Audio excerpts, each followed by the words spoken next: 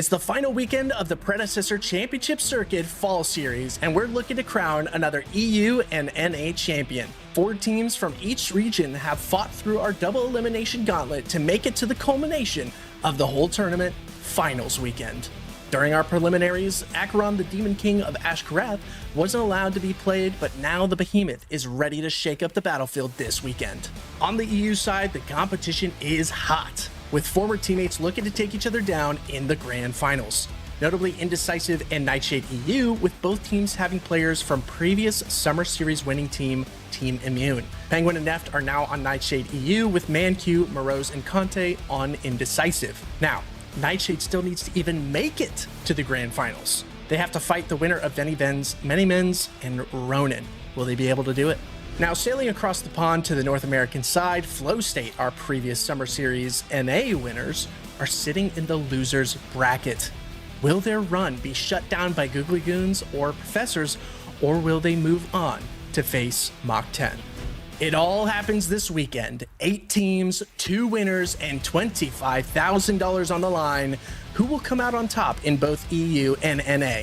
Tune in live October 4th and 5th to find out. PCC is where champions are made.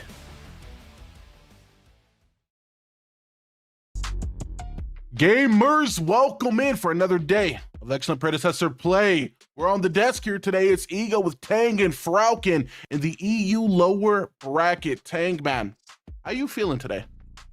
I'm excited. Like, we had a great weekend 2 weeks ago. It was a lot of fun watching all of these teams fight off against each other. And now we have the final weekend, as you said. It's the last remaining teams that survived the circuit so far. So we're going to have the best teams that Predecessor EU has to offer.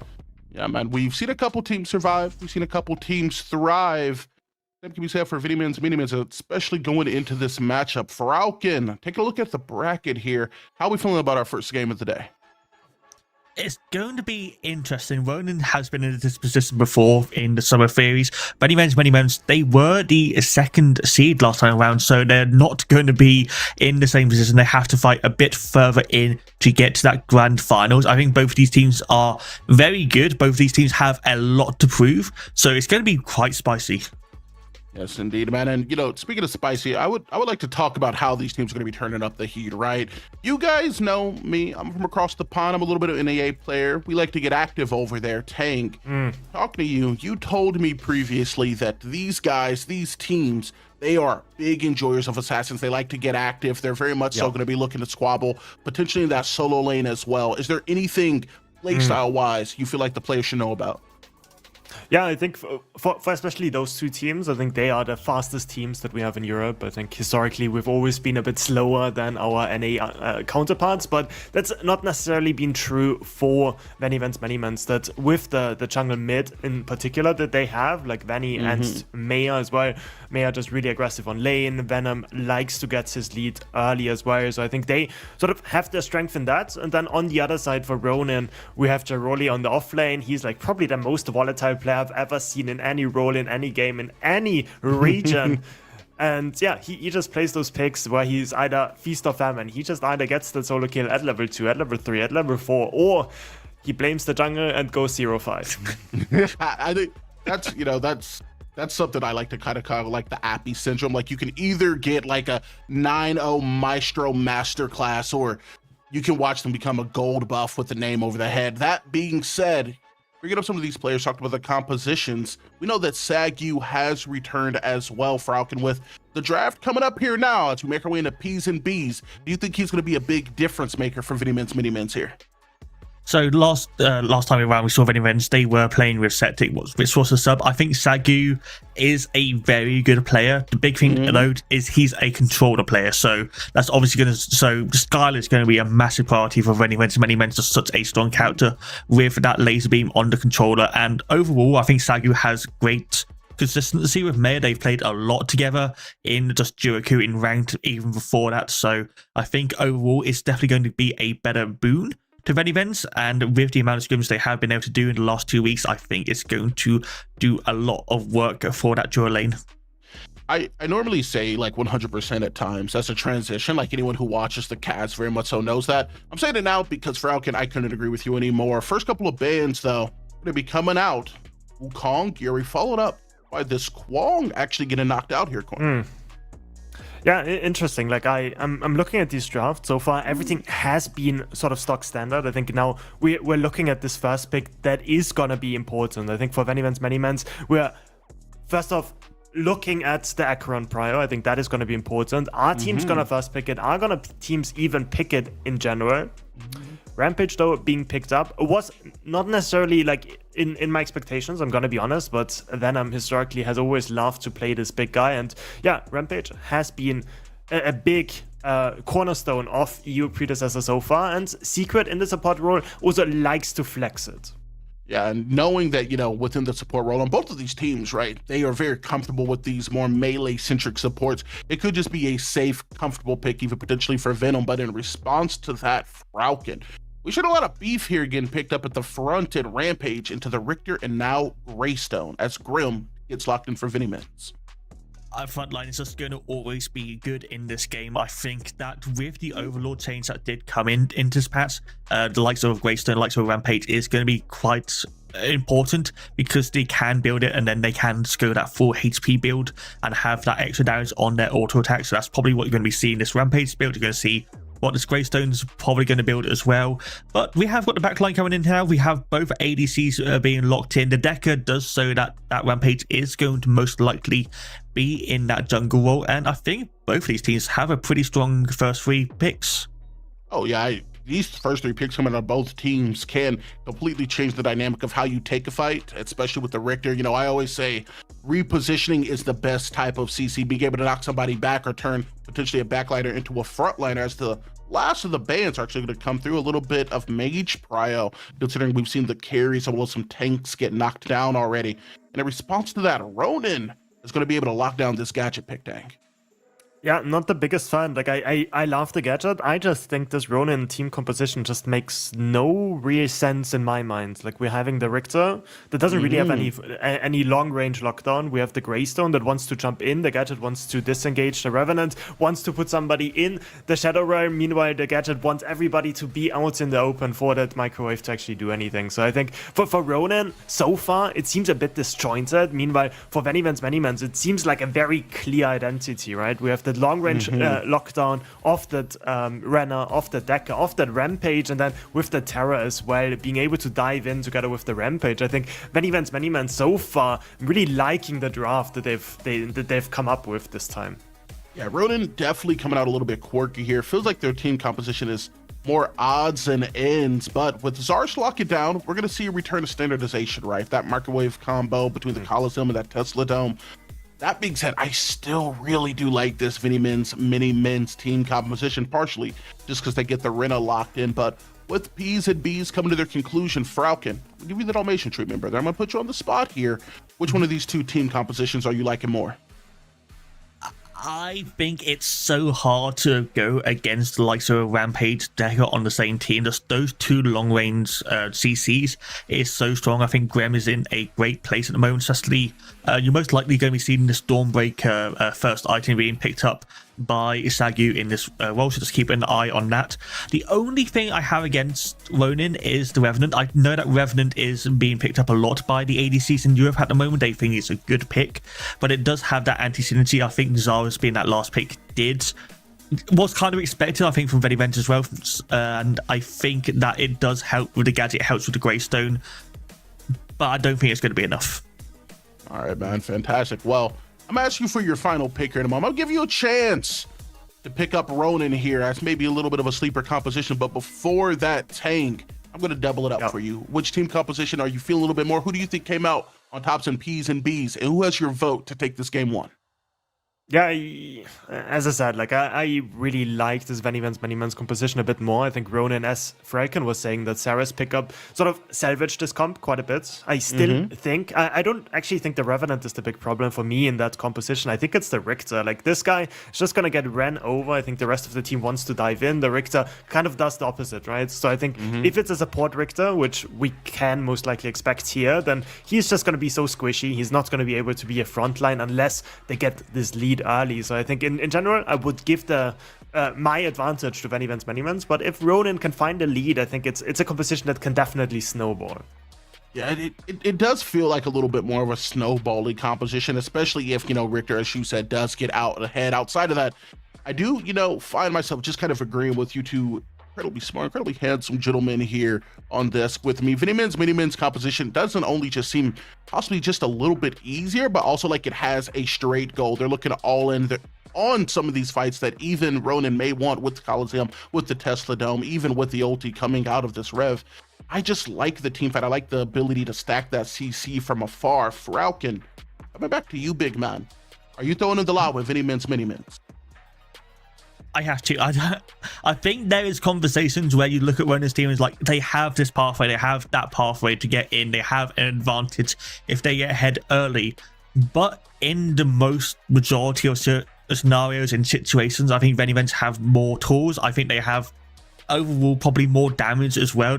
It's just, I can't understate how much damage this Grim is going to do in this game if he gets ahead, and I just don't think they're going to have too many issues dealing with the likes of a microwave combo. Yeah, you have plenty of ways to get Pill onto this Grim as well, right? With the Rampage rock, with that Decker stun. That being said, we can talk about the compositions all day. Ladies and gentlemen, the desk for game one is unanimous. Put your stocks in. VVMM Miniman looking good as we're going to be sending it off to Bengal Pacifist. Take it away. Shout out to the desk. Appreciate it, Ego. What's going on? I am Pacifist here, and I am joined by... I am Bengal Mac, and together we are... Bengal Pack, ladies and gentlemen. Yes, we are here. Bengal Mac, we just had the draft. We're going to go right into the game, more or less. But as we're about to get ready to get into that, 3, 2, 1, here we go. Right in and underway here. Game number 1, best of 3, the losers bracket semifinals, and we'll be going right into the losers bracket finals after that. VVMM's many-mans, taking a look at the augments here. Bengal Mac, I know that we had a unanimous decision just now on the desk, but would you say that you agree with them based on the draft, or do you have a different idea as we're looking at the team shape up here? I mean, as I'm looking at these team comps, I'm also a fan of the VVMM's many-mans draft comp. Grim does so much damage. And as they were kind of talking about, it's going to be very hard for Chich to be able to kind of play the game and be able to heal for the Revenant, especially when you have a character like Terra on the map, as well as Rampage. It's a lot of dive and a lot of kind of blow up potential. I like their scaling. They have good early game. They have great late game. And I think it's going to be really difficult for, Jirali and the Richter to kind of be able to play into these team fights and these 5v5s. Yeah, I mean, I agree with you. I agree with you there, but I will say I feel like it's going to come down to execution because I'm feeling the microwave comp, right? Usually you see a Richter, the Gadget's kind of the counter to that, is Gadget's kind of getting poked out here in mid.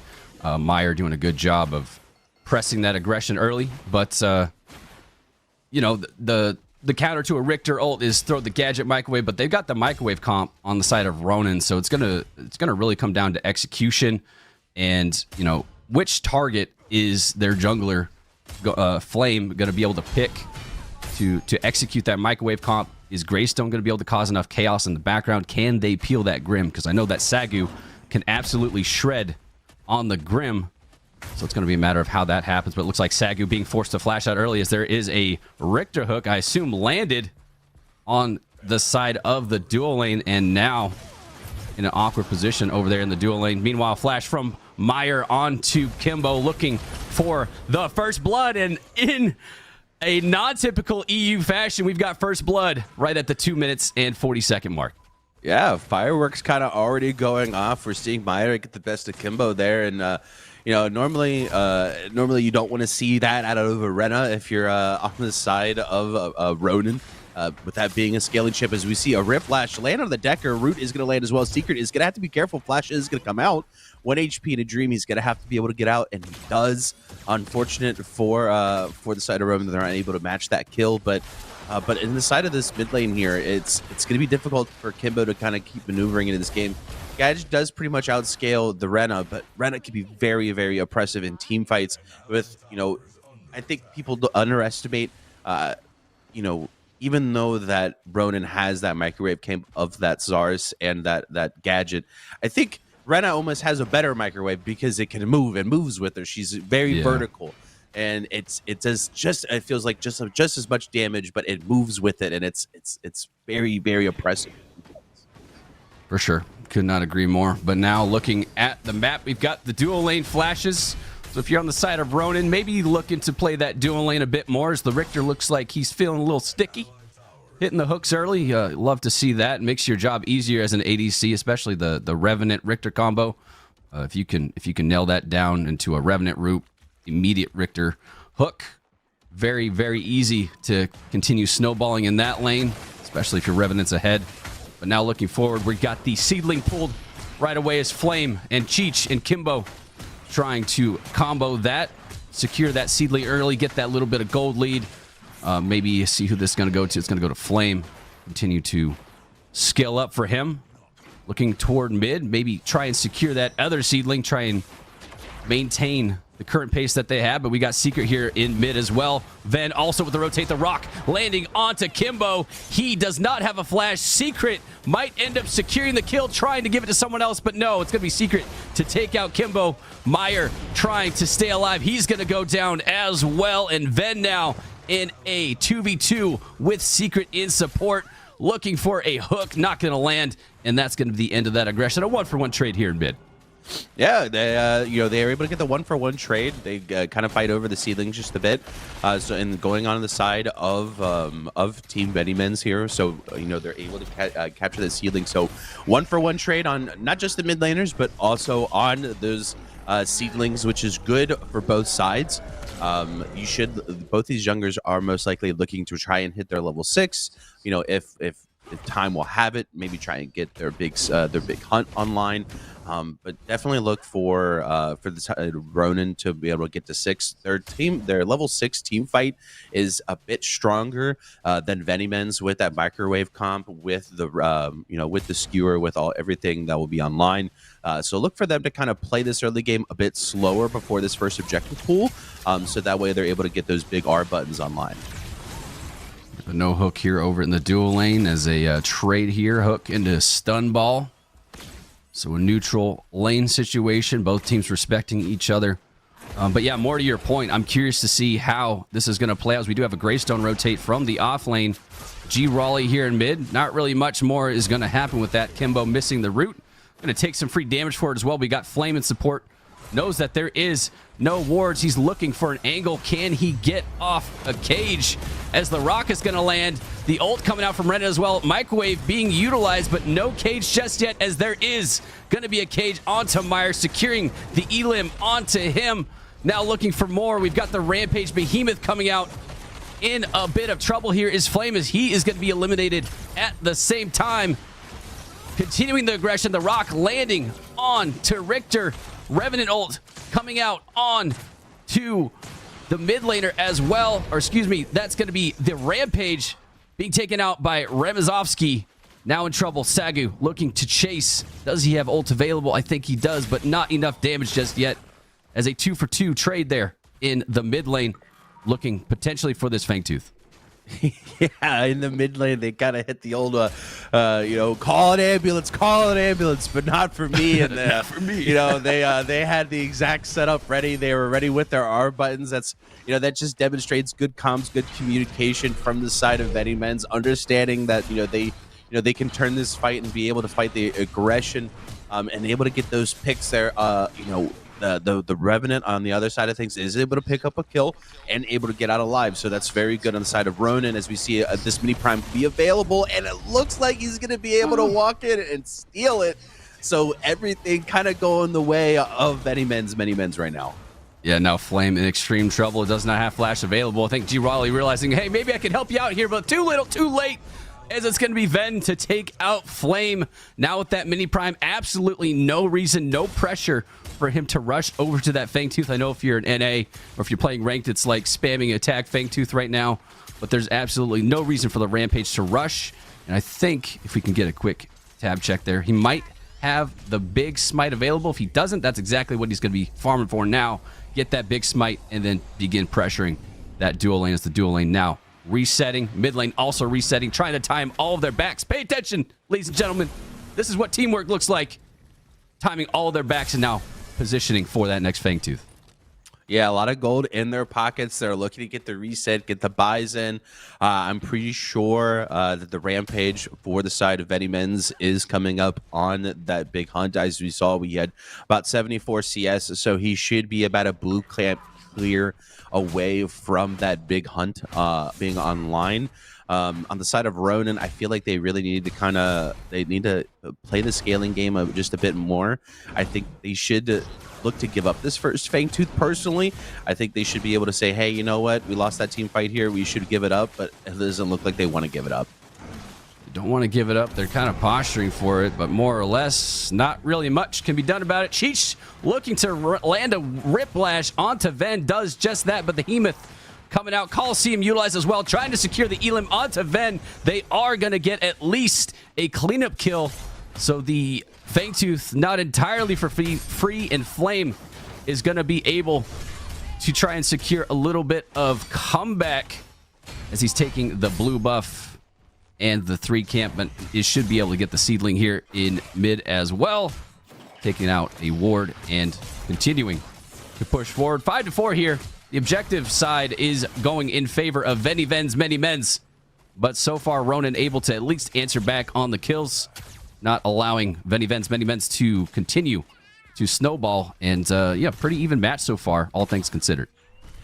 Yeah, I mean, it's even, but I want to talk about something that I don't think we really touched on a whole lot, is that offlane matchup is getting to be very difficult for Jirali to handle. I mean, the T1 is still up, and he's just getting boxed like Mike Tyson on a Friday night. It's just he's getting beat up by M on that Terra. I mean, even Jirali's doing his best to try and survive the lane, but I think this Terra, you know, once this team fight comes online and they have the ability to pretty much not be able to be CC'd, I think they're going to become a real problem on those you know, those carries on the Revenant and the Gadget.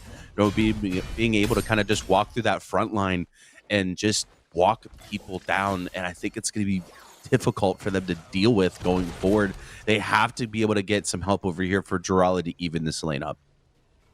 Yeah, I think people sleep on the Terra pick a little bit, as you know, when Terra gets Mutilator online, it looks like she's building the attack speed axe as well with the HP ability cooldown.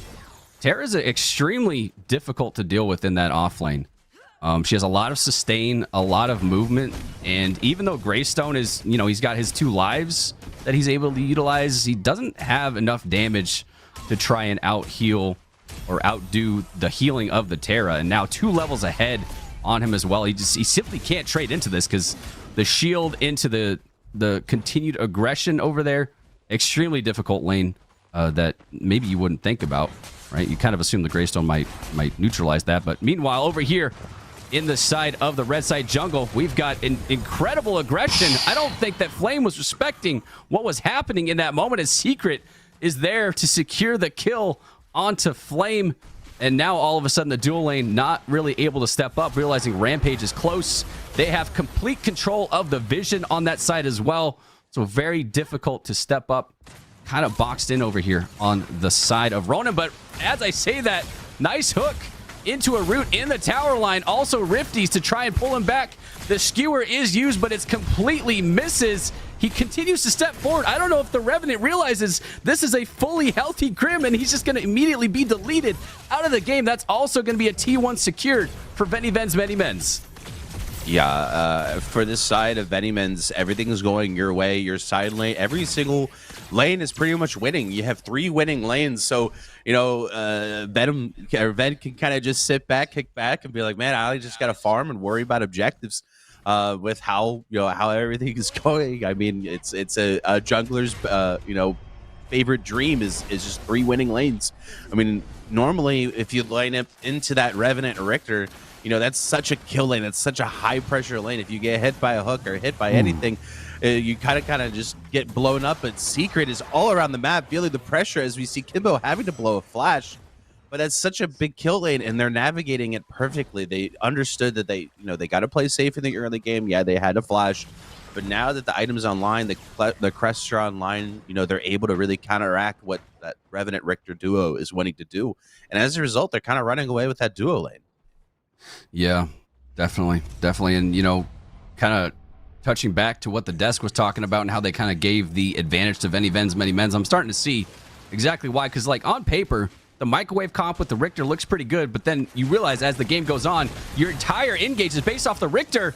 And if Richter's out of the game, like right now, you don't have much. Your only other engage is the Zarus. And you don't really want to engage into a 4v5. Meanwhile, VVMM's, they have extreme long-range engage. They've got the Decker. They've got the Rampage Rock. They've got the Terra who can just go into the backline, cause chaos. And they also have the engage from Rena as well. So a lot of options for VVMM's. They have the ability to chase, the ability to catch, disengage if they want to, whereas Ronin is more of an all-in, try and kill you pretty quick. And after they utilize those abilities, there's not much follow-up. So, that's kind of what we're seeing here on full display is that the team comp working pretty dang well for VVMM's as the mid lane. Now, extremely annoying if you are the Gadget Kimbo. Not really allowed to play the game right now. A lot of abilities used on him, and Kimbo being eliminated. Meyer having a fun time in mid. Secret also securing a lot of elims for himself. Very, very far ahead right now.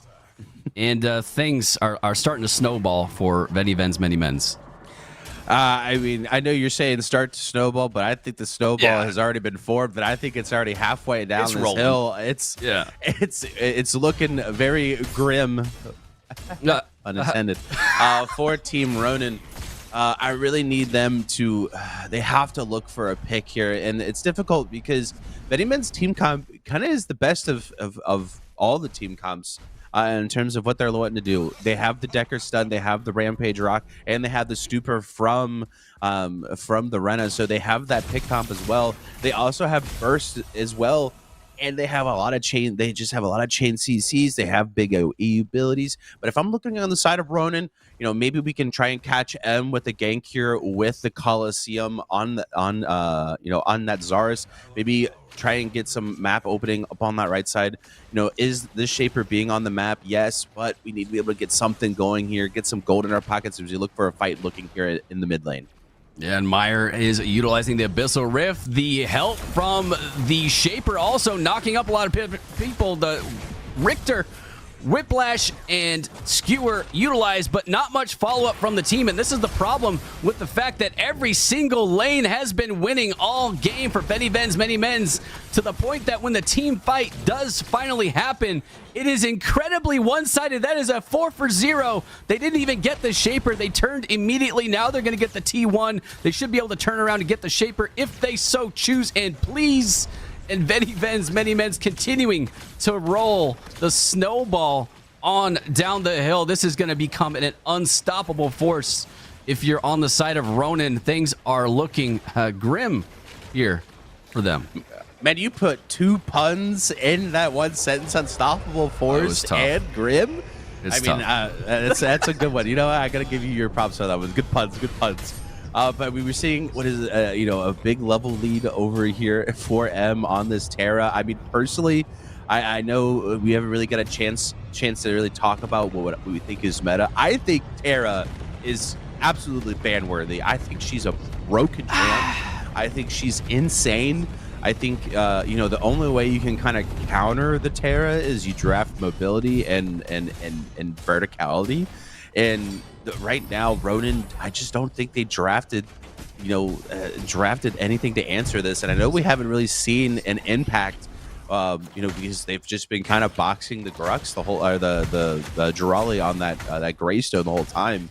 But man, I'm telling you, when this team fight finally happens and it's a full 5v5, look for M to become an absolute problem. Yeah, I mean, M is a massive problem right now.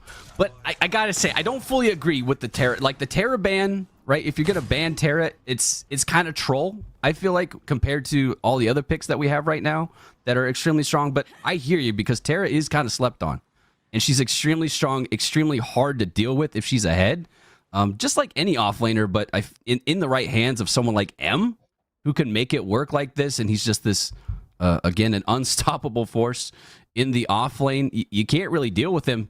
Now we have Cheech caught in the jungle. Not really much that can be done. He does land a skewer into a nice gadget ult as well, and Flame able to get the shutdown on him. So maybe a bit of life here, but an immediate answer back in the jungle as they're able to secure a kill onto the Revenant. Not really a worthy trade there. Greystone is going to be able to at least secure a T1, finally get that down in the off lane, but at the cost now of losing that third Fangtooth. I think he's just going to have to keep going, try and get some value on this side of the map. Flame is positioning to potentially go for a steal, but I don't think he's going to, as that would trigger an immediate mini prime and potentially a big prime. But now continuing the aggression in mid, looking for something. Secret just landing these stuns all throughout the game. He has been an unstoppable. That is a 3-0-5 Decker right now. So you kind of have to respect the fact that he's got a lot of damage and a lot of utility to follow up, and that's terrifying if you're on the side of Ronan. Did you mean to do that? Did you mean to make another pun? That terrifying? Was purely accidental. Purely. Man, it's just, I swear, they can just keep coming. We see a Riplash land onto Ven, but I don't think it really matters. It's very hard to try and get this team. They were able to kind of pick off Meyer there, but they still lost 2 for the troubles. They really need to try and punish maybe someone a bit overextending a bit. Try and maybe I would like to see them cross map a bit more. Look at the blue side for Ven. It's completely up. That T1 is still up. Maybe we could rotate to the left side. Maybe pick off somebody like Grim, who's going over to the river by himself. Maybe get some T1 towers down. Yeah, you're trading that orb prime, but you need to be able to get some gold back in your pocket. You can't match the 5v5, so we have to be able to generate some gold somewhere, Ronan. We need to be able to try and maybe get some camps, invade a bit more. I need to see an answer from Ronan instead of trying to, the definition of insanity, which is, do the same thing over and over again and expecting different results. And right now they keep trying to 5v5 and it just isn't working. Yeah, I mean, you're saying all the right things. You're absolutely correct, but it's a matter of execution. Can they even execute it right now, as they are completely behind everywhere? Rampage Rock landing on a Cheech, completely caught out, forced to flash. I don't think that he's gonna be able to get out, as Meyer also on the rotate. And this is what we've been talking about. They've got so much engage, and they're able to continue to follow up that by the time you think you're safe, there's another rotate coming into your face. And now with Richter down, that is going to be able, Many Men's going to be able to force the issue here. Essentially, ego check, say, hey, we're going for this orb prime. Go ahead and try. If you come in, you're going to die. You're going to lose the game. So opting to try and at least get a T2 in mid. This is extremely greedy overstay. Not sure they realize just how much danger they're in, as the side of Ronan, or excuse the Many Men's realizing that they're in the blue side jungle. They're greeting right now. They should have backed immediately. Now caught out is Remy. Meyer now with the stupor. He's going to eat the Revenant ult. Could he take out the Rena? That would be a great pick right now. But the stasis utilized, he does end up taking out the Rena. Nice trade at the very least. But it's a 1 for 2. They've got the big prime. Wasted a little bit of it, but is it enough here, Bengal Mac? See, this is even though some of you watching at home maybe think this is a bit troll, I love this answer from Ronan. Hey, you're taking that orb. That's fine. We're going to shove down this mid lane to try and open up this map more. They get them they get the towers down. They get some gold in their in their carry's pocket. They're able to get the shutdown onto that Rena, which is big gold. Jirali looking for an invade over here as well. He has to be careful though. M doesn't spot him, so but I just lied. But they're going to be throwing some hand secret here, going to be waiting for him as well. Stun ball is going to land. I don't think he's missed the stun ball all day. Cage is going to come out. Flash from Drella is going to be coming out. They're going to be chasing him. He's trying to hit the Sacred Oath, maybe Sacred Blight, try and maybe do some damage in return. Highland Hurl is going to miss, so he's able to get out with his life. Does have to trade a lot, but they're able to get out. They're able to get some gold back in their pockets. But I like their answer from Ronin. Push down those T2s, get some gold back in your pocket. This is the type of cross mapping that I was referencing earlier. This is how you generate maybe some sort of comeback. You know, you have to give up just a bit. You know, you have to be able to give some things. You can't win this 5v5, so that's okay. That's fine. Let's go to the other side of the map, generate some gold, take some turrets down, get some invades going. And that's what you want to see from Ronin if they're wanting to look for a comeback here. Yeah, but now the pressing issue that I'm worried about is you've got this massive Terra in the off lane. Greystone has, you know, respect to him, come back a bit. He's at least closed the gap on the levels, but not quite the items. In mid, Cheech also getting another Rifties landing, but it's like there's not quite enough follow-up. The gadget ult is there. They have the right idea, but the execute is just a little bit too slow, and VVMM's many-mens are too fast. They're now running down the side of Ronin, 21-6, diving past the inhib, just ulting in the face of Kimbo. Absolutely nothing he can do about it. He is trapped. He is stopped. He is essentially out of the game as he's forced to now watch while it is a 1v5 scenario for G Raleigh. He doesn't have it in him. There's just not enough. That is going to be game number 1 secured for VVMM's many-mens, and it is essentially a blowout fashion. Yeah, I mean, they did, you know, for the side of Ronin, you know, they had a pretty decent early game. You know, they were able to get a couple kills. You know, they were able to match a bit early. And then, you know, I felt like the unsung hero of this game was Secret. You know, did they chaos a bit? Yeah. You know, if they were if support and ranked, you know, you'd probably be mad at them just a bit. But man, they were landing, it felt like every single stun ball. Their cages were perfect. They were able to put so much pressure on the map, whether it was in the duo lane or in the mid lane or in those, mid lane 3v3s for the seedlings. I felt like Secret had such a massive impact on this game. Yes. I thought that, you know, they were able to pretty much win every single lane outright. And it started off as just a couple things, whether it be, you know, the seedling fights, and then it became a couple picks onto the mid laner, and then it just got out of control. Yeah, I think that's kind of speaks to the strength of the Decker, especially like in the right hands of somebody who has played Decker a lot, who knows how to use Decker. I know that Secret is one of those Decker demons that you don't really want to see snowball, because the side of Ronin, like the Richter hooks were landing.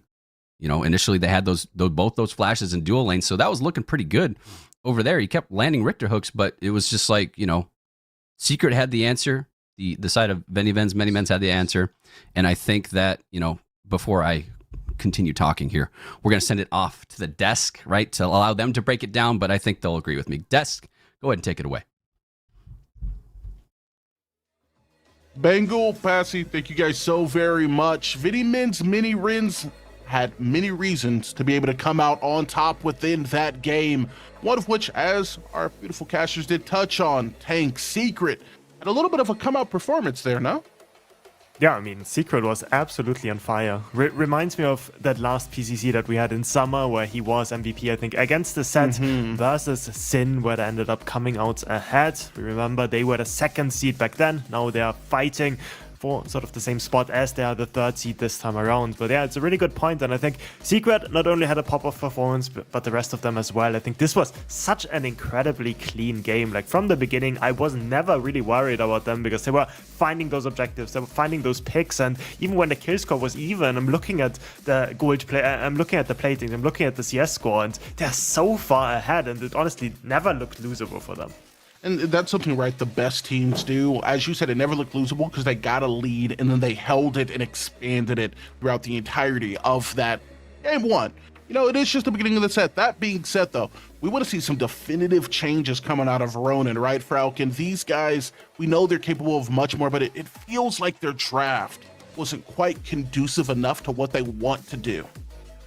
Yeah, they felt confined in that draft. I think the Richter, as Tang was preluding even before the game started, just didn't have the impact. I think Chich needs to just focus off of those melee supports, get onto even a Decker himself, something like that, just something that allows him to support his team a bit more instead of just being that front wall which is made of paper. I think the Gadget as well, Gadget is a decent pick. I know a lot of mid laners in EU like it, but in that game it was just invisible, wasn't able to combine with the Zara, so toward the microwave combo kind of a farce in that game overall. So I think they just need to reset themselves, think, okay, the Revenant was okay, the Greystone held his own sometimes, but wasn't really that effective against the Terror. Let's just reset, let's go again, let's look at these bans, and let's just try and draft something new. Yeah, man. It has to come down to forget about that game, because if you don't, you're already losers. If they lose this next game, they're going to lose the opportunity to be able to take on Nightshade EU within the next set. Ronin has a lot to fix within the next one, if we're being honest, but they're going to have an opportunity to do just that. More Predecessor action coming up, folks. Don't go anywhere. We're going to be right back.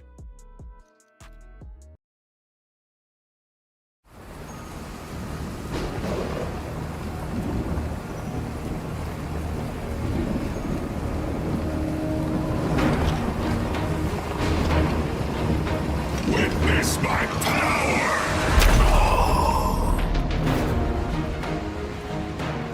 Can you taste it on the wind? Fresh glory awaits.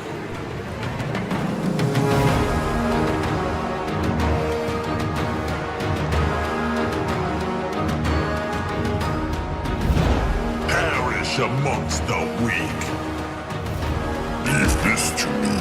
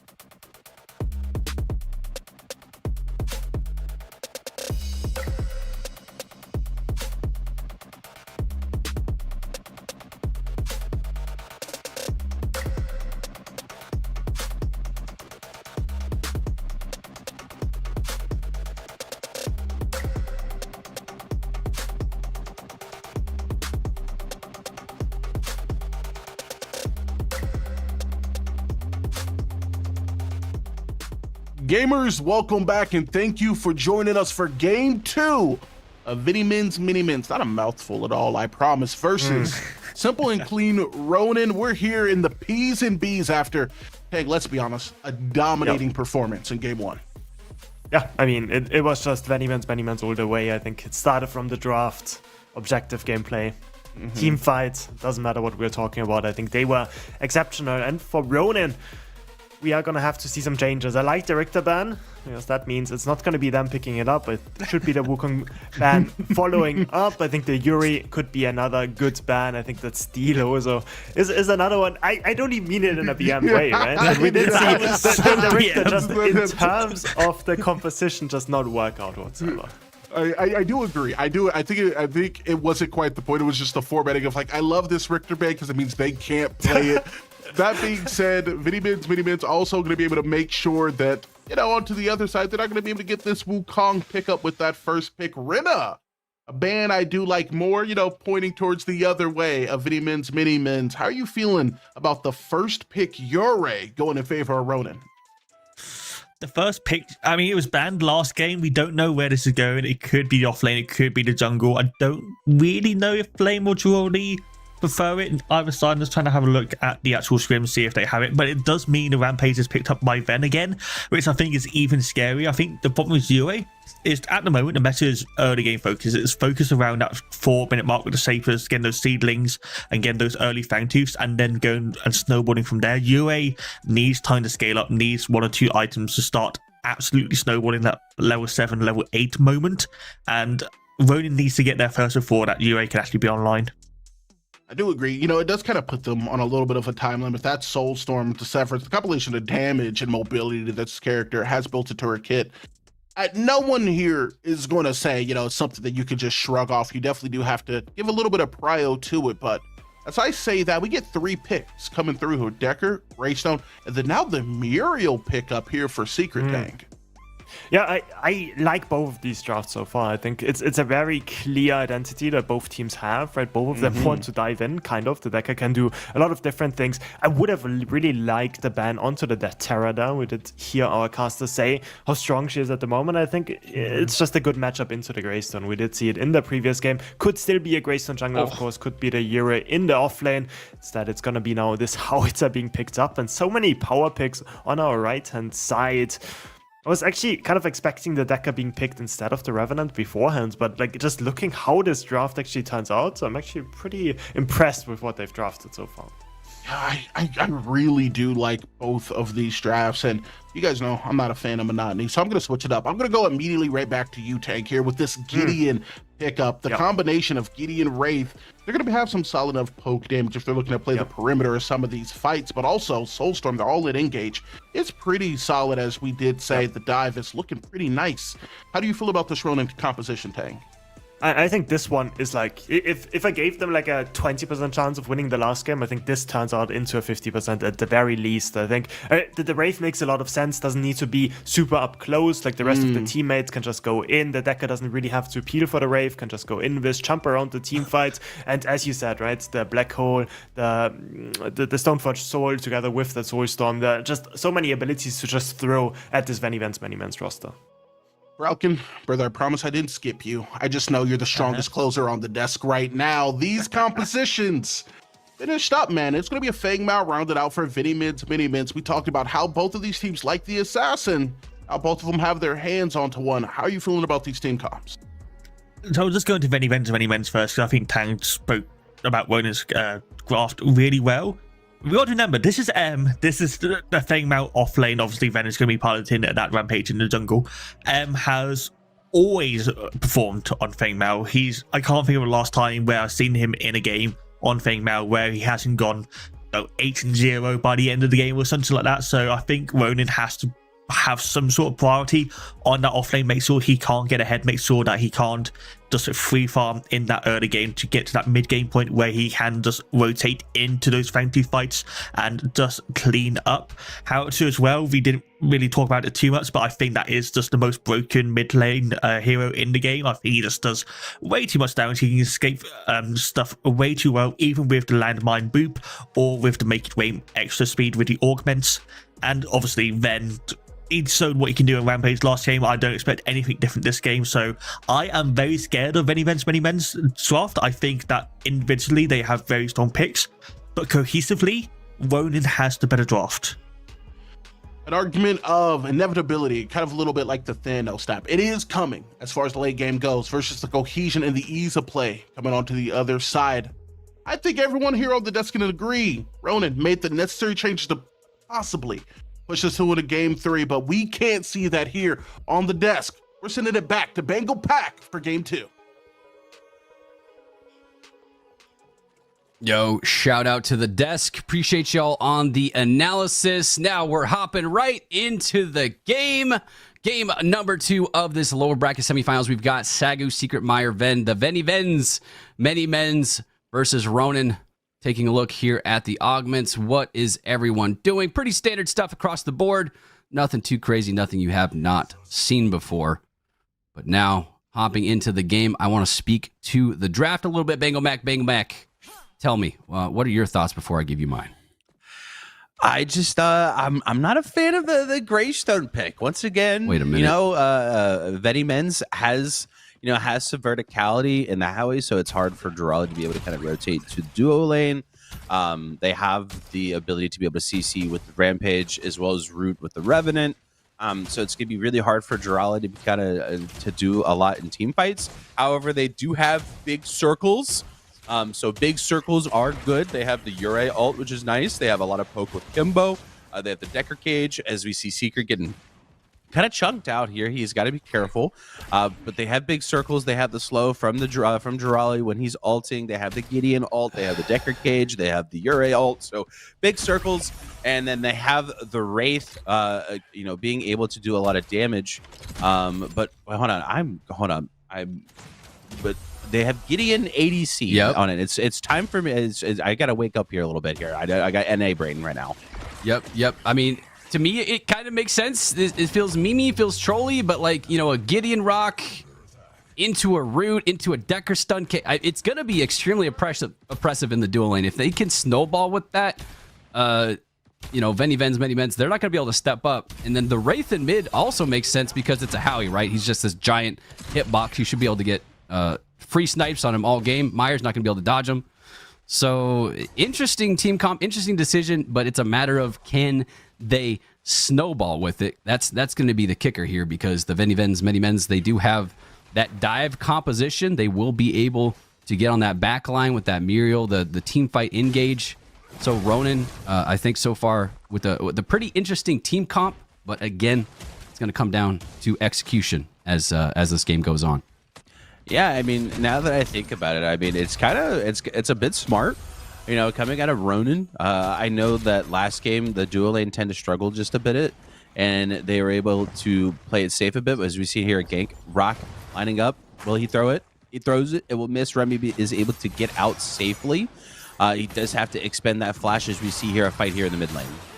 Yeah, Flame realizing he's extremely far ahead on Ven, able to just continue the aggression. That's going to be actually Remy to secure the first blood. Flame getting an assist, and I think they don't even have the seedlings available. This is just an immediate reset. Grab your 5, grab your 2, and then go for that free seedling. So a nice start here for Ronin. A little bit of a different pace setting as M is behind in that off lane. Girali able to poke him out, and this is kind of a matchup that, I mean, you don't really expect M to win it per se. Greystone should win that, but will M be able to rotate is going to be the question and try and secure some elims elsewhere on the map to get those stacks. Dual lane now pushed up over yonder. And yeah, things looking interesting as Ronin kind of pushing it and shoving it to VVMMs, many men's. Yeah, and Ronin coming out with some cookage. I like it. I think one thing that a lot of people don't talk about enough is, it's a bit of a weird team comp, but it might not be the most effective per se. But I think what a lot of people don't talk about is how many times have you played into a Gideon Decker lane? You don't really know what to expect because you've never really had the experience. Yeah, you've played into Twin Blast, you've played into Revenant, you've played into all these ADCs, but it's kind of a weird matchup. So it's gonna be weird for VVMM to be able to navigate kind of this duo lane matchup, just because they've really never experienced it. As we see M rotate here for this seedling, help out Ven be able to get some of those seedlings. I believe they were able to pick up both. I could be wrong, but I believe they were able to get both for their troubles. Yep. As we see, that both teams are starting to rotate for these objectives. Fangtooth has now just spawned, being at that 5-minute mark. Yeah, and you're correct. Ronan did manage to secure both seedlings. So good on, or excuse me, VVMM able to secure both seedlings. Ronan, though, continuing to scale, continuing to maintain the current lead that they have. But more to your point, this quick play comp over in the dual lane, the Decker, the Gideon, it shouldn't necessarily work at this level, but at the same time, they're able to execute it correctly. Right? Then it starts working, and it's like, this shouldn't be working, and you get more and more frustrated as the game goes on. It's a matter of keeping your head and not allowing the snowball to occur. So I think interesting to see how they're going to be able to handle it as it goes forward, because not a lot of CC on their side. They need CC as an answer. They have some, but is it enough? Now positioning for this Fangtooth on the side of VVMM and Ronan, but no, nothing being forced out just yet. We had that initial first blood, that initial aggression, but I think both teams kind of settling in now, realizing that this is going to be more of a farming game. Let's farm up, get to our level 6s, and then see what we can do going forward. No mistakes so far in this the early game, as we're hitting the 6 minutes and 30-second mark. Yeah, I mean, right now it's a lot slower paced game than we saw in game 1. Ronan playing a bit safer, really respecting the ability of VVMM. They were able to kind of see what they were able to do in game 1. They see it now, they understand it now, as some might say. And Jirali, much different. We see in game 1. Personally, I thought M was gonna pull out the Terra again, with him seeing how successful he was on it in this offline matchup. I think with Ronan taking the Decker for themselves, I think it kind of forced M to be able to play a champ who has that dash to be able to go through the cage, and not be able to play Terra, because Decker is just such a great character overall. As we see here, both health bars are getting a little bit low here. M has to be careful. I think M, respecting the fact he does manage to go for the ult. I think G Raleigh just a little bit slow to activate the ultimate there in that situation, and now Rem looking for a rotate, not able to get there to get the Feng Mao in time, and now Feng Mao on the board. VVMM also on the board and pulling that mini prime. They have vision on the Fangtooth, so this is essentially free. Ronan completely unaware that this is happening. Not a thing they can do about it. That's going to go over to Ven. Does this trigger the Fangtooth pull? I don't think so. Ven's going to be able to get that immediate reset, run over to his red side. The dual lane does have prio, so no ability to pull that Fangtooth with the indication of the Orb Prime. And now positioning for the Fangtooth is Ronan. Interesting to see how this continues and how this continues to shape up, as we do have the jungler from the side of Ronan looking for something. Does have an invade on the Rampage, finds him. Rampage is a lot of trouble here. I'm not sure they realize that the Behemoth coming out. There is the Muriel ult coming as well. Decker stun and Decker ultimate. It's going to be the Wraith in mid. Meanwhile, while all this is going on to secure the Elim onto the Howie, the Revenant does take out the jungler.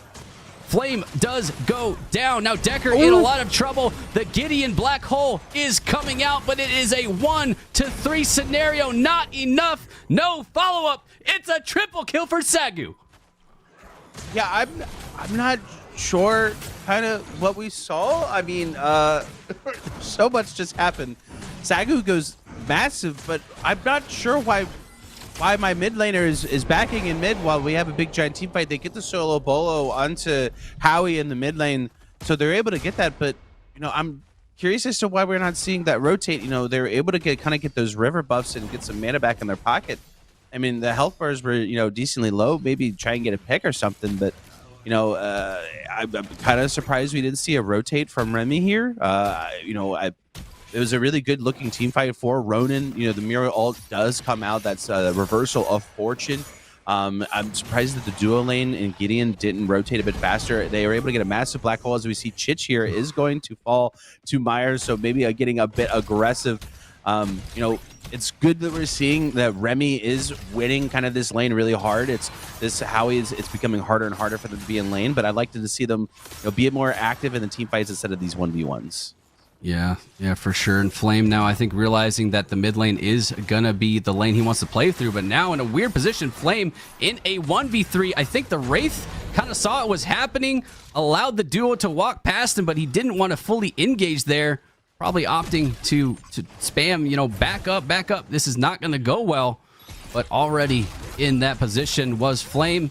Unfortunate transaction for him, and now many men's looking like they're starting to snowball yet again. It's starting to roll down hills. Rampage Behemoth coming out, Rock in mid. That's going to be Remy to secure the Elim, but it doesn't matter as the duo of Sagu able to rotate and secure the shutdown onto Remy. That is massive, as Saggy is a huge Revenant. The stun not going out as well as this mid now being sieged, and many men's looking very strong going forward. Yeah, Many Men's, I think they're kind of answering the call here. I like their answer to what Ronin has been doing. I like taking the Howie and placing in the duo lane, getting him out of that lane of that Wraith. But we see Jirala here, health bar low. Hopefully he ults this time. Leap is going to have to come out. But we do see that M does have that ult online, as we see Jirala go back in. He's got to be careful. We saw what happened the last time. All right, we just, man, he's playing with fire right now. M's Fang Mao is something fierce, and he's going to be, as he uses the ult this time. M makes out with 1 HP. So I like what M is doing here. You know, I think mostly he's playing to get the ult out and look for a kill on the next turnabout. So M playing it smart, make sure he doesn't get picked off by that. But I like what Benny Menz is answering here into the side of Team Ronin's comp. They're able to kind of get those lane swaps in there, get Sagu into that mid lane, into that Wraith. That way Howie can farm a bit more, be able to be a bit of a safer laner. But he does have to be careful. You know, if he gets hit by that Infinite Void augment that we see here, that Howie that the Gideon has, he has to be careful of that chain CC. As we see here, Remy getting low here in the mid lane. Yeah, Remy does not want to die. He had died previously, and Sagu is going to be able to secure the Elim onto him. That is a massive Revenant. He's 6-0. So the winning lane, Remy, was looking very strong to try and continue, carrying this game for the side of Ronin. That was the lane to play through, but now Sagu is extremely massive. The Muriel ult coming out, reversal of fortune might be enough. Is it? Greystone able to take out M, but Ven taking out Jirali. A 1-for-1 trade there, now getting access to the jungle, as Ure does have to back up. Nothing available on the red side. It's a Kobe. Does it land? Looked like it might have. I don't know. That was pretty close. Either way, Ven coming away on top there. Fangtooth. Next Fangtooth coming up. We've got the mini prime coming up as well. But again, this is a massive Revenant, and I don't think that there's much answer for it. I mean, I think the answer is to essentially match the lane swap. I think you bring the Gideon and you bring the Decker over into this mid lane, or at least you bring the Decker into the mid lane. With the Muriel and the Revenant there, they're putting a lot of pressure in that mid tower, and they're going to be really close to knocking down that mid tower, which in the current meta, I think that the T1 is the second most important tower in the game outside of the mid T1 is the most important tower in the game outside of your inhibitors. It just opens up the map so much for this neutral objectives on either side, whether it be Ceilings, Shaper, Fangtooth, Orb. So look for Venomens to really put pressure here in this mid lane, get this tower down, and look to take this objective as well, as we see Flame Poke getting really low. Yeah, Flame very low. Ven is already in there. Cheech is extremely low as well. Sagu coming in to clean up. Now 7 kills on the Revenant. He is continuing to snowball over here. He is essentially the raid boss for Many Men's. It is protect the Revenant. He's going to win the game, and that is exactly what you do not want. On the side of Ronin, they're going to be able to get this Fangtooth essentially for free. Not really much can be done about it. They're going in. Flame does come in with the wombo combo, but it doesn't matter. Many Men's able to secure the Fangtooth. Lots of trades going down here. Ure and The Wraith do end up going down. Lots of low HP. The Greystone ult coming out in mid, but I don't think it's enough as the Make It Rain comes out. The Muriel shields negate most of that damage, and it is a one-sided trade. It's a 2 for 3 in favor of Many Men's. Yeah, VVMM is able to get the better of Ronin here. They're able to get the 3 picks as well as the Fangtooth, as well as the mid T1. So, I mean, if you're on the side of Ronin, you have to be careful with how you're playing this game. I would like for Ronin to play a bit more around Kimbo on that Ginyan. I think they're missing out on a lot of engage potential, a lot of combos available with that torrent space to be able to engage and really catch them off guard. You know, they kind of just pushed R buttons over the top on Flame Pokken. I really would have seen that torrent space come out with that Gideon ult, and then for that Yurei to go through the torrent space and then be able to get on top of them, and then push the R to get on top of them even more. So I want to see them be able to combo correctly here as we see Flame Pokken getting low, getting CC'd and CC'd again and rooted again and shot down by Sagu, who is 8-1 in this game mode. He's got Vanquisher, he's got Imperator, he is slanging damage right now. Yeah, that's a large Revenant, and Revenant's one of those characters that, you know, he never really fell out of meta. Sure, other ADCs were the primary picks, but Revenant can still very much carry the game right now. Now up to level 11, he's got the mini prime. Looking at the Shaper, should be able to get this for free as the jungler's dead. There's no one to contest this, and I know that I didn't get to see exactly who got the bounty on the Revenant, but it doesn't seem to matter much at this point as Sagu is still rolling down that hill. The snowball is continuing to go. M, though, in trouble here in this off lane. I don't think he respected the fact that G. Raleigh is going to just walk at him as he goes down. So I think the winning lane right now for Ronin is going to be that off lane. Try and play through that a little bit more. Rampage, though, looking for an invade into the jungle. Sagu in support. Not really much answer here. Continue to chase. The Revenant is, in fact, low. Can they secure the kill? And it's going to be Wraith to take out Sagu. This is exactly what they need right now. Yeah, I want to see Flame Pokken play with his team a bit more. It felt like up until this moment, he's been playing kind of a lot of 1v1s, 1v2s, 1v3s at some point. I want to see him be able to combine with his team. As we see here, he's taking the 1v1 in the jungler. As we see, the Miro ult is going to come out. Flame Pokken very dangerously low here. Yeah, very low. I'm not sure that the invade was the answer right now. Cheech in support, trying to bail out his jungler. This is a very bad time for the jungler to die right now as he's going to get further and further behind. Run the river bug! It goes, the kill goes to Secret, but Flame does die to the bug. Maybe he thought he had enough lifesteal, but it doesn't. It's not enough. And just like the Cyan buff previously, where we saw a lot of Cyan buff kills, this time the river buff gets his first elim. Shout out to the river buff. That's going to be the MVP. Oh, don't chase Kimbo. Oh, he gets to kill the shutdown on the Mire. Torrent space is going to come out, but Sagu, he's looking for blood. Two very low health bars, looking very juicy for Sagu, so they have to be careful with how they play this. But, you know, it looks like Jolly's going to be playing this corner. Ult is available for that Greystone, but he has to be careful, you know, especially if he has that 4th shot loaded. It's going to hit you faster than you know it. But, man, justice for the river buffs finally. I mean, after getting slaughtered every single game and every odd minute, that attack speed river buff said, you know what, enough is enough. I'm tired of the abuse. I'm taking one for myself. So even though the kill went towards VVMM, man, you know, can we make sure we get a graphic for how many kills that the river buffs got this PCC? One up for the river buff onto that Yurei. Yep, the river buff might lose most of the time, but this time he stays winning. Now, looking forward, we have the next Fangtooth. Big prime coming up in about a minute and a half. The third Fangtooth, though, Many Men's would love to get this one online, and I think it might secure the snowball. Nonetheless, Ronin has been able to at least answer back. A lot of those bounties have gone right on back to the side of Ronin. So if we can get a quick gold check while we're waiting here, Mr. Observer Man, if you don't mind. See what the gold diff is looking like. I think it's going to be pretty close, if I'm not mistaken. But we do have an engage. Oh, man. Flame over here on the side as Flame is immediately... Flame Pokken is immediately poked out. And now that's going to secure the third Fangtooth for them. I think Flame realizes that he cannot just give this one up.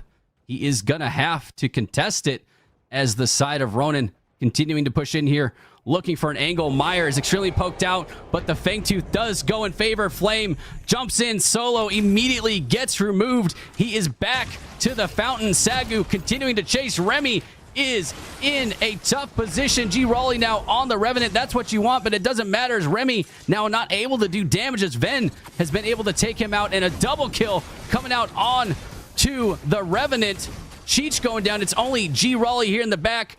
The Gideon still somewhere in support, but it's not quite enough.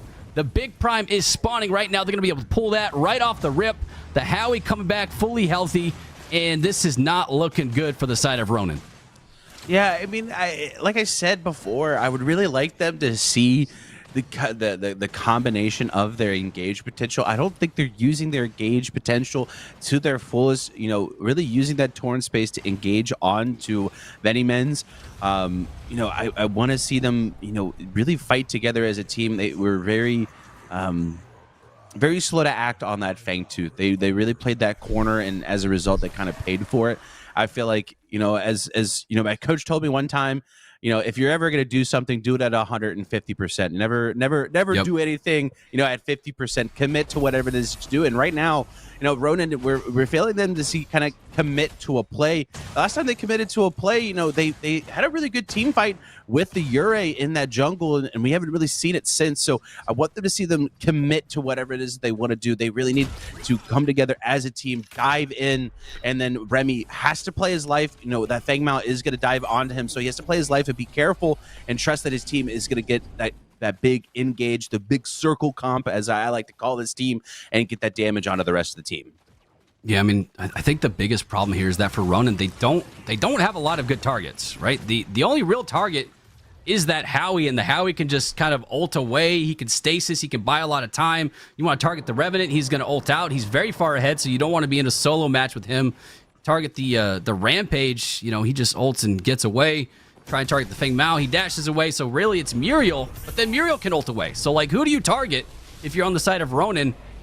And at this point, it's like you can't really dive the dive, right? If you dive the dive, you're gonna get dove, and then it's GG from there. As they have the Big Prime now sieging the inhib. Secret's gonna be able to get this one in the dual lane for free. The mid inhib is being sieged. The off lane is doing what he can. G. Raleigh trying to push off some of the aggression. A pick onto M would be massive right here, but can he chase that Feng Mao? I don't think so. Feng Mao is still faster. Unfortunate, as M is going to be able to get away, buy time, exactly what they need, and they should be able to secure this inhib in mid. Now Venimens in the driver's seat, looking to continue this aggression down mid. I'm not sure that Ronin has any answer for this.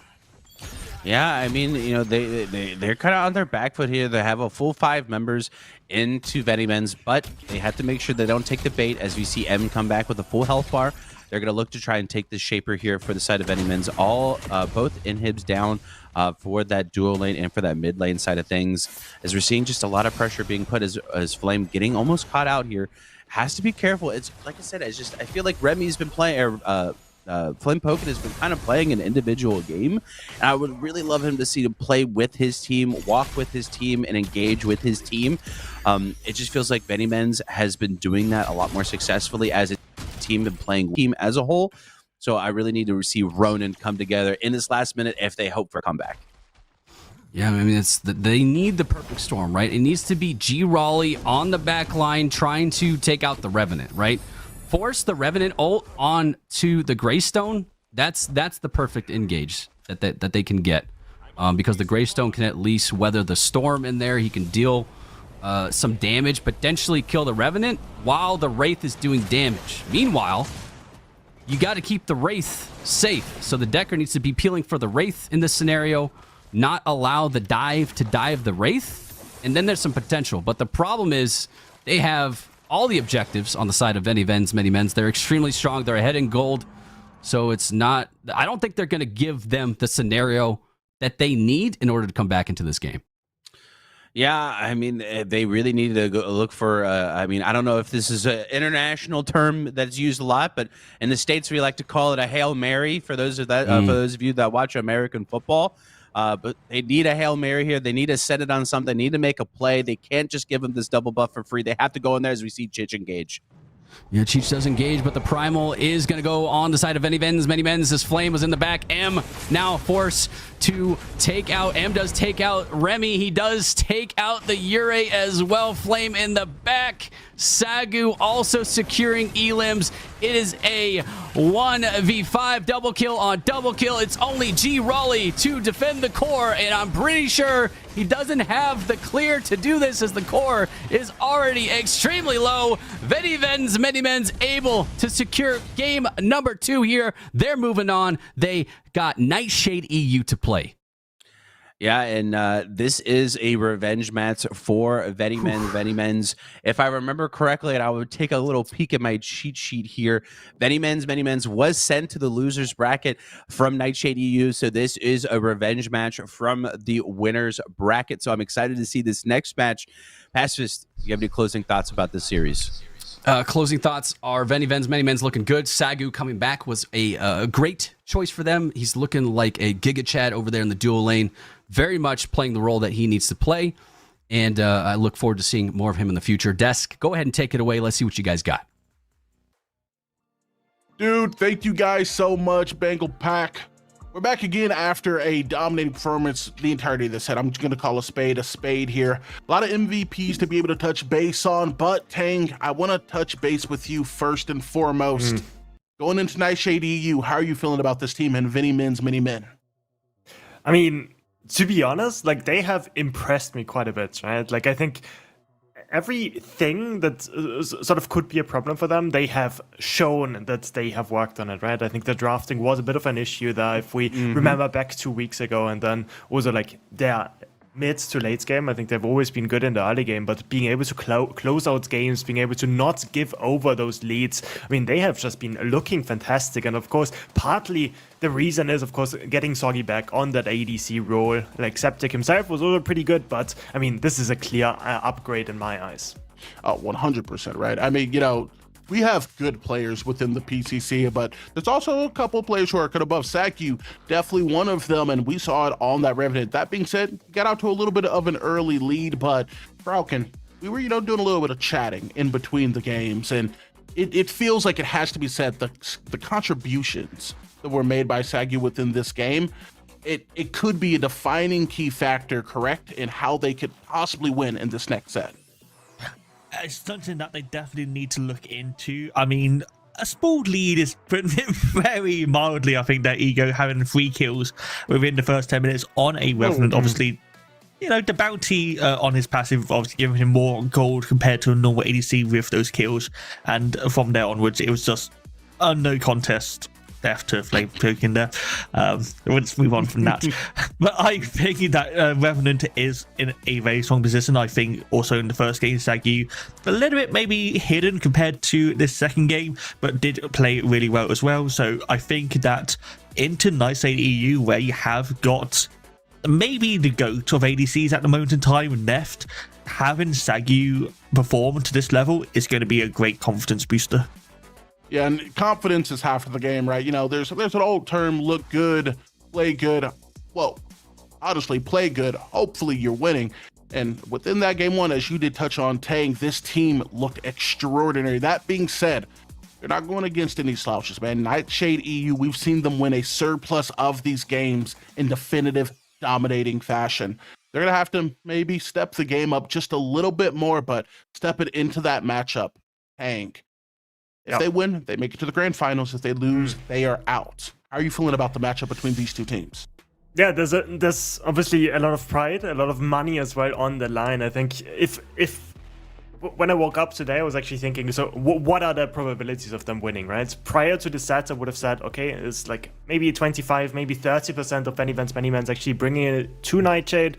If we think back to Summer PCC, this is the duo lane of Team Immune together with the mid-jungle duo of Team Zen back in the days, right? And then Bond Root from Venimens, right? So it's sort of this Frankenstein monster of like all the top EU teams that we have. So as you guys were saying, right? Like, this is the big testing stone. Like, in a lot of people's eyes, this is actually already sort of the the favorites to win it all, even though they did lose to Indecisive, of course, 2 weeks ago. So yeah, I mean, Nightshade, like Falcon was saying, it Neft on the ADC role, that's going to be a big hurdle to overcome. But Sagu, with a performance like this today, I think they are definitely in reach, right? They definitely have a shot to beat them.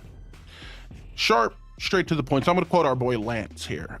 In order to be the man, you have to beat the man. Falcon, before we make our way into the break, I just want to get a brief intake on if you think this team has what it takes.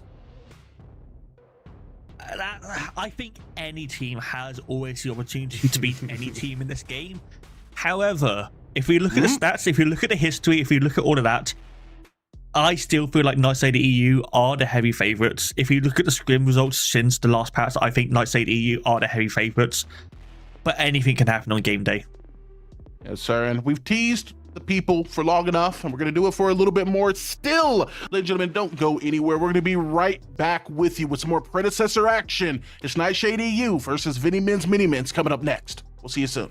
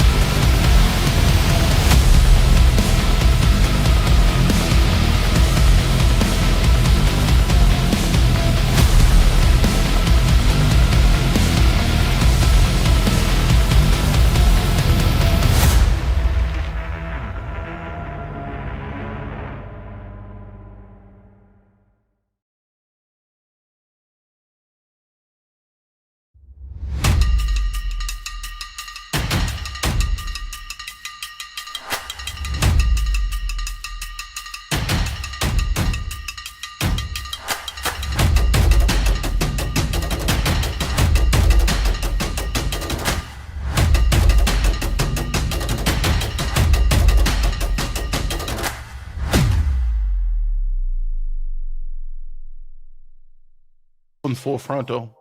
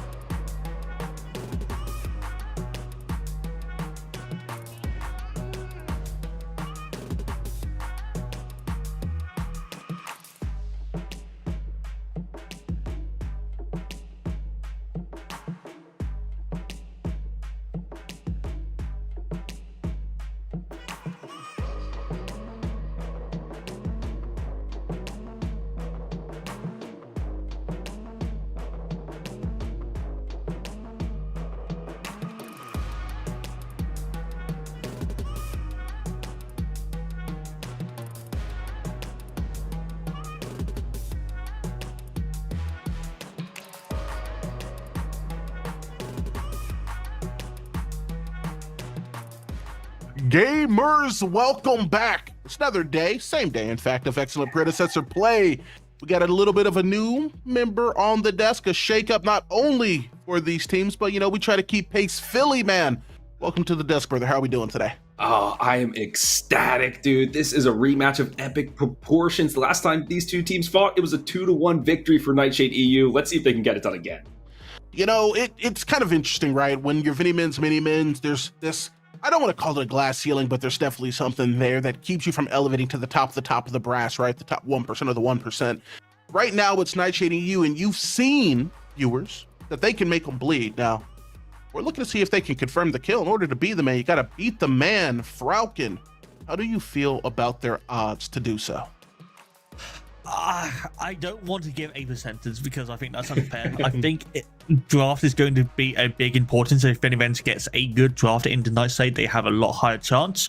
I think it is going to be an uphill battle. Obviously, they have a massive amount of momentum coming off of what was nearly a stomp into the side of Ronin. So they have got themselves warmed up. They got themselves knowing that they can do it. It's just going to also depend on how Nightshade is coming into this game. Are they coming in warm? Are they coming in hot? Or are they coming in a bit cold, a bit lackluster? I can tell you for certain they're coming in with a little bit of a disdain in their heart for the assassins. Yuri and Feng Mao banned off the top here. We talked about a little bit within the last set how potent mini-mins can be when they get some of these assassins high damage, high mobility picks. Immediately they're going to get taken away. And well, they take away a little bit of beef. Nightshade EU going to pick up some pretty solid engage as long as you keep it alive. Kwong really going to be the first lock-in, and a response Gadget will be the follow-up. Yeah, and I think that makes sense. These are very targeted bans, right? The Feng Mao is for M, Yurei is for basically anybody. She's just so freaking good. On the other side, Import so prolific on the Wukong and Rampage. You got to take that out. So it leaves the Kwong, which Import can play, but Bond Druid is no slouch on that hero either. So it's a very flexible pick. Thinking of things being prolific, we're going to see something that everyone on this desk, everyone at home is probably pretty familiar with. Good old microwave combo, Coliseum into the Tesla Dome, make sure they take every instance of that damage. But Falcon, we were talking, man, and these two players, these two characters in combination haven't really seen that much success. And now with the mobility of the howitzer, the safety of the phase, how you feeling about the team comp, man? It might be just a case of opinion. It might be the case of just we've seen it not fail time and time again, but I'm not thrilled by the Zarus gadget at this point in time. I feel like it's fine if you get it, but as the first two picks, when you got Howitzer up, you've got Revenant up, you got so many good picks that you could have gone for. I just don't think it's worth that high of a priority. I also don't know where the Zarus is going to be played. It probably is going to be then in that jungle role, but obviously Emma could play it as well. With not saying EU ban and Terror, they don't believe that is the case either. The phase is something I want to mention as well, because we didn't see a phase at all last game. We saw a lot of more of the range supports, but not the phase, and I think that there's going to be a lot of picks that can range up with this video. You see that Murloc's been banned away, Neff's been spamming that a lot in scrims, but you have the Grim, you have the Revenant, you have the Scarlet, so there's a lot of nasty dual lanes Nightshade you can pull out here.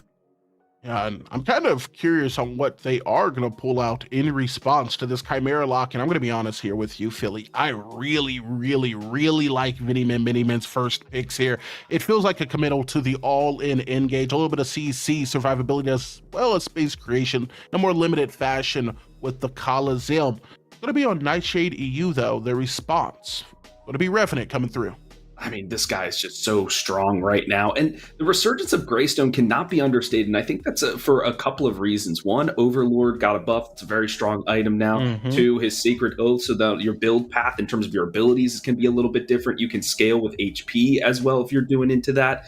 So I really like the pickup there for probably Bond in the offlane. And then Drongo has another character who's seen a resurgence here. Excited for the Wastelander to make his way to Sanctuary. Dude, I normally don't throw out the bias this early. We give it a little bit of back and forth. First, I really do like mini-min's composition as well as Nightshade EU's, but I think the preamble of stacking CC as hard as it can be at times to do it efficiently, having Steel on your team makes it so much easier, bro. The big orange man pulls up on you, you might as well throw away the keyboard. You're not going to be able to play the game. That being said, Raukeman, I want to play a little bit of a game with you here, putting you on the spot yet again. My closer, my opener, my light, my day. Which one of these two teams are you favoring now that we've got through P's and B's? I understand what you two have been saying. I understand the importance of CC. But every time I look at this Nightshade EU team, I'm thinking, God, Krang is busted. God, Harrods is busted. God, Revenant's busted. I think that they have 3 lanes that are going to be winning. I think that even with the Krang, I think he can just kind of input can do what he wants on this character. Chimera is going to have to play out, eventually have to play out his mind on this Chimera, be so active in the early game to allow his lanes to play, especially that Dura lane, that I think it's going to be such a struggle, and I don't think that Benny Vance is going to be able to come out on top with it. All right, man. We may have a little bit of a duality here. Philly, before we send it off to Sanctuary, man, which one of these teams are you feeling? I am concerned about the engage here for Nightshade EU, so I'm going with Veniven's Many Men's. I think that their engage is a simpler way to go about it. It's just a simple dive, right? Coliseum, Shield Slam, Tesla Dome on top, or ambush, whatever it is. You can pick a target and burst them down. I think that's easier for them to execute. I'm going with VVMM. Fantastic, man. Well, ladies and gentlemen, I have a fear of accountability, so I am not going to be the tiebreaker here. That being said, we're going to be sending it off to TNT Tang. TJ, take it away.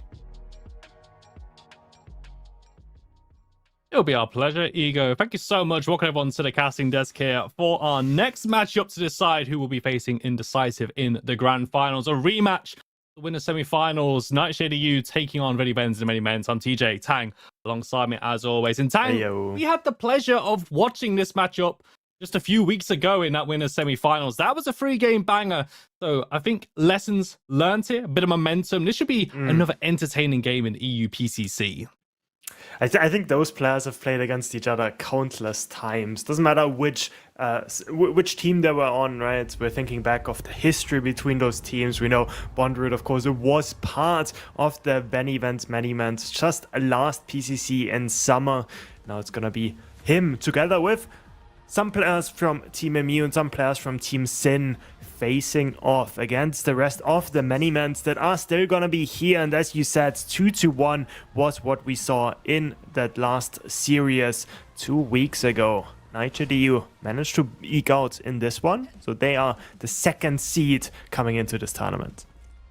It's very important to mention, I think, kind of how that semi-finals went as well. In the 3-game series, that game 1, Tang, was an absolute blowout. I don't think the Many Men's actually turned up to that game, to be honest. I think Nightshade just turned up the heat. Control. I think that's kind of the key word for how this Nightshade EU team wants to play. It's all about control of the lanes, control over the game as well. And it took a bit of a fight back in game 2 for the Many Men's to take us into that game 3. But it is definitely another step up. I think the Des mentioned a bit of momentum on the side of the Many Men's here, but Nightshade EU just represents an elevation in the level of competitiveness. Yeah, definitely. I think Nightshade EU, a lot of people were expecting them to get this first seed coming into this autumn series of PCC, but they ended up falling to Indecisive. So it's going to be Venivent, Many Men's and Nightshade EU fighting to get into this grand final. That is going to grant them for sure some more of the 12.5k prize pool that we have allocated for this European Predecessor event. Left hand side, Bond goes really low, not respecting its spear of near execute damage enough to put M on the board. Oh, that is going to be a first blood drawn by the Many Men's. And it is that off-lane matchup, Tang. I know in that winners finals, it was all on Bondroot, had the series of his life. And it was going to be, how did M respond to that? Put himself on the board. That is exactly how you do it. Solid start for the Many Men's. See where they can go from here. That was in isolation. Solo Bolo. Yep. A good start.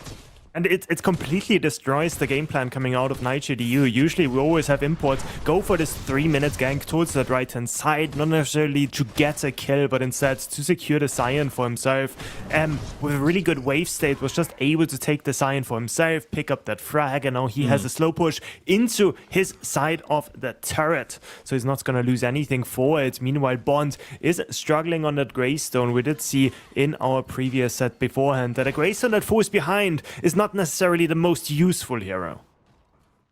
No, I think it was Garali kind of putting the Greystone in between the 2 towers, I think, in one of those games as well, how it just wasn't a fun time to play in that matchup 2 levels, I think. between Garoli and M in that one. But of course, going to be on the receiving end of that one at least. Solid start. I just say, Tang, changes things up here as well. And now the devs were mentioning, of course, about how the many men's wanted to deal with these side lanes. They've drafted so much power, have Nightshade EU on the side lanes here. That's going to be one to handle it here, but maybe the dual lane will be the next problem to solve. Import on this left-hand side. Secret should have done stoppable, but is going to get rooted in a second by Import. It's good use of the tether, the surge. Just honestly, the play is so clean. Honestly, Secret just doesn't have a way out of this one, even with that unstoppable ball rush. He falls down, and that's going to be Nightshade EU evening things up 1-for-1, where Import goes left-hand side to try and even things up. Ven stop the recall of Shin behind that shadow curtain as well. Make sure everyone knows where Ven is.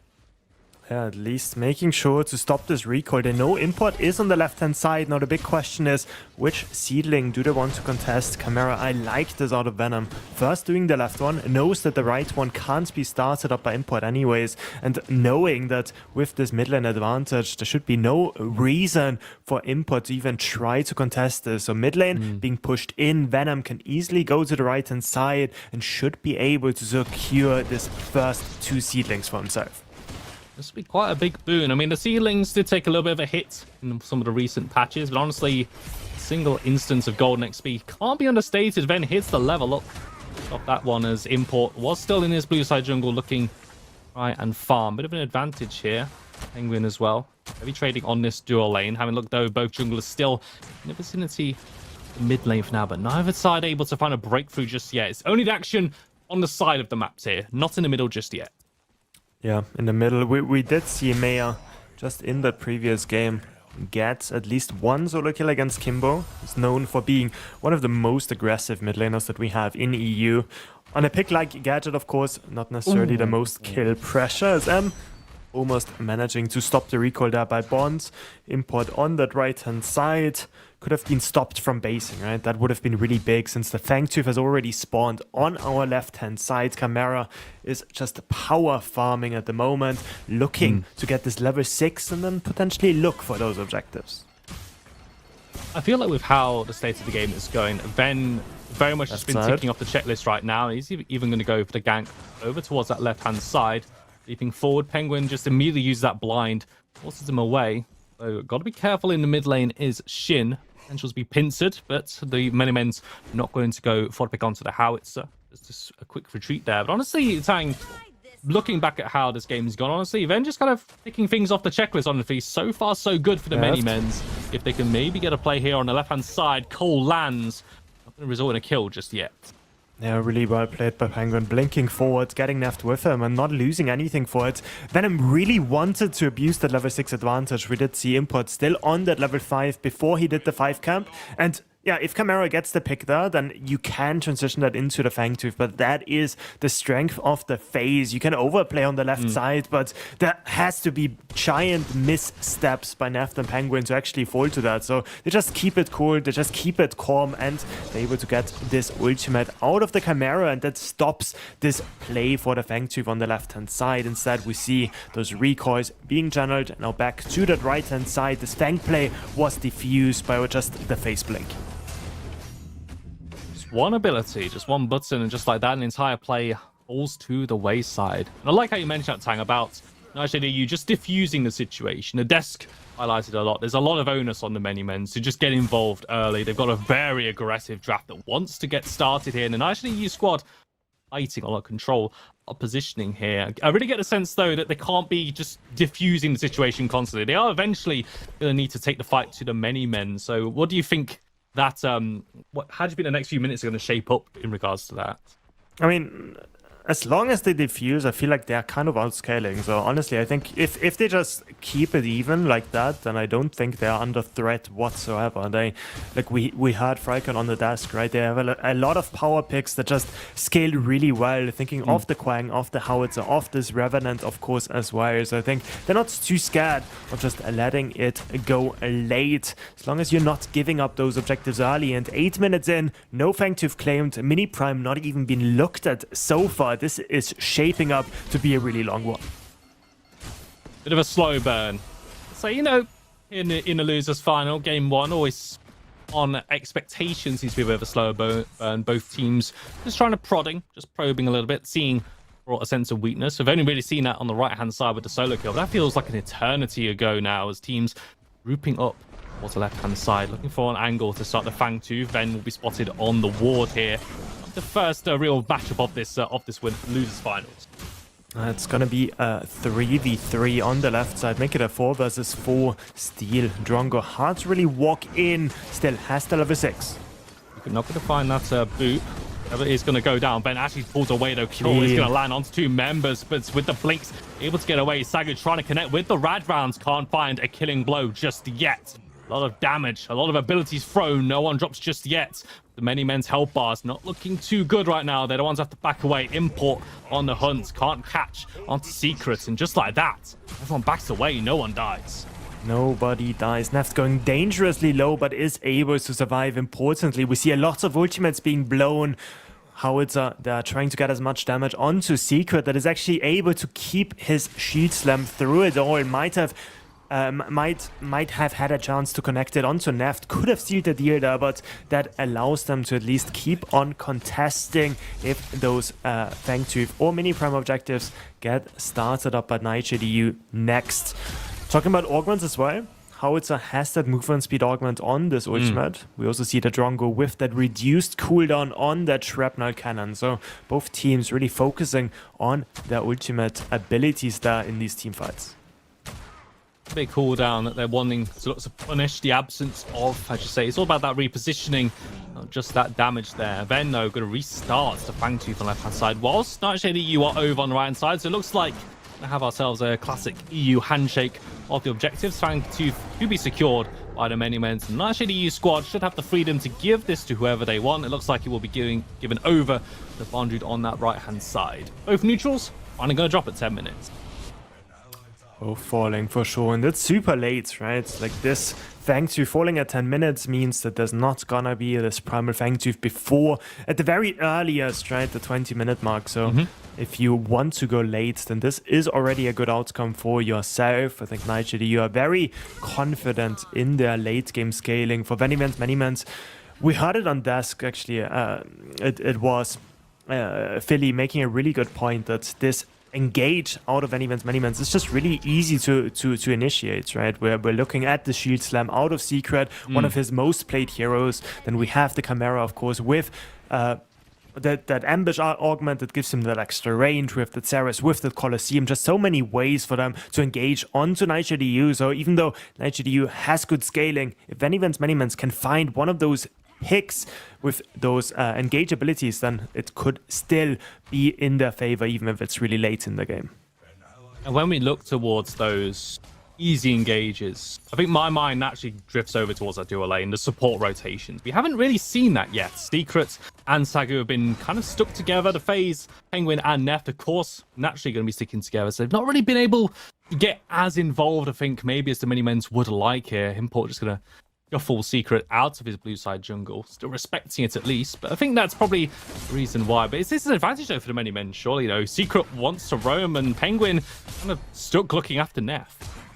Yeah, that's like the FaZe Revenant lane, not necessarily always like the lane you want. It is really strong on lane, but the ultimate, the Hyperflux, does not do too much with the Revenant. But honestly, the FaZe just fits in so well, considering all of these engage abilities that our many men's team has. And we saw Penguin before, right? This early gank with this ambush on the left-hand side, with the Kyle not able to connect with Penguin, just investing that lower cooldown blink, getting Neft away, that the Revenant is allowed to play aggressive, even though he does not have this blink up.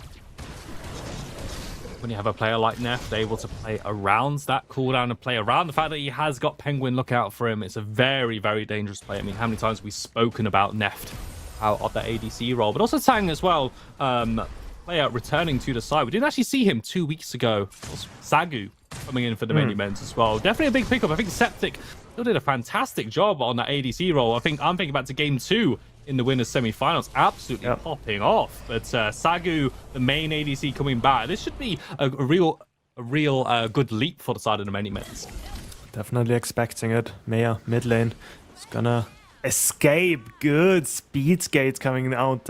People say Gadget does not have any mobility. Maya begs to differ as he escapes the gank. But yeah, definitely getting Sagu back, getting this main ADC back is not only good for sort of like, okay, in terms of individual skill, but also in terms of team play, right? They are just more confident playing together, just much more practice. Yeah, so I think for Venimans, they are definitely feeling confident walking into the set today. That's really what they need right now. They have at least guaranteed the prize money, but as you say, with $12,500 on the line here, you definitely want a bigger portion on a match against Indecisive. Is really both these teams want to do. Of course, Nightshade want that revenge on the team that put them down through this match a few weeks ago, and the Many Men's, Des was highlighted, Ego so eloquently put it as well, as that the Many Men's team want to break also top 2. And the result against either of these teams would definitely do that for now. But right now, in game 1, with 14 minutes here, only 1 kill apiece. Solo kill on the right-hand side, the gank on the left lane. Maya dangerously low. Import thinking about the dive. But Maya, once again, just spacing this out so well. Import and Shin, just such a lethal duo as well for Nightshade. You have been playing together for such a long time. Right hand side, boxing against Bondroot, has the Colosseum, but the Stoneforge Soul should do the trick as well. Just gonna use that flower, try to get to safety, but in the end, it's this Blink and Ultimate invested for the Saras. It's got to be an advantage as well over on that solo side. I think we're getting to the point here where Bondroot has gotten over that solo kill. At this point here, he doesn't have the ultimate here, doesn't have the mana, but honestly, he's whacking away the Blink after, and with an enhanced base attack, the reset. And I said, back to spawn solo Bolo. Bondroot gets his revenge. Left hand side though, Fangtooth started up Secret, playing a bodyguard. So is Maya, but he's getting engaged on. Gets rooted by that phase beam. Having to get back with that speed gate to help out Ven. As the Maker Rain comes down, a lot of damage on towards Maya, and Shin will pick off his opposing mid laner. Fangtooth has been dropped for now. Import though, fighting out with Secret. Ven trying to go back towards it there, but Solon secured by Import. The fastest hunt in the West once again comes up big for the Nightshade EU squad, and look at the Many Men fall. Yeah, just Maya taking far too much damage walking in, and then also like the 50-50 is just a farce when there's Neft on this Revenant, putting Venom in the Shadow Realm, making sure that Import, even with the fastest smite in the West, is not even gonna have competition at smiting it, even though I gotta say, that was an impressive smite. I think it was 994, Import immediately smites it, secures it for Nightshade EU. Shin gonna get body blocked quite a bit by does not have the Blink, does not have the Colosseum, tries to get more damage on him though. Should be the spear. Epoch coming out, just waiting for it, and there it is. Easy to like, will get the kill.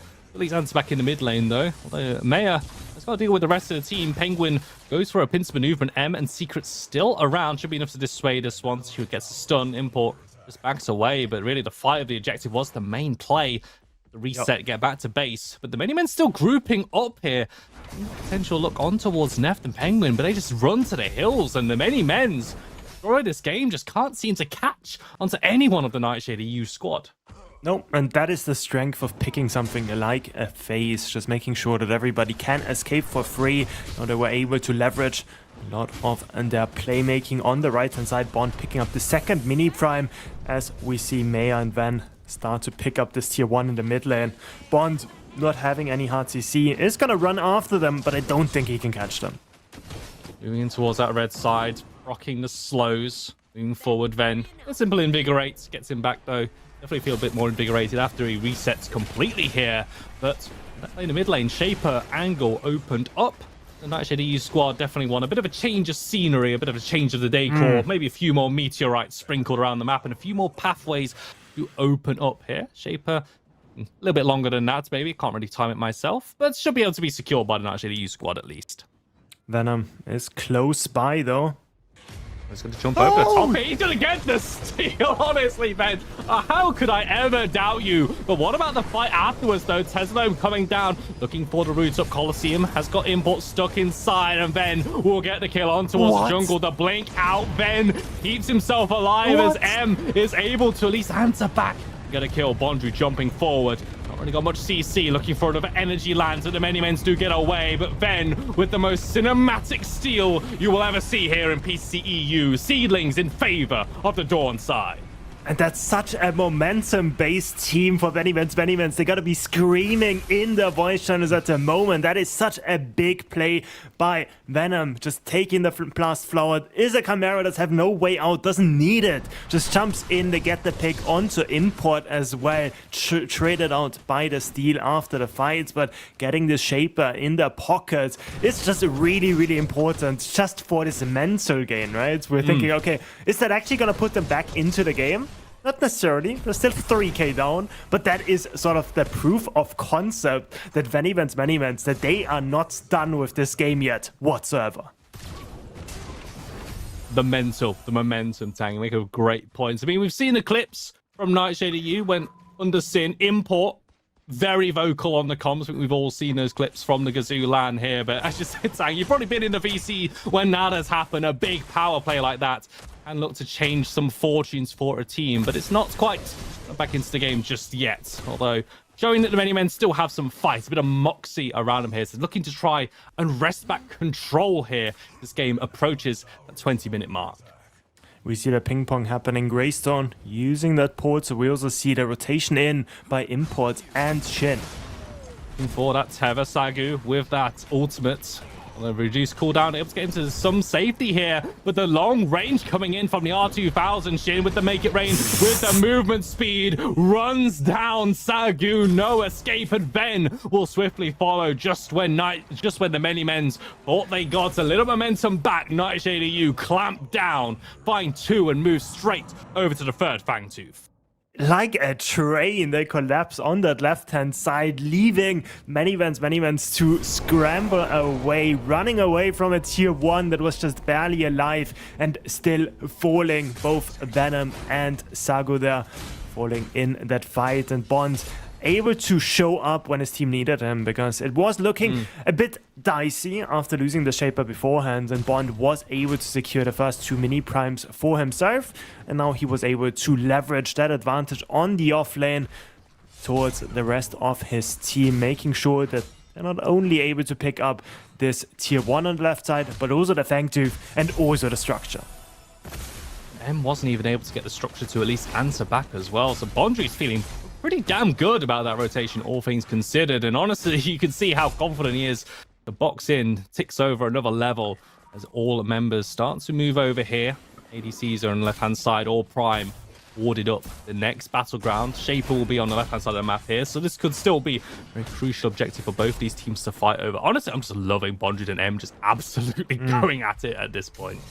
I think for M, it's going to get worse and worse. I'm looking at him picking up that Melody. Helps him with clear, but honestly, in the 1v1 against the Greystone, that is not an item you really want to build on the Xerath.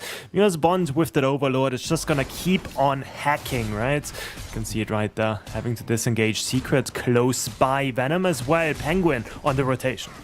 Yeah, look at the minimap though. The entire rest of the Nightshade EU squad are over here. Then bringing Penguin with him. Shin jumps over the top. R2000 hits Secret square in the face. At least takes a damage onto one of the squishier members. No one able to get picked off just yet, but priority given over to the Nightshade squad as the ADCs are on the left-hand side. Nightshade decides to do with it here. I think the Greystone is going to be the biggest problem for VVMM. That Xerath is really strong against some of the enemy heroes. I think he is pretty decent against the Revan and against this Quang to an extent as well, but this Howitzer, probably one of his worst matchups just in general. Like, Howitzer can just displace himself easily, can escape from the cage as well, using that ultimate as well, and also using that augment that grants him that extra movement speed. So I think for M, it's gonna be the team fighting, it's gonna be catching Neft potentially. But Greystone is completely unleashed on the side lane. Nobody can really catch him, so he's always going to have first move. He's always going to be able to shove in the wave super far, play in front of the enemy tier 2, because nobody can respond to him. I feel like this is what Nightshade EU have done so well, as they're constantly feeling like the many men's are on a timer. As you said, Tang, right at the start, the late game looks pretty good. They're more than happy just kind of diffuse a lot of situations, play a little bit later on. The later objective spawns coming into their play as well, with 23-minute mark here. For a team like the Many Men's, the composition, the easy engage, they're the ones that can start fights in a blink of an eye. But Nightshade EU, at this point now, I don't even think the Many Men really want to fight unless a massive advantage. They might have to give up quite a bit, though. As you say, if Bondred is allowed to split push, maybe look for the 5 versus 4, but they'll have to sacrifice something here. And it's so hard for them to actually play back because, like the Chimera, for example, in the jungle, he just can't get anything for himself if they keep on letting Bond walk for free in his jungle. And if he does actually get engaged on in the jungle, he has no way out. Being a Chimera with only having engage abilities and no safety whatsoever in the kit. So we can see Manyman's playing further and further back. Getting put super far behind, not only in terms of gold, but also looking at the level differences. I think we've reached a point now where Nightshade EU control. They play as a unit. They had the strong silos, but now it's all coming together, and you can see that in the gold lead. I mean, you talk about the levels. You have got the level lead in the solo lane. Jungle is even a lead in the mid lane, a lead in the duo lane as well. And they're not actually doing anything flashy either. It's just constricting the map, moving around, and just look at the response. Well, dare I say, lack thereof from the Manymen. They just can't seem to do anything. They're just getting punished wherever they go. Bond also going on to this Chimera once more. He is alone, but he is a Greystone. Just see the damage he was able to respond on towards Ven. It might take for at least 3 members to even look at stat play on towards Bondry, but then what do you have to give up? Try and deal with the Greystone. It's such an awful situation for the Manymen to find themselves in. With Nightshade, you just how they're playing, just a strengthless team, the strengthless unit as well. Not a team that would really let go of a game state like this. This is just playing into their advantage. And there's a lot of, there's a lot of pressure on both of these teams, right? We are the game before the grand finals. This one decides who is gonna get, at the very worst, second place. Both teams have won against each other before. We did mention that this is a repeat of what we had 2 weeks ago, where Manymen ended up losing 1-2 to Nightshade EU that were looking so hot 2 weeks ago. And honestly, so far they've been looking better and better, getting those advantages pretty much everywhere, playing so stellarly around those objectives. They're trying to do it once more. Primal Fangtooth started up, just being dewarded for now. Really don't need to overplay their hands, because that would just invite another Ven steal. You could honestly just see the writing on the wall there. They started that Primal Fangtooth, decide to go for it, and then Ven just once again jumps over the top with the Blast Flower. Another steal, which that goes absolutely mental. Kind of couldn't see exactly how that would play out here. Just say Tang, just vision control.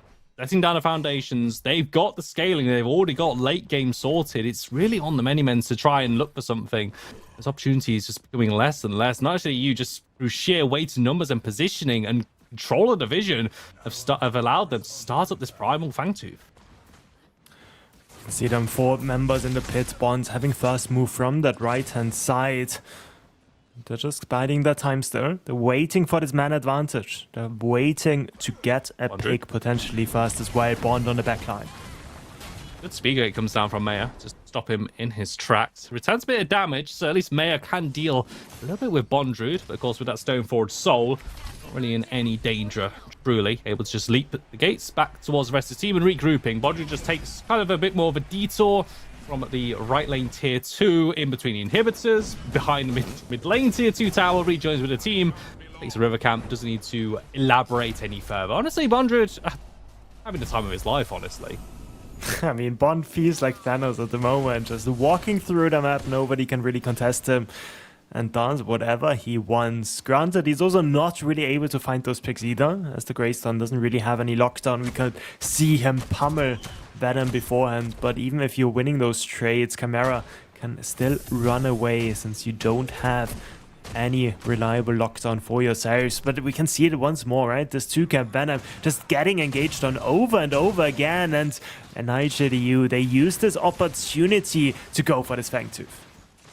And again, it's on their terms. You can see the rest of the Manymen start to move towards the Primal Fangtooth, drop down to half. Import staying with it for now, keeping the aggro going. We really get the sense that they want to move away, probably try and look to bait a fight. Eyes on Ven, right of your scenes, moving forward. Import's going to go in. He does at least secure the Primal Fangtooth, but loses his life. It's a big collapse. the many men will at least take down a jungler, but at the cost of Sagu. He's lost his life in the melee. Bondrewd, Penguin, and Neff now stuck inside of the pit there, but Shin, so much damage onto the frontline steal, and the focus fire comes in one by one. The many men fall. A double kill for Shin, and Maya, the only one left alive. Good idea there by Secret, trying to lock Import down before he gets the smite off, but they were just too late. Rift is forward, uses the shield slam, and that gave enough time to the Import, to the fastest smite in the West, as you said, to secure this thanks to for themselves. Maya, the only one left, as the rest of Nightshade EU comes knocking on the door, has to blink away, not even gonna be enough, as Nightshade EU are just one more inhibitor away from ending the game. The ace comes through on Bondrewd. Finally gets the pick that he's been looking for all game when he rotates into these team fights. Still got 5 seconds on Sagu, but the core will be the target. And Nightshade EU once again showing what happens when a team that controls the game are able to dominate the entire map state from start to finish. What a great Game 1 performance coming in from the Nightshade EU squad. Super impressive. They were able to stop Venivans in anything they wanted to do. They drafted a really aggressive comp for themselves, but Nightshade EU, they just completely ignored them. They're like, okay, you guys need to do this. We are just gonna use that phase, get away. We're not gonna engage in any of those shenanigans. And then Venivans, they realized, okay, now it's already too late. Now we're trying to go for those objectives. And then Nightshade EU, they strike, and they're able to come out ahead. Always felt that the many men's were on a timer. It turns out, though, that, of course, Nightshade EU were the ones in control of it the entire time. What a performance from them. Not the first time we've been in this situation, though, Tang. Nightshade EU looking good in Game 1. Still got Game 2 coming up. Before that, though, it's time to go back to the desk for the post-game breakdown. Thank you so much, TJ. Thank you as well, Tang. A phenomenal game here, a classic in a way, coming out of this prominent EU team. Nightshade, they just maintained control until they decided to end it. One big fight was all it took. Philly, what did you see out of these teams in Game 1, man? I mean, this is a classic EU match, right? It's just that slow, methodical chokehold of resources until you get to critical mass, and then you take that one fight when the death timers are so long, you win it outright because you have the advantage from start to finish, and then you roll it in. I mean, I think it was just a masterclass in those little micro steps. But Import, great ganks on the side of the Kwang. Then had a good steal on the Shaper we see in this highlight here. But then on the Kai, didn't do much else. Yeah, man, we did see a couple highlight plays, right? No pun intended for what we're seeing. But it feels like for a long period, something very dangerous happened to him. He stagnated. He wasn't able to contribute across the board as much as you would like to see him to. Not for a lack of trying, but just Nightshade stonewalled him out. That being said, Mini Men's did have some really solid plays that gave them a little bit of win, but at the end of the day, the lead just came to be too much. Frauken, do you see anything that Mini Men's should be capitalizing on and making sure they do in this Game 2 if they're hoping to get to a Game 3? I'm surprised they didn't give M more priority in that lane after the first blood. I could have seen that Ven could have just gone over to that side, made sure that Bondrewd couldn't get back into the game, get those mini primes, because I think Bondrewd got both mini primes in that game. Just give up on the early fangs. You obviously, you got a decent lane in that duo side, but you're just never going to get ahead of a phased Revenant when they can just play safe whenever you are near them. So I think that's something that many men should definitely look at, especially if they can get M on a more carry type of player. Apart from that, though, I mean, I say that just played really good Predecessor, so there's not much you can really do to punish. Instead, maybe just look at yourself and see what can you do to create this gap instead. There's a UFC fighter, I think, who said this. I'm going to take you into deep waters, and I'm going to let you discover who you are. Right now, we're seeing a situation where Mini Men's, they're either going to sink or they're going to swim. Game 3, possibly on the horizon, but first, we're going to have to see if Mini Men's has what it takes to take over in Game 2. Ladies and gentlemen, don't go anywhere. We're going to be right back here with you with Nightshade versus Mini Men. We'll see you there.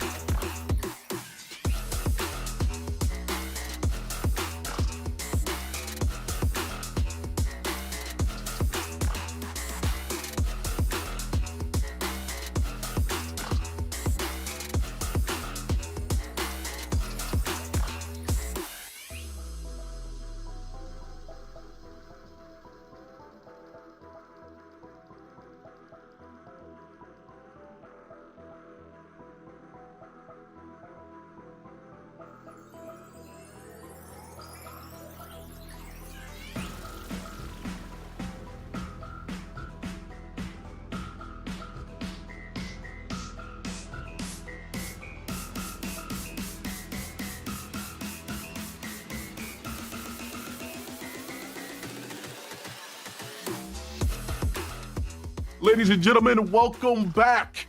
We got game 2, backs against the wall here for VVMM's mini men.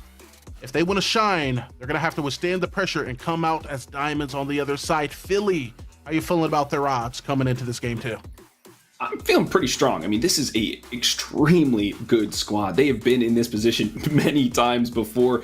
I'm looking at their captain, Ven, to be on a different jungler. I just don't think Chimera, we were talking about it during that previous match, guys, in the green room. I'm just not a big fan of Chimera here in the comp scene. So I'd like the captain to be on something else this time. And it looks like definitively the captain's not going to be able to get on this Wukong or Rampage pick going to either side. That being said, Falcon, B's and B's with the last game. We came and we kind of discovered that, hey, VVMMs can kind of match base for base with Nightshade as far as P's and B's go, but ultimately wasn't enough. A big point of emphasis was that Chimera, as we did talk about. Is there anyone in particular you would like to see get supplemented out instead of seeing this Kai come into game 2? That's hard to say. We already see that 3 jungle bans have come through, so there is a less amount in that pool. Obviously, you got the Zarus, you got Greystone can play it. We haven't seen Grux. Grux is not a great jungler, but that is possible as well. Richter, I mean, this is a jungler, but it's also support. It's also an offlaner. There is a lot of flex to this pick. I hope it's not support. I don't think it's going to be great in the SWAT, especially if Penguin picks likes of a Decker up. So this might be their pick instead of the Chimera. I'm going to be honest, man. I was not familiar with your game. VVMM's mini men's Richter off the top. An excellent flex, as you did say, Falcon, right? This can fall into multiple positions. You're not going to give the other side too much information. In response, though, we see a big hitbox and even bigger damage. Revenant, Howie, Philly get locked in.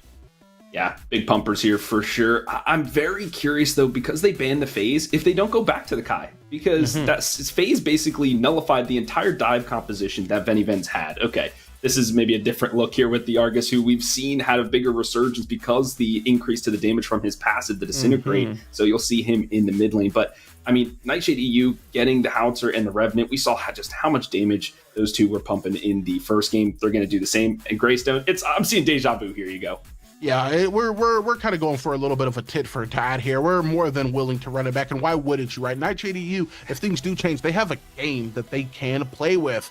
But I don't think they're looking to see this get pushed into a game 3. They're comfortable on these picks, and not only comfortable, but they are deadly. They are lethal on these picks. Greystone going to be pretty solid at being able to create some space as the bans continue to come through.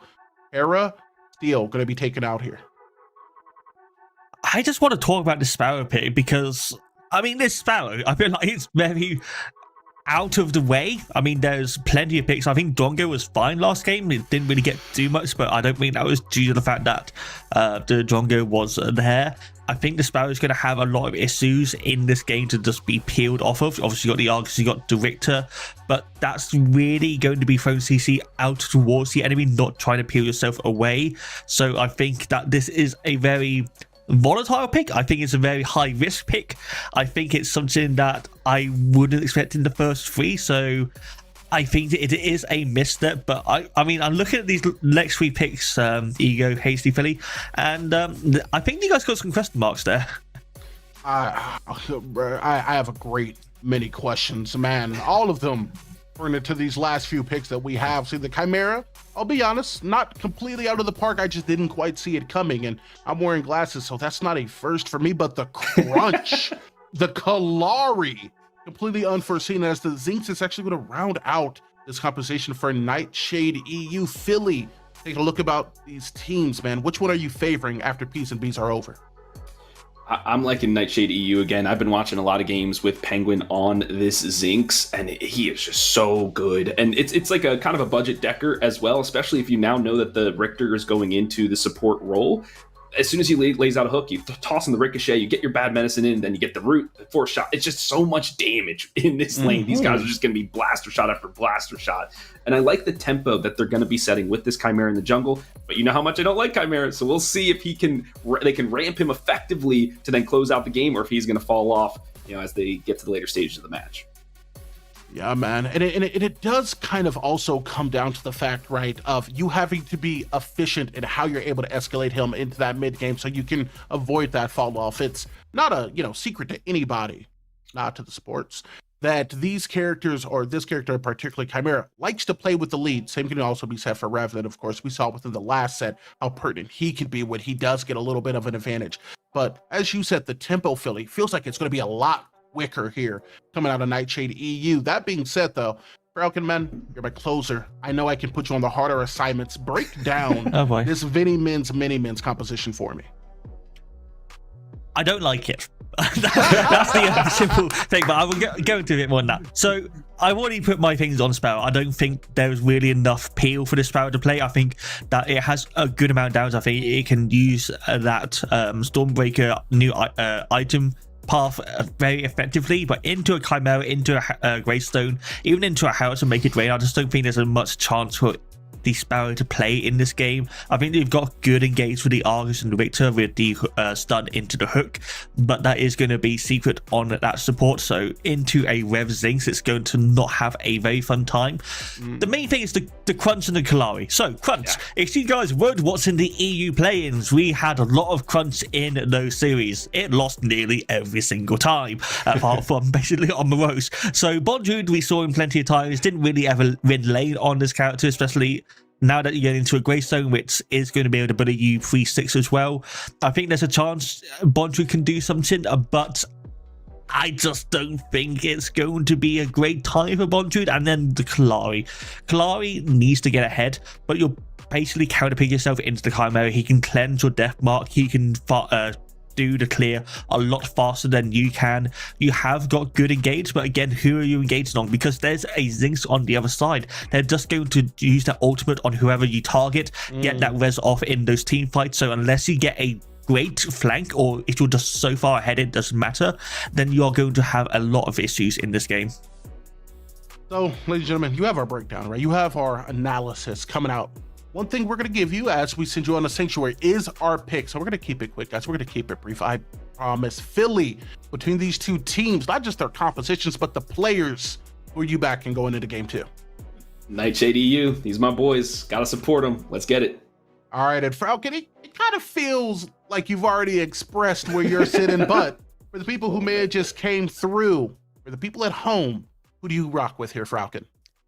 It's got to be Nightshade EU. I think they have the basis graph from last game, which got them to win. I think there's a lot of volatile issue problems with Ready Events Many Men's, but that volatility could cause upsets.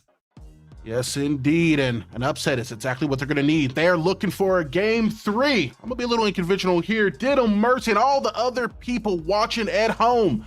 Who do you got? Let us know in the comments, as we're going to be sending you to Sanctuary into TNT in the casting booth. Tang, TJ, take it away.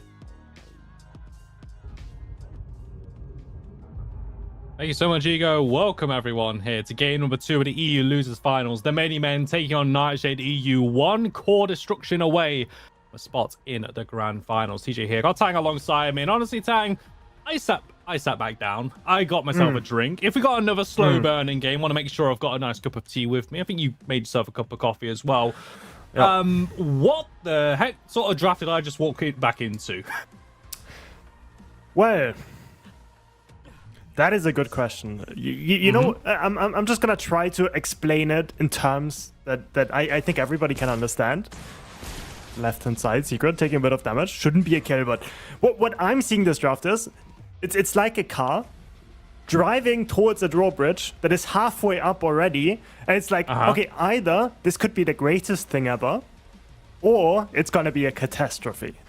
I was about to ask, like, which way was the drawbridge going? Was the drawbridge on our side going up or closing at this point here? Because yeah, either you jump over or you are just absolutely stuck in the river. One of the two. Oh my word. Honestly, but what we can at least guarantee is it's going to be entertaining to find out who in particular is driving the Many Men's car, and also who's decided to set the sat-nav for that particular route anyway. A lot of craziness here, Tang. So honestly, I think the Falcon, I think, made his point very clear, though. He's not a fan of the Many Men's draft. I'm here for a bit of chaos, though, at least. You know, you're one game away from elimination. For a bit of spice.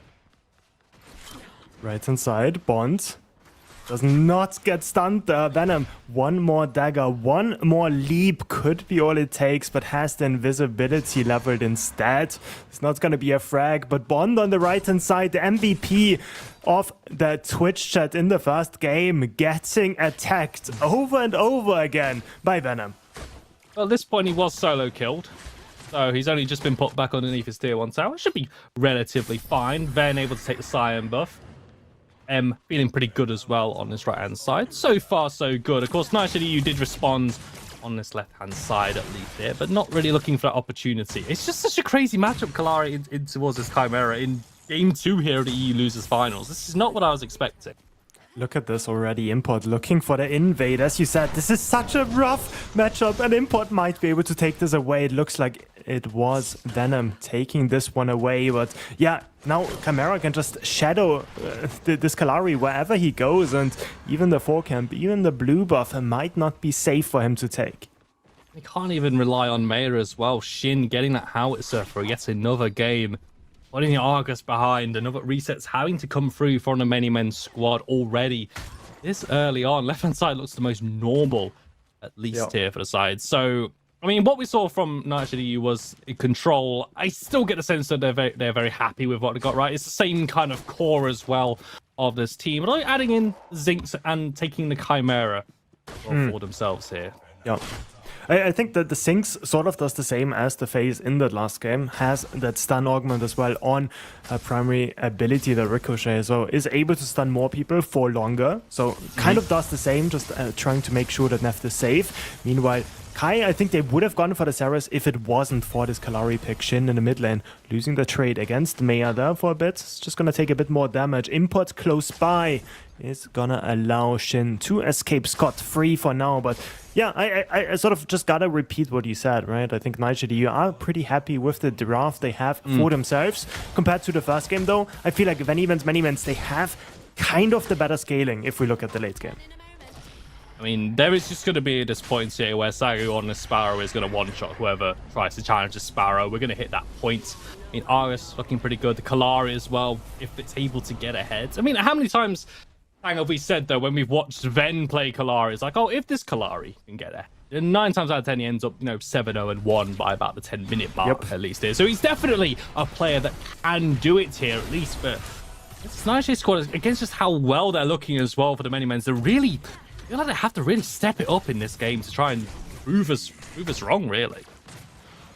100%. I think Venom is one of those players that is able to find those picks, but I think Nightshade EU, especially from this first game that we saw just not long ago, like we were thinking behind the scenes, like who was actually the MVP of that game? Because it felt like everybody was playing like clockwork. Everybody so in sync, nobody overstepping, nobody a weak link that can be abused, and that might spell trouble for Venom. Because as the Kalari, of course, as you mentioned, you want to find those picks and you want to find them early. Really, you need to start finding them now. Import on the ceiling, towards right hand side. Should have a Ven and Maya on the way over there as well. Look to try and pincer. Once again, eyes towards his house. So Make It Rain is available and will be utilized. Import jumping forward. Blink coming out from Maya. Get away from the call. But Import still level 5, so did not have the call available. And Ven just goes for a bit of style points, able to jump back down. For some problems. But Seedling, though, was secured for Nightshade EU. Getting the Seedling, then trading this ultimate for the Blink. Definitely a trade up. Bond also winning that 1v1 on that right-hand side, making M's life misery by just pushing into his turret over and over again, securing one plating for himself as well. Neft and Penguin, of course, having this double range dual lane, are just gonna be able to keep on punishing the Richter and the Sparrow, at least so far. Still have a 6 point comes around, then Secret and Sagu are gonna have an opportunity to always look for the one-shot onto Penguin. Can of course revive Neft, but if he gets stun-locked himself, if he gets pulled forward, then that might be a bit of a problem. But so far, I'm seeing a lot of similarities to the first game. Well, we're 6.5 minutes in. Neither of these objectives have really had much of a look in. Of course, Mini Prime hasn't really had much of a choice, not spawning for another 20 seconds at least. But we're not seeing the ultra aggression that maybe we we look toward when we see a Chimera or we do see a Kalari, it's still 0-0. Bondred hasn't been solo killed on the right-hand side. Import's not ganked left side either. Very much Lockstow in the lanes at this point here. Although Ben has been trying to help on the mid lane. M rotating over on that right-hand side. Look, he's trying to catch someone off guard here. I like this. Make for a play on this right-hand side, or maybe distraction. Venno, he's got the Fangtooth for himself.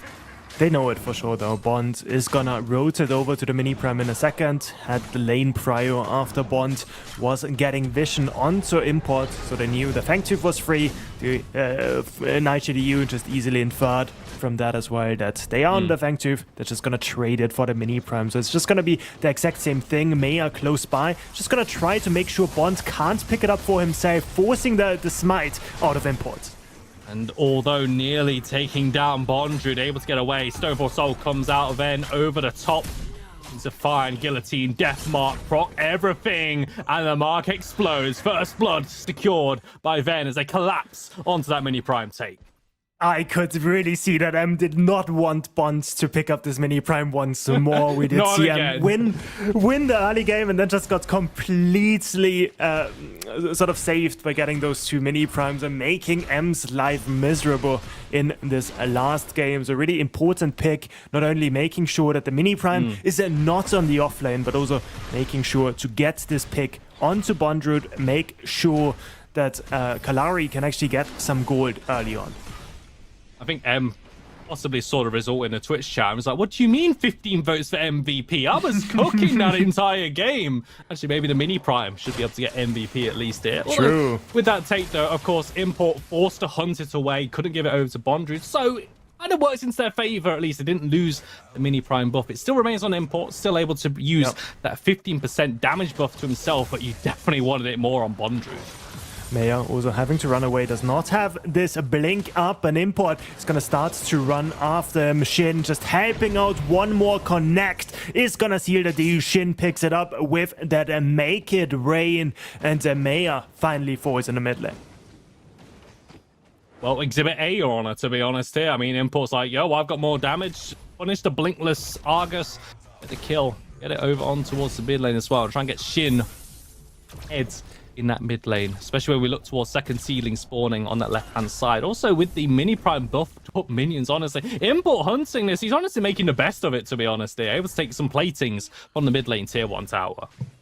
And we were also joking about Bond beforehand, but even though he did not get the mini prime, even though he did fall before, he was able to secure 2 platings on the right side. So we can see 4 platings so far secured by Bennyman's Manymans. They want to get a pick on that left-hand side. Penguin investing the blink, getting away, does still have that ultimate up.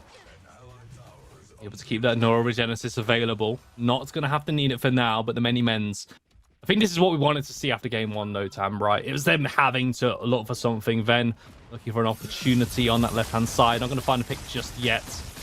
Link utilized, at least onto the support. Something. Seedling on his left-hand side.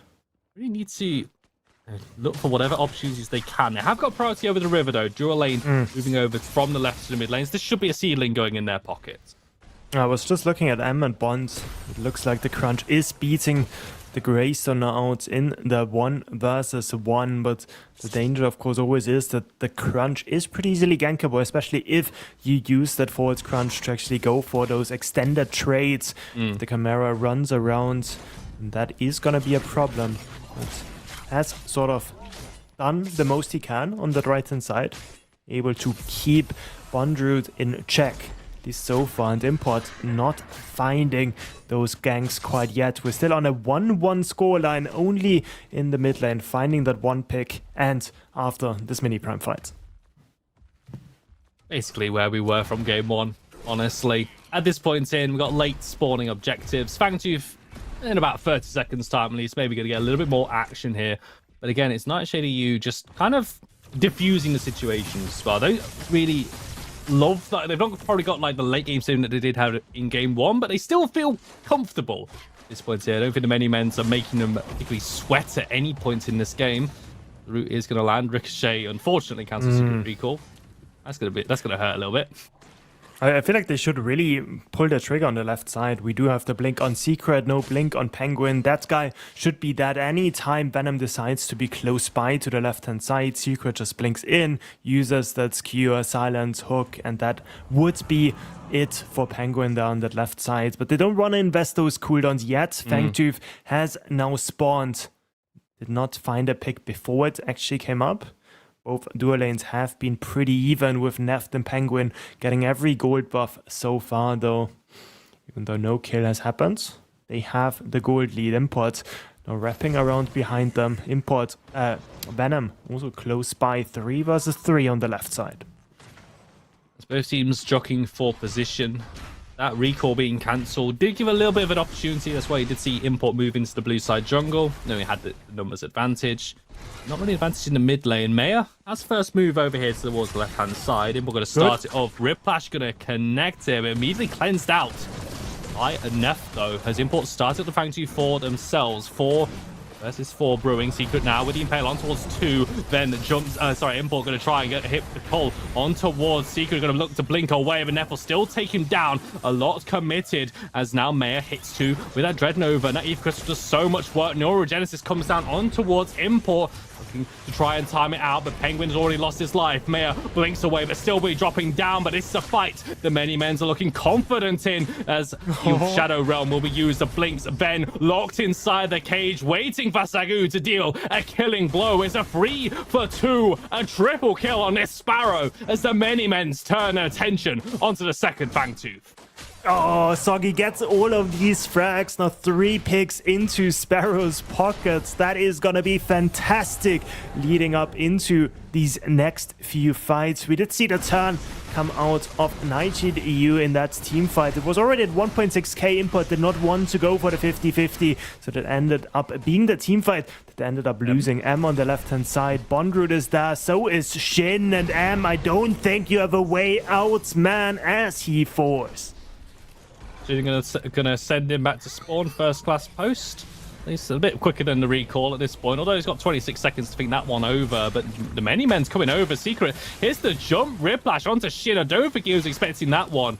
Shin not able to landmine Secret over in towards the prime pit. The many men's got a bit of wind in their sails, starting up the mini prime pit, and Nightshade EU want absolutely nothing to do with it. And they get the pick on the right side, but yet they still lose this mini prime to many men's that are finally able to pick up this very first mini prime for themselves. But they're losing stuff. They're losing this tier 1 in the mid lane. They're losing the tier 1 on the left hand side as well. They also did get them being picked off just before the team fight. So far still pretty close. Secret In a bit of danger as the mid lane comes down, so you're able to at least get behind the terrain just to take another cluster of rockets. Keep himself alive there. Our advantage should just be a reset here, though. But with the objectives all taken down, Japer spawning at 15 minutes on the left-hand side as well. So Nightshade EU already able to transition this small advantage into their favor. It's 4 for 4. Game very even. Dare I say competitive in comparison to game 1. Very competitive. I think that the only difference I see is that it was Nightshade EU picking up those platings before the 12-minute mark. It was Nightshade EU being able to pick those tier 1s up even when the fights were not going in their favor. You see Venom now starting up this Shaper. They still have the man advantage, but not for much longer. M is going to be late to this rotation. Ben's immediately backing away. Call is to stop the Shaper. Bondred was here. Of course, M also on the way down. Import eventually rejoining his team. 5 members here. Riplash. I'm going to find the mark on towards Bondred. Import's going to start him down. The Shaper is secured by Import. The skewer wasn't enough to stop that one, and Secret will bite the dust for it as the world-shaping Cataclysm will come into effect, and ceilings drop down. No steel coming in from Ven this time. That was the most elaborate leash I've ever seen in my life. They get it down to 3k. It looked like almost an NPC in a bad game where they just sort of lost focus. They forgot that there was actually a Shaper there.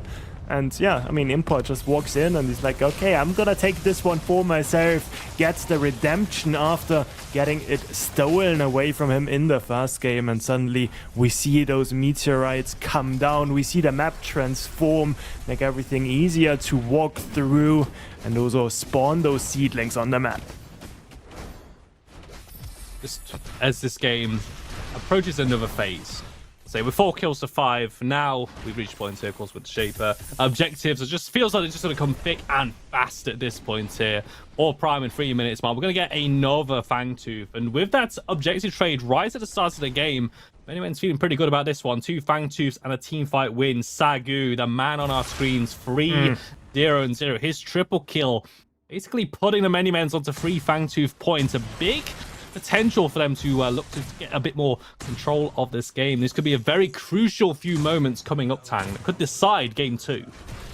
Do believe he also has the invisibility, so he could actually be able to outplay quite a bit. Also impossible for the Revenants to target him if he just goes into invisibility. Therefore, a second left-hand side once more. M jumping away, blinking away, just into the waiting's arms of Shin, and they might still have enough time to make it to the Fangtooth spawn. 35 seconds again on M. Big numbers advantage for the side of Nightshift EU. And once again, Tang, it's Shin. Just following up with whatever rotation, this mid-jungle duo truly running the mid-game for Nightshade EU has been quite a pleasure to watch. Ven's got to be so careful. Can't afford to get another member picked off, although Sagu hit 2 shots in Import. Them to jump away, ambushes forward, Sagu hits that Riplash though as Bondru now dives on towards Sagu. Maya here to help out, make it rain, and the inner fire prop from Sagu. So much damage onto Sagu, who finally drops in the melee as Nightshade EU all press the W button, all charge and all dive at the same time. The many men crumble on their warpath. Maya will answer back, at least takes down Bondru, but it's dual lane for the offlaner.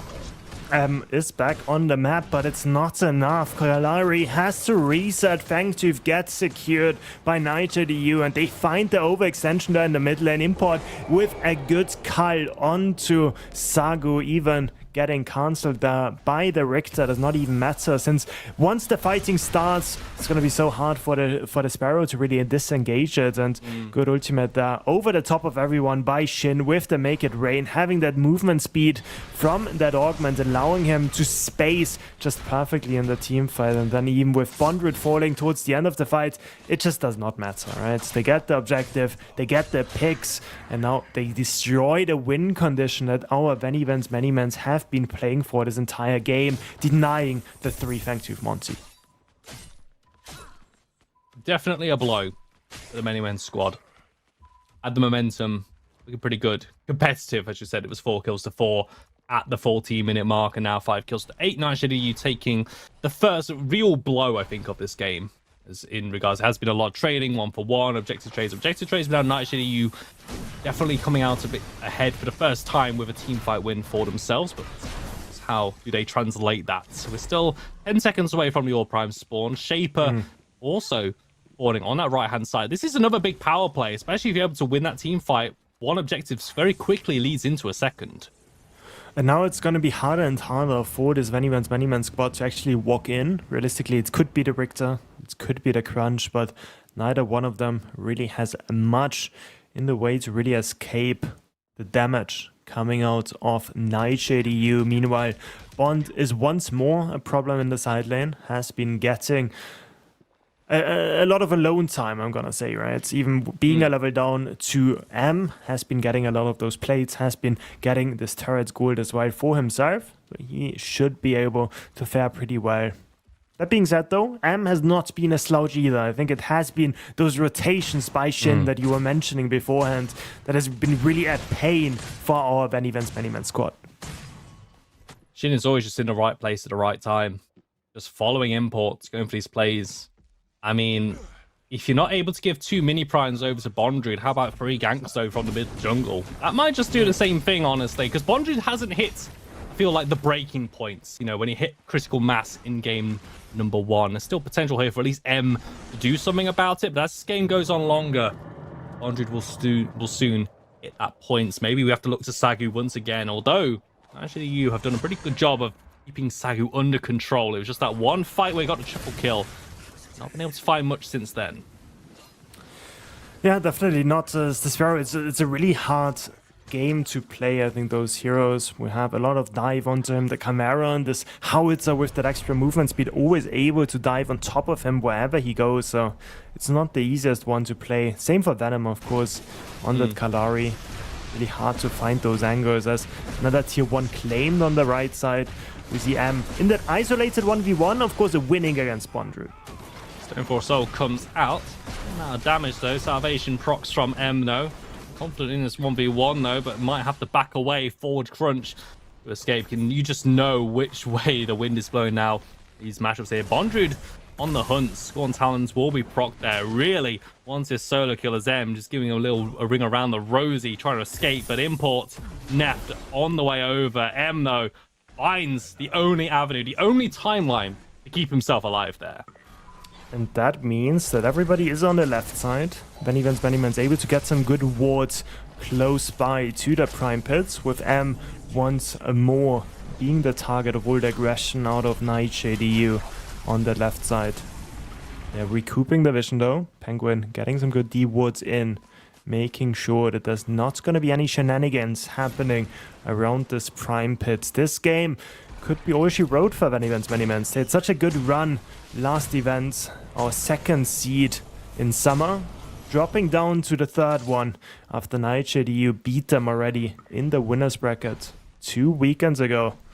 We're trying to get their revenge. It's not looking good though, TJ. This game is slightly closer. The first one was a complete beatdown. I still wouldn't count them out yet though. We talked about the scaling, this Kalari, this Sparrow, this Argus. They have a lot of ways to output a lot of damage if they can find any lockdowns. You really get the sense though, it's as if Nightshade EU has to allow them to get the damage down. They're going to be on to them though, as M to another forward crunch. Bondrew's got that Stoneforge Soul available once again. Still looking for the damage though. Bondrew just... honestly, this Greystone is just causing too many problems. A solo kill, everyone else arrives, but just too late. Try and save the life of their offlaner. Just not recognizing how low that Stoneforge Soul cooldown actually is. Blinksword thinks that he finally has his chance to get revenge onto the Bondrewd, but instead it's him falling left-hand side secret. No, Import might be in danger here. That's a lot of AoE damage putting from Shin and to make it rain. Looking to try and rain on the parade. Import, though, does eventually drop. Sagu split from the fight. In a fire is propped. A blink try and get away, but Shin says no. R2000 takes down the Sparrow. 2. But it's going to be a 1-for-1 in total. And we do see that Import was the one falling for Nightshade EU, so that makes this next sequence of play pretty awkward. Clary still alive. They don't have vision on him. They're still starting up the Shaper.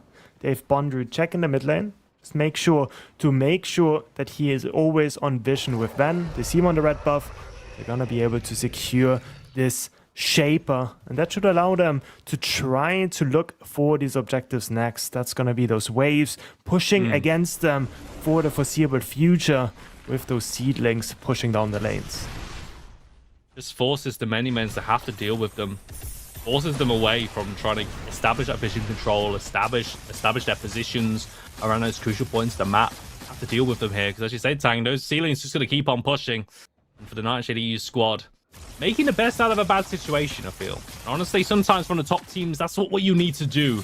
Not everything is going to go your way all the time. It's like, okay, we do lose Import, but we are at least able to secure the Shaper for ourselves and set ourselves up very nicely for when Import comes back on the map. Primal Fangtooth on the left, or Prime also available on the right-hand side. Nightshade EU just now finally feel like, it's getting competitive, is close. Right now side. looking good. Right side, Shin rotating. Eyes on this crunch once again. M has honestly had a magnet on his head for R2000s, as Bondrewd will just corral M further towards your Prime. And now with the response though, Import moving over. Now look at the many men's go towards Primal Fangtooth. They have to go for this play at least, whilst M is distracting, but Import and Shin are now on the way over. Primal Fangtooth lower and lower. Yeah, it's gonna fall. It's gonna take that fight though. Import, ambush, pull on towards the back line, looking to try and get away. Secret though loses life as Shin is once again in the right place and the right time with the dual lane down as well, because Neff is finding the killing blows with that revolver. Then drops down, looks to reposition, hit 2 daggers. We've got a guillotine away to safety, but it's fortunately Bondrewd's waiting for him. Then nearly going down. Neff with one final blow, a triple kill onto the Nightshade EU ADC. If only they had the Gideon there in the team fight. Everybody stuck in the back of the pits. They get this Fangtooth, but then they are just stuck like fish in a barrel. And Nightshade EU gets the team fight win. Make sure that all of these Primal Fangtooth buffs are off the table. At least the temporary buffs are gone. The permanent ones are, of course, still in Manyman's pocket. Still, Nightshade EU getting those teamfight win, getting this Prime next, and now it's going to be on to them to start opening up the map. 6k the gold lead now for them. Thanks for everyone. Just to, by the time, catch a breath as well. It's such a weird game, honestly, in terms of just how the tempo has been. It's like we've had these long, drawn-out moments in between plays, but as soon as the action happens, it is absolutely chaotic, to say the least. And as you say, Tang, with Nightshade EU, with that all Prime, they can now start to truly control this map. They've still got tier 2 towers, left lane, mid lane, and right lane, all still standing with a group up on that left-hand side. Leave M split pushing on the right hand side because they're feeling pretty confident in the core of the team that they've got to start sieging up here. How long can the Manymen's hold off this wave for? I wonder if Crunch actually managed to get this Primal Fangtooth. I think he should, right? So he is able to keep Bondrewd in check on that right hand side. Has that temporary buff together with the permanent one, of course. So it's just going to be this left side and this mid lane that is getting pushed in. Argus and the Sparrow, pretty much the only wave clear that the Manymen's have in their pocket. But it's still pretty awkward to walk in. Remember, they have the Argus with the long range lockdown together with Secret on this Richter. One good hook could always spell doom for Nightshade EU. Once more, it's going to be M, the target. Everybody walking towards the right lane. M's just got a global taunt at this point. If he just leaves this lane for like 5 seconds, immediately everyone's got the Metal Gear Solid exclamation mark on them. Just immediately look towards that crunch on the right hand side. But yeah, Tang, the Riplash into the Dreadnought, it's a combination that we see in the draft. Like, oh my god, this is so powerful. Not seeing it just yet connect though, as a Riplash does land onto Bondrewd. Stoneforge soul out immediately. But with the damage coming out, M and Secret ones have to back away, give up their tier 2 tower. They are most likely going to give up this inhibitor as well on the right side. Venom still pushing, went for 2 waves instead of 1. That leaves Nightshade EU with the numbers advantage. They're able to get the inhibitor. Not the mid one though, not quite yet. They're going to have to wait for this next minion wave. That gives Manymen's enough time to group up once more. Venom is here as well, rest of the team. Moving forwards, but the Nightshade EU squad too experienced to know to overstay their welcome. They back away. And a lot of that gold, I mean, 3 tier 2 towers worth of standing gold gone. The inhibits on the right hand side. They got some resets. Hard-earned gold to spend. That's exactly what they will do. Next fight coming up though, around this Shaper actually, and Ven and the squad are here on startup, looking to try and punish the resets coming out from the Nightshade EU squad, and this one is going down so low with Sagu and Maya both hitting the damage, and Shaper will be secured. Then guillotines over to safety, but what about the rest of the team? Still need to escape. Sagu and Secret both have to blink away as Bondrewd is on the hunt. A jump forward, the call lands. Sagu once again out of this fight. Out of this fight, only 1 falling though. M still pushing on the right-hand side. Import wanting to get more, walking deep into this jungle. They're not pushing for more inhibitors. They're not pushing for the core. They're getting Venom though. Does not have the blink up, does not have the guillotine up, but with stellar movement out of the Kalari, able to make it to safety. That was so much time invested by Nightshade EU as well. 3 members for Manymen's close by. Primal Fangtooth started up by Nightshade. 4 versus 3. Sagu's not here for 35 seconds. Secret, Ven, and also for Maya. Now's the time, boys. This time's running out. Primal Fangtooth lower and lower. Ven not go for the play. Doesn't drop down. Primal Fang Tooth secured for Nightshade EU. The Primal Blaze in their pockets. Go M understands that he's the furthest one forward, so he will be the most likely target. Some camps on the way out as well, but he's finally been able to deal with Bondru though. That right hand side, getting the better of that Greystone. It's only taken about 31 minutes to do so. I think Crunch is a pretty decent matchup into the Greystone, but the problem always is that as a Crunch, you need to invest everything to beat him in the 1v1, and then even then, with the Stoneforged Sword, it's always a game changer for the Greystone. It's just been those rotation out of the man on the screen, out of this howitzer that Shin is piloting, always finding those angles where M is overextended, where M wants to punish Bondrewd for his transgressions, but always ended up being punished himself. Nightshade EU, this time a lot slower than the previous game. Many-Mans, they keep on finding those small advantages for themselves. 3-2 in Fang Teeth, and now M on the right-hand side once more. The target import calls off the play though. M's like, okay, as long as I'm over here, I know where Import and Shin are going to be. Honestly, that's basically what M's saying. Like, yo, I'm just going to split push, force the attention away. You guys go do something at this point here. But yeah, Tang, this is, even after game one, this is such a slower burn as well. We've had one objective to break the base. One more objective to break the game open. At this point here, as your prime started off. Be Neft and Import. It's just going down too quickly. Ben's still in the mid lane. I'm not sure if he'll be able to get into the pit in time. Drops to 3, drops to 2. And with Shin here making sure that Ven can't go for the steal, he'll just have to triple jump over the wall, get himself to safety, try and prepare his team for another defense, but another Orb Prime in the pocket of the Dawn's of Dusk side. This is always like the awkward moment where you're like, okay, this team is supposed to scale pretty well, but I'm not seeing it, right? It's like they're not finding those team fights where the Sparrow is allowed to free fire. They're not finding those team fights where Venom can just delete Nefta in the backline. Maybe it starts now. Maybe he's looking for this fight. As the Many-Mans looking to try and split them apart. Secrets able to hold his own. M hits by the Reckoning as well. It's quite a big cooldown to lose though. Bondrewd on the left hand side of the streams will take down the dual lane inhibitor. She'll be able to now move towards the mid lane. Help the team take it down as the right lane inhibitor already fell in the previous siege. As the Many-Mans squad now corralled under their base. Mid lane inhibitor drops. A 5v5. One last throw of the dice. Might be all that the Many-Men have here in the PCC Fall Series. I need to see more out of Secret. I need to find a hook. I think Secret needs to find a hook as well, as the core is going to start to take some damage. As Secret already goes down, will not have be able to find that impact. Sagu jumps back in towards the base. Double kill for Neff. But once again, for Nightshade EU, discipline. A slow burn game, but they never looked like losing control of this one when it finally went into their sails. GG, Nightshade EU back in the grand finals. They will play Indecisive tomorrow.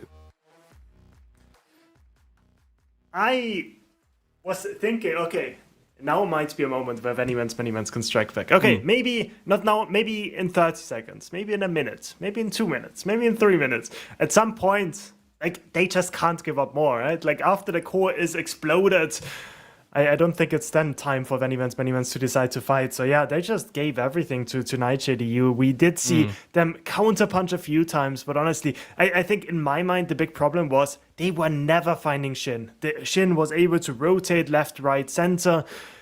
Neft was free firing in every team fight, and then having Ven on the Kalari not finding those important picks just makes those fights impossible. I actually want to say, I think that Shin actually ended that game deathless, honestly. I think the last time we saw his perspective 5-0-5, you know, 4-5 items deep, feeling pretty good. But again, Nightshade EU playing as a unit as well. Very strong individual players, but when this team comes together like that, they're able to just close out games against a very good team like the Many-Mans. We didn't see it in this lose finals. Unfortunately, we didn't get to see them take their revenge and try and solidify themselves as like one of the top 2 teams in Europe here. But just Nightshade EU, when they get in control, when they're able to get a game going in their way, it looks so difficult to try and like lose it from that situation.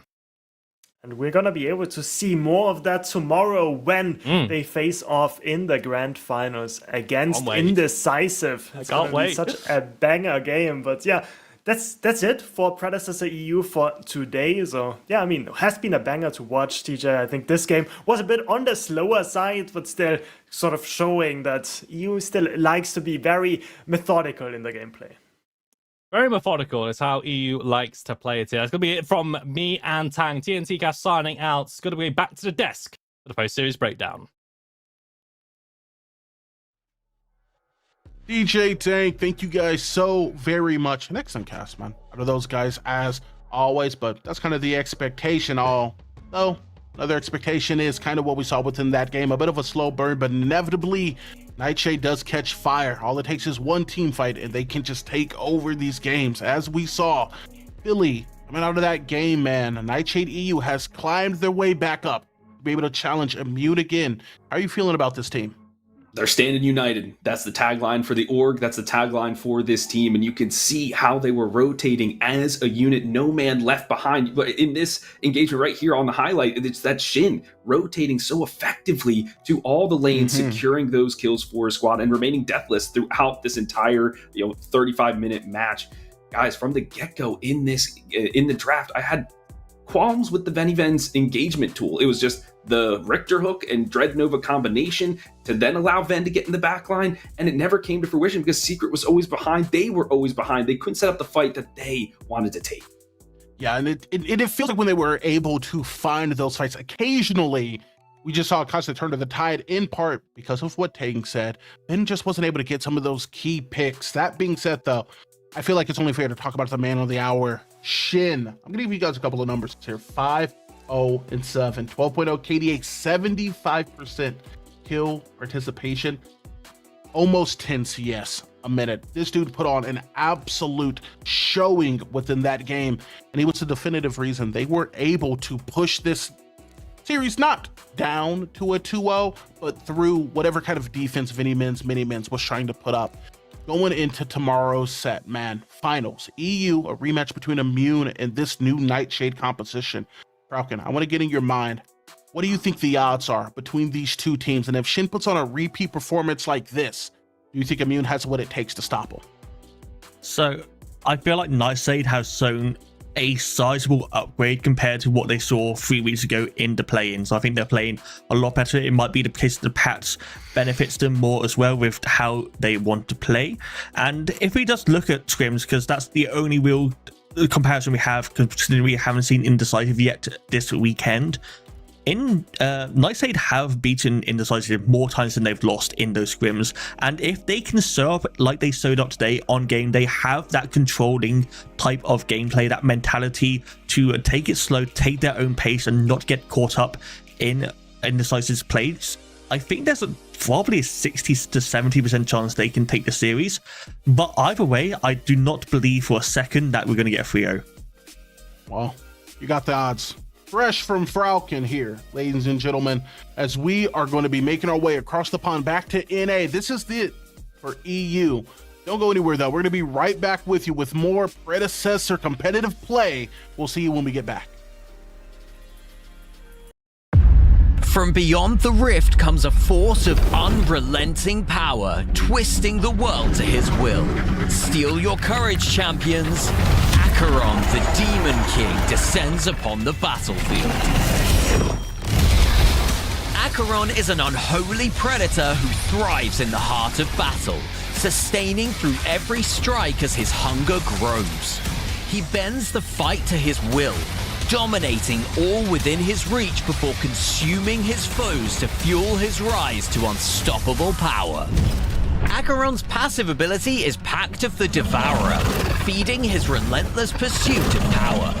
Each time he strikes an enemy with a basic attack or ability, or endures a hit from theirs, he gains a stack of hunger, increasing his ability haste. When his hunger reaches its peak, Acheron becomes awakened for a short duration, maintaining his ability haste while gaining bonus damage mitigation, ready to dominate the fight.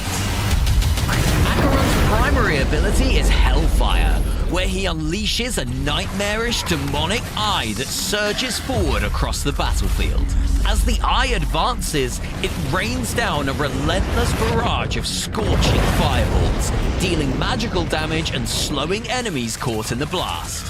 When awakened, Hellfire becomes even more devastating, unleashing an intensified storm of infernos to overwhelm his foes. Acheron's secondary ability is Weblash, where he hurls a writhing, corrupted web that latches on to the first target it hits.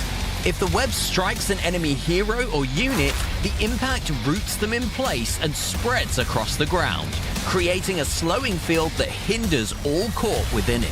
Acheron can also unleash Weblash on nearby walls, anchoring himself above the battlefield. From this vantage point, he can cast his other abilities or slam back down, dealing physical damage and stunning enemies in the area. Try using Weblash to latch onto a wall, unleash Hellfire from above, then crash into your enemies for a crushing finish.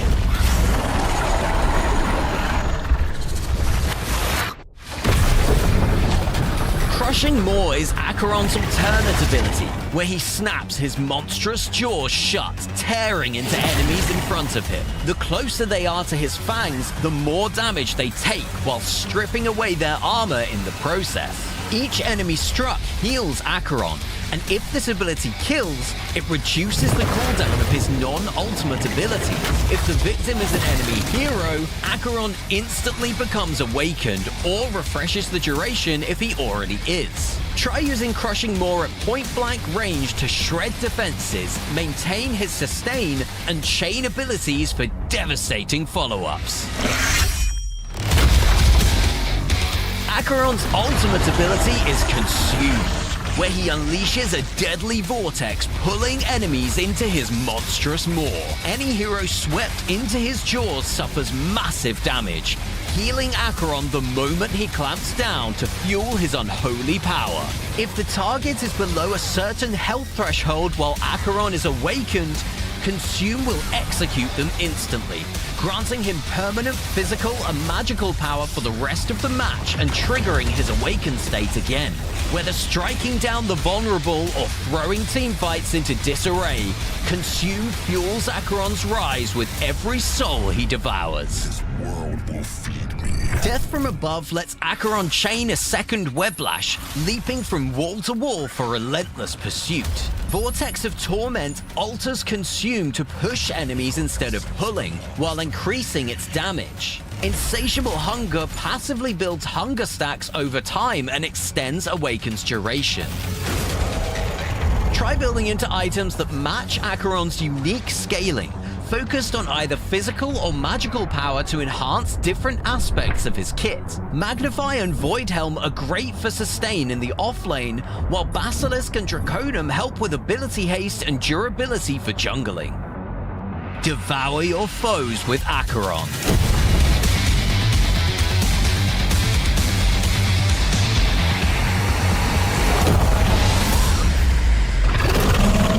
Coming to Predecessor on Xbox, PlayStation, and PC.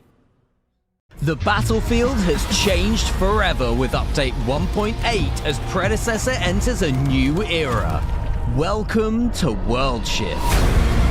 World Shift Cataclysm transforms the battlefield mid-match, unleashing pure chaos and raw destruction while opening up entirely new strategic opportunities. Before the destruction begins, a new enemy stirs. Seedlings are new creatures that spawn in the river, growing stronger as the battle goes on.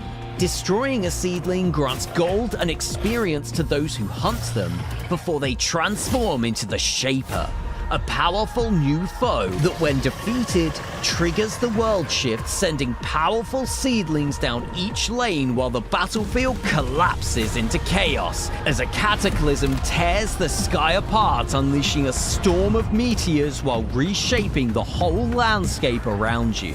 Paths crack open where none existed before. Meteor strikes scatter jagged rocks to block familiar sightlines. Gold plants sprout up, rewarding those bold enough to claim their bounty, and geysers erupt to launch heroes into new heights of battle. Cataclysm is only the first of several world shifts to come, each designed to rewrite the battlefield and spark new strategies in the heart of battle. World Shift marks the dawn of a new era. Experience it today in Predecessor on PlayStation, Xbox, and PC.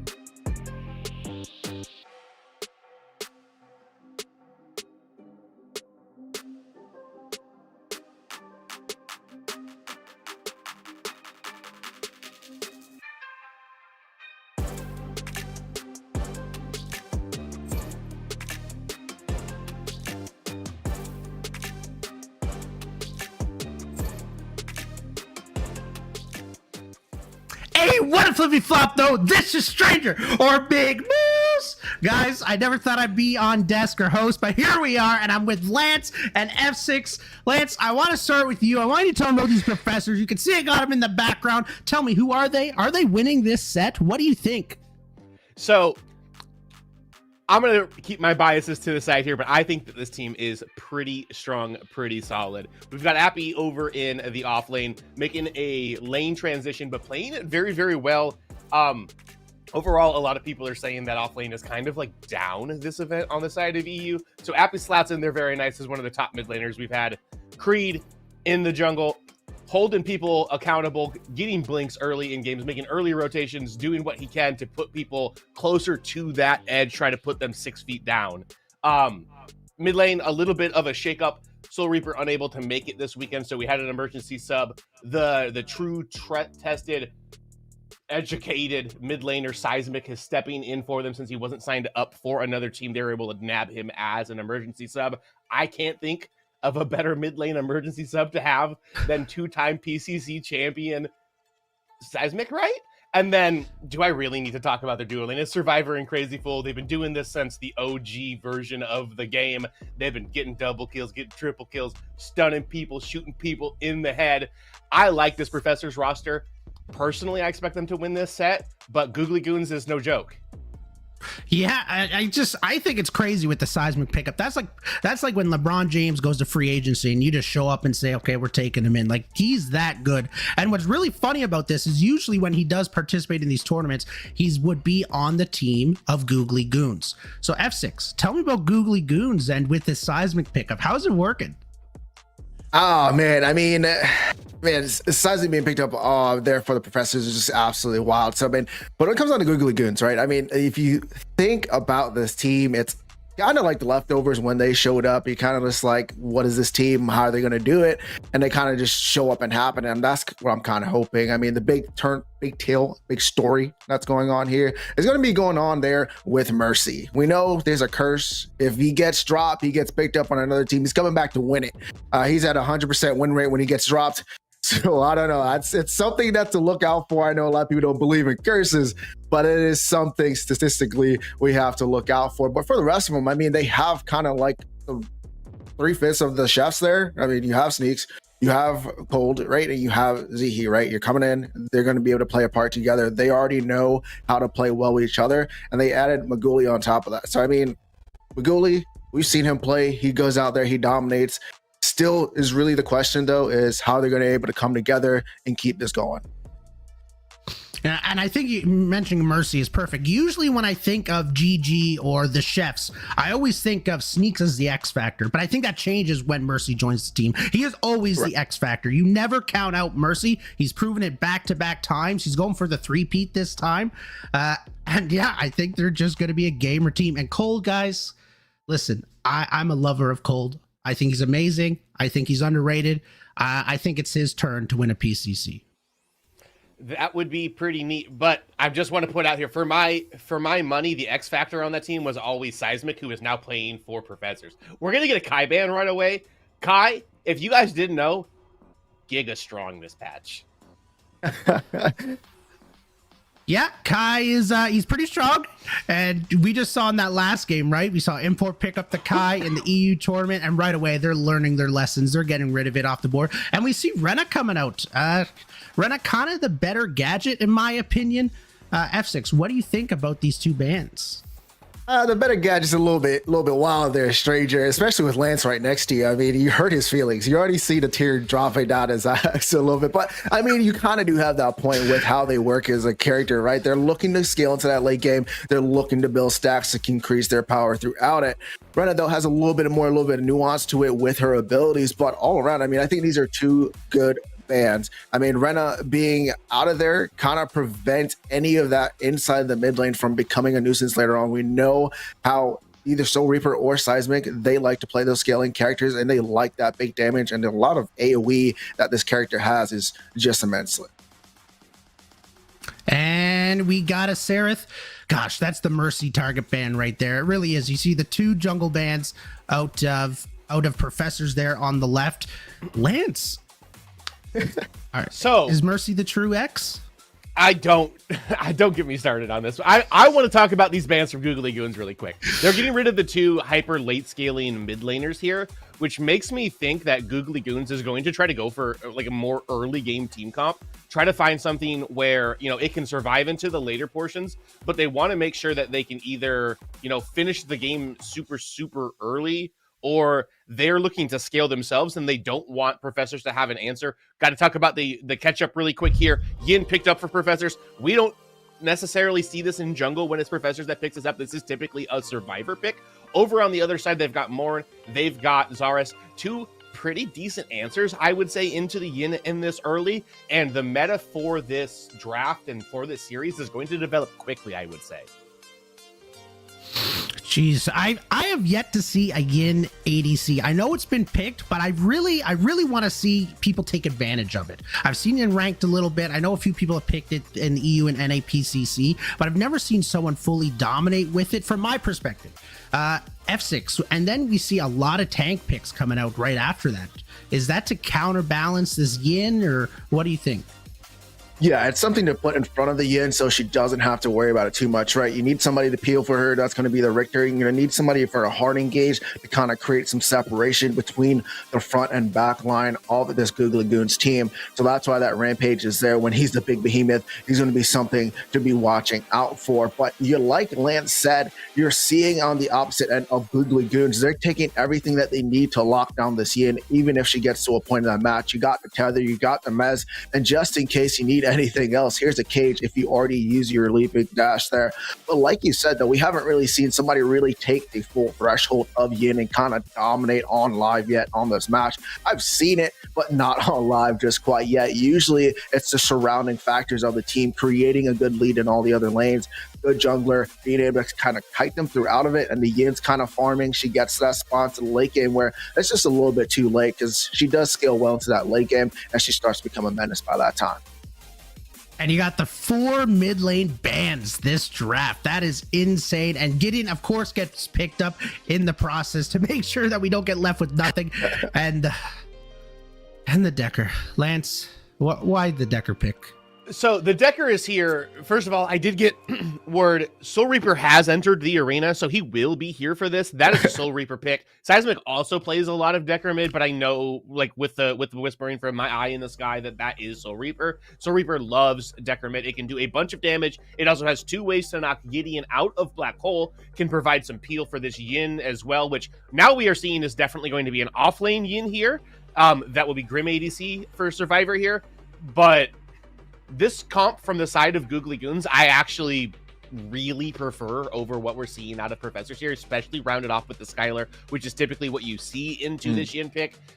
This Skylar is going to be a menace. There's not a whole lot of ways for them to really, like, get her out of the sky and deal with her without landing a pretty difficult skill shot. I see that look on your, yeah, Crazy Bull's gonna hit the hooks. Soul Reaper's probably going to hit the stasis ball, like, from up in the sky, but it's not like the simplest, easiest target to hit, right? It's not like what your ADC is, which is a fridge about this wide on your screen. Big body. Yeah. I fully agree. I do see a Rampage rock as well. I was actually a bit surprised with this Skylar pick going into it. Skylar is a great counter to Yin, but versus a Grim and Decker, I just think that it's actually one of the counters to Skylar, believe it or not. F6, what do you think about this completed draft? I mean, like you said, there's counters on both teams, right? So they know they need to pick something to combat that Yin, and like you said, Skylar is the ultimate tool to combat that Yin. I mean, she's just able to kind of just fire through it. But like you said, the opposing team of Professors, they got there and was ready to be able to be like, you know what, if you're going to pick Skylar to kind of counteract this Yin, we're going to have something to keep you down in the air, get some CC, and they can utilize that everywhere. The thing is going to come down to is when the engagements start. If the Skylar comes in a little bit later on with all the CC down, he's going to have the advantage, but it's also vice versa, where they might be able to take her down out of the sky, lock her down, and then therefore the Yin can start eating. Guys, you can see it in my background. I think Professors are winning this game and winning this draft. Lance, what's your take? Who's winning this draft? I think the draft was won by Googly Goons, but I think Professors wins the game anyways. F6? Nah, you guys are tripping. I mean, look, if you look at Googly Goons, they have the verticality. I mean, they have the Mez, they have the Morn, they have the global ult. I'm going to go with Googly. I feel like their draft is a little bit better, and I feel like you guys are just keep doubting Mercy, so I'm going to let him cook on this one. You hear it here, folks. We got Lance, F6, and myself. We got 2 for Googly, 2 for Professors, 1 for Googly Goons, but 2 draft wins for Googly Goons. So a little bit of a mix-up. And folks, I think we are ready to go to game. Good luck, have fun to the teams. Thank you so much to the desk. What an appearance from Stranger. Billy, we got ourselves a game on our hands. Back to the NA side of things. Back to the bloodbath, as I like to call it. We've got some interesting teams, is how I'll phrase this, coming up to us here. Professor against the Googly Goons. I mean, it might be a new name, but these are some very familiar names for the Goons here. Oh, yeah. I mean, you're seeing Chicken, Magooly, Zehe, Sneaks, Mercy, right? These are household names. They even have Cold waiting in the wings. So that's why I thought during their draft, Spooky, when they were banning all the mid laners, they were going to go for like a double ADC comp there because of how their composition is. But they switched it up. We've seen Magooly play a lot of Gideon. So with that being said, my friend, we're heading into Sanctuary to see how it plays out. This is definitely going to be a very interesting one. My eyes go right to this mid lane, right? This Decker getting picked up here is something we've seen a few times before, right? We've seen it in a few different tournaments. And frankly, it has seen some good results as well. Lots of lockdown, actually has quite a bit of decent damage despite the fact that she's a quote-unquote support. And looking at the rest of this draft here, you got a Richter who's also able to support things, pulling him in, lock him down with the cage. There's so much lockdown potential from the Professors.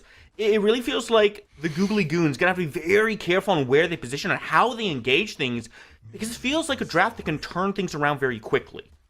For sure. And we've seen this kind of comp before, if not, the Rampage Decker, then Argus as well, the 3 of them working in synergy to then facilitate the Richter here. But the Sticky Rick, Crazy Fool, those 2, they're synonymous, and they're going to look to get this done. And then Creed is who I'm really looking to highlight here in this game, and particularly this series. I had a chance to sit down with him at the Gazoo Land Invitational in August, and he prides himself in being more of a initiator utility tank jungler than sort of that hyper carry. So you'll see him on a lot of these characters like the Rampage trying to facilitate his team. With that being said, though, that puts a lot of that damage capabilities on your offlaner, and that's Appy, who's traditionally, from the mid lane, so having to change roles and really figure out what what is his position in these fights, what is he going to do? The Yin, the perfect person to put out that damage. Yeah, there's so many different moving parts for the Professors right now. I'm glad you highlighted Creed there as well, because he's one I want to talk about a little bit. In fact, back at that Gazoo Land Invitational, we talked a lot about him being kind of a newer face in the scene, doesn't have quite as many reps under his belt as some of the other teams, but now making his way up here in the PCC clearly has found some good success, clearly left a mark on those teams he's been with. I want to go back to the Yin as well, because you mentioned how Creed is going to be put a lot more emphasis on Appy doing the damage. If you're looking for that, Yin seems like a good character for it, but it's also dangerous to dive in with these squishier characters. Mercy, making a quick appearance over the dual lane. I want to get your thoughts on how risky Appy being that initiator is going to be. And I think that's where Creed's strength is. He is the initiator tank. He's okay with building, health-based items and just absorbing damage. And he'll, not play scared. He'll just tank in the front line. If he goes down, that's okay. As long as Appy can then clean up, but definitely wants to get the opposing jungler if they're going for an objective, right? Because you need that hunt. So there is that, also that Achilles heel, because your jungler is also your objective secure. So if he's the front line taking the damage, well, then there's that vulnerability because he's going to be focused. If he gets focused, you definitely have to clean up the team on the other side, and you've got the Grim to do just that. This guy is absolutely bananas right now. You're going to see him build the Stormbreaker into Lightning Halt, just so much on-hit damage as we see some skirmishing going on here early, Spooky. Root is good onto Creed, but here comes Soul Reaper to help things out. Appy has made his way back to the off lane. Blink forward from Magooly, might find the kill, but a good blink comes out from Creed as well. Brings the distance. Rock doesn't connect, but he does have a lot of space. These walls should get Creed back to safety. Nice escape. This is NA action, Spooky. I'm so here for it, brother. I mean, people are fighting. They're putting the boxing gloves on. They they're not know done. their backs are against the wall. Here, Sneaks going in. In for Appy, and just like that, put him on the board. A spear. And Sneaks is the one who gets the credit for that one. And that's exactly what you want to see in that off lane. Oh, my word. You love it. Sneaks, someone that we don't highlight very often, a very good offlaner, but his pool, a little bit lacking. It's more of a puddle. He's been playing Quang basically, 9 times out of 10 in these custom scrims, in these tournaments in the PCC. So no surprise to see him on the swordsman there in the offlane. But, if Googly Goons, they have to, or the professor have to be aware of that. They have to ban this Quang, make Sneaks, think of something different, especially if they don't win this match right now. The Morin's in trouble. Whoa! Mid-air pull brings Zehe back in. Does have his ADC here. Cold is there now. The tides have turned. You tried to look for the 3v1, but the 3v1 has found you. Crazy Fool finds way back into the river, but there's a lizard waiting for you. Mercy grabs him. Now it's 2 for the Googly Goons, taking an easy lead. Uh-oh, Spaghetti-O, that's what you say when Mercy gets a 2K under 5 minutes 6, willing his buddy on there to show everybody what he's got. Mercy, what a story, and we talk about this guy all the time. On teams, we win, he gets dropped, he moves to another team, they win, he gets dropped, and right now he's dropping bodies out here too for him in 5 minutes. He's going for the seedlings next, securing those to get to level 6 as fast as possible. That is a dangerous lizard. Very dangerous, but it's going to be the professors who go ahead and start up the other lizard on the map. That's the Fangtooth they're looking at now. Like you mentioned, Creed is the only one here. He's not the big damage dealer. This is going to take him some time. That said, look at the vision in that river. Googly Goons doesn't really have much awareness that this is happening, so this should be an easy Fangtooth for the professors to take. The question then becomes, what do the Googly Goons do in response to that? As soon as that kill notification goes out, they got to have a plan to make a play here. Yeah, they got the seedling, and then Mercy's kind of on his blue side, so he's not. He's a little bit off on the rotation, but he's okay because he's looking more for those kills than the objective right now, which is fine. But I think we do love here in NA for sure. Give me the kills, not the objectives. But I think moving forward, as they get the vision down a little bit more, they'll be able to spot that out, make those rotations, especially with the Coliseum going in, the black hole. That's going to be their big team fight wombo combo. They'll sync those up and get the eliminations in. So for now, it's about, okay, how do we get priorities in the lanes? How do we facilitate our junglers? Because right now, Creed hasn't really made his presence known in any of the lanes just yet. And Creed's been playing a fairly quiet game. Has been focusing on those objectives. No surprise there.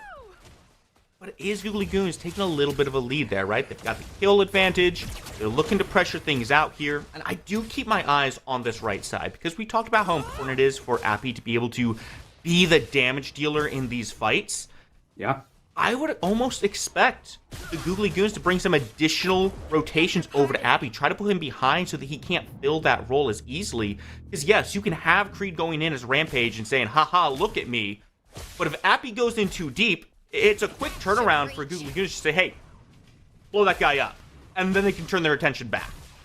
For sure, very burstable, but that's why you have the beefy boys like the Richter and the Rampage in front of you, which I also love because Yin is very good against those two characters. Yeah. Just slices through tanks, so it's like, okay, at least there's no weakness on that side, which I feel like this Morn, who just did a nice yoink Zehe, looking for blood. Mercy is here to back him up as well. The Coliseum comes in, and now you gotta fight. Cole's gonna make sure you leave this one in a body bag. Now the little rotation over. The black hole doesn't find the kills, but it pushes everyone back. Trying to find a way to hold this tower. I don't think Survivor's gonna stay here for very long. Whew, had to jump in front of that shot, man. That was gonna eliminate the Skylar, no doubt. But okay, but here's Creed again. He's playing more of this objective game. So the professors have a clear strategy here. I guess so, friend. So an interesting strategy, but this is what we talked about. The professors are more practiced teams where Googly Goons kind of more just put together. They're big names, but they haven't played that many games. We were checking their scrim logs and stuff. Only had a few scrims in the last couple of weeks, so they're just relying on their technical ability to try to win it out here, where professors, they've got a plan. Phil, I just want to double check with you. Creed is on a tank, correct? That is correct, yes. It didn't look like it with the damage Sneaks was putting out onto him there. Instead, him running for the hills. Granted, still early in the game, pre-10 minutes. You're not going to have too many items online, so I'd expect that to slow down a little bit as the game goes on. And the aggression in this dual lane just does not stop. Good shield from Survivor. Make sure he doesn't take too much damage. Some hurt back out onto Z. He's going to have to be very careful. Doesn't have the GTFO, so no lock-on coming through. Z going to keep his life. But that's the power of this. Grim can just run people down and has that Stormbreaker. So as he gets movement stacks, then he gets that 100. The next hit is so bursty, just does so much. And then couple that with the Pulse Fire to do the true damage against these tank supports, gonna shred them through. Something for the folks at home, we've seen a resurgence of the Enchanter supports like the Phase, the Muriel, etc. NA not showing it out here, but I'm expecting as we go deeper into this side of the tournament, we'll see those Enchanters come out. It's just about what the strategy is for these teams. Yeah, well, yeah, you're right. We're seeing Decker in mid. That's a testament to their strength. Yeah, I would like to see less Deckers in mid, personally. Let's see how the Professors do with it. Still haven't gotten themselves on the board kill-wise, but they have secured the objectives that have been spawning in. That said, the way Googly Goons are rotating here, I want to play this right side. This seedling. He's gonna step up, but he's by himself in the middle of 4. No. Tank or not, you're not gonna enjoy this one. Crazy Fool gonna throw himself into the fray, but you've already lost your jungler. Skewer comes in and roots down too, but that's not gonna be enough to keep this fight going. The Googly Goons are just running rampant through this fight. Great Googly Moogly. Oh, and the Blink chase is on Appy under duress. One spear will do it. It's Magooly who claims the kill. Uh-oh, man. This Mercy, I think, has 4 eliminations thus far, and it was just a step up there from Creed, a misstep, and he got collapsed on immediately. It's like a seedling. They got nerfed. It's not as strong as they were before in terms of the global gold or the individual golden experience. Just let it go, man. Do something else. Play some ward down. You're out of position. And the Save Your Friend syndrome came in. Everyone's like, Creepy, got you, buddy. And then they go a-tumbling. So, you know, team fight lost, but they're rolling it into the Fang. If they can secure it and live, that'll be a win for them. Respawn timers were short enough that they were able to make that first step to the objective. That's a 3rd one to the Professor's name. So even though they're not doing well in these fights, clearly they still got plenty of bite back. Look at these items here. Philly, what's catching your eye here? Nothing too much. I mean, we've been seeing a lot of Overlord here for a lot, but I think at the Sky Splitter here for the side of Appy indicates to me that he's still very squishy. He can be blown up instantly, and you saw that there in the tail end of that fight, Zihi taking a shot to the back. But, you know, when you go Sky Splitter first, especially in these like off-lane assassin type characters, you're vulnerable, and the other team is going to know that, so you're going to be focused down pretty quickly in some of these engagements.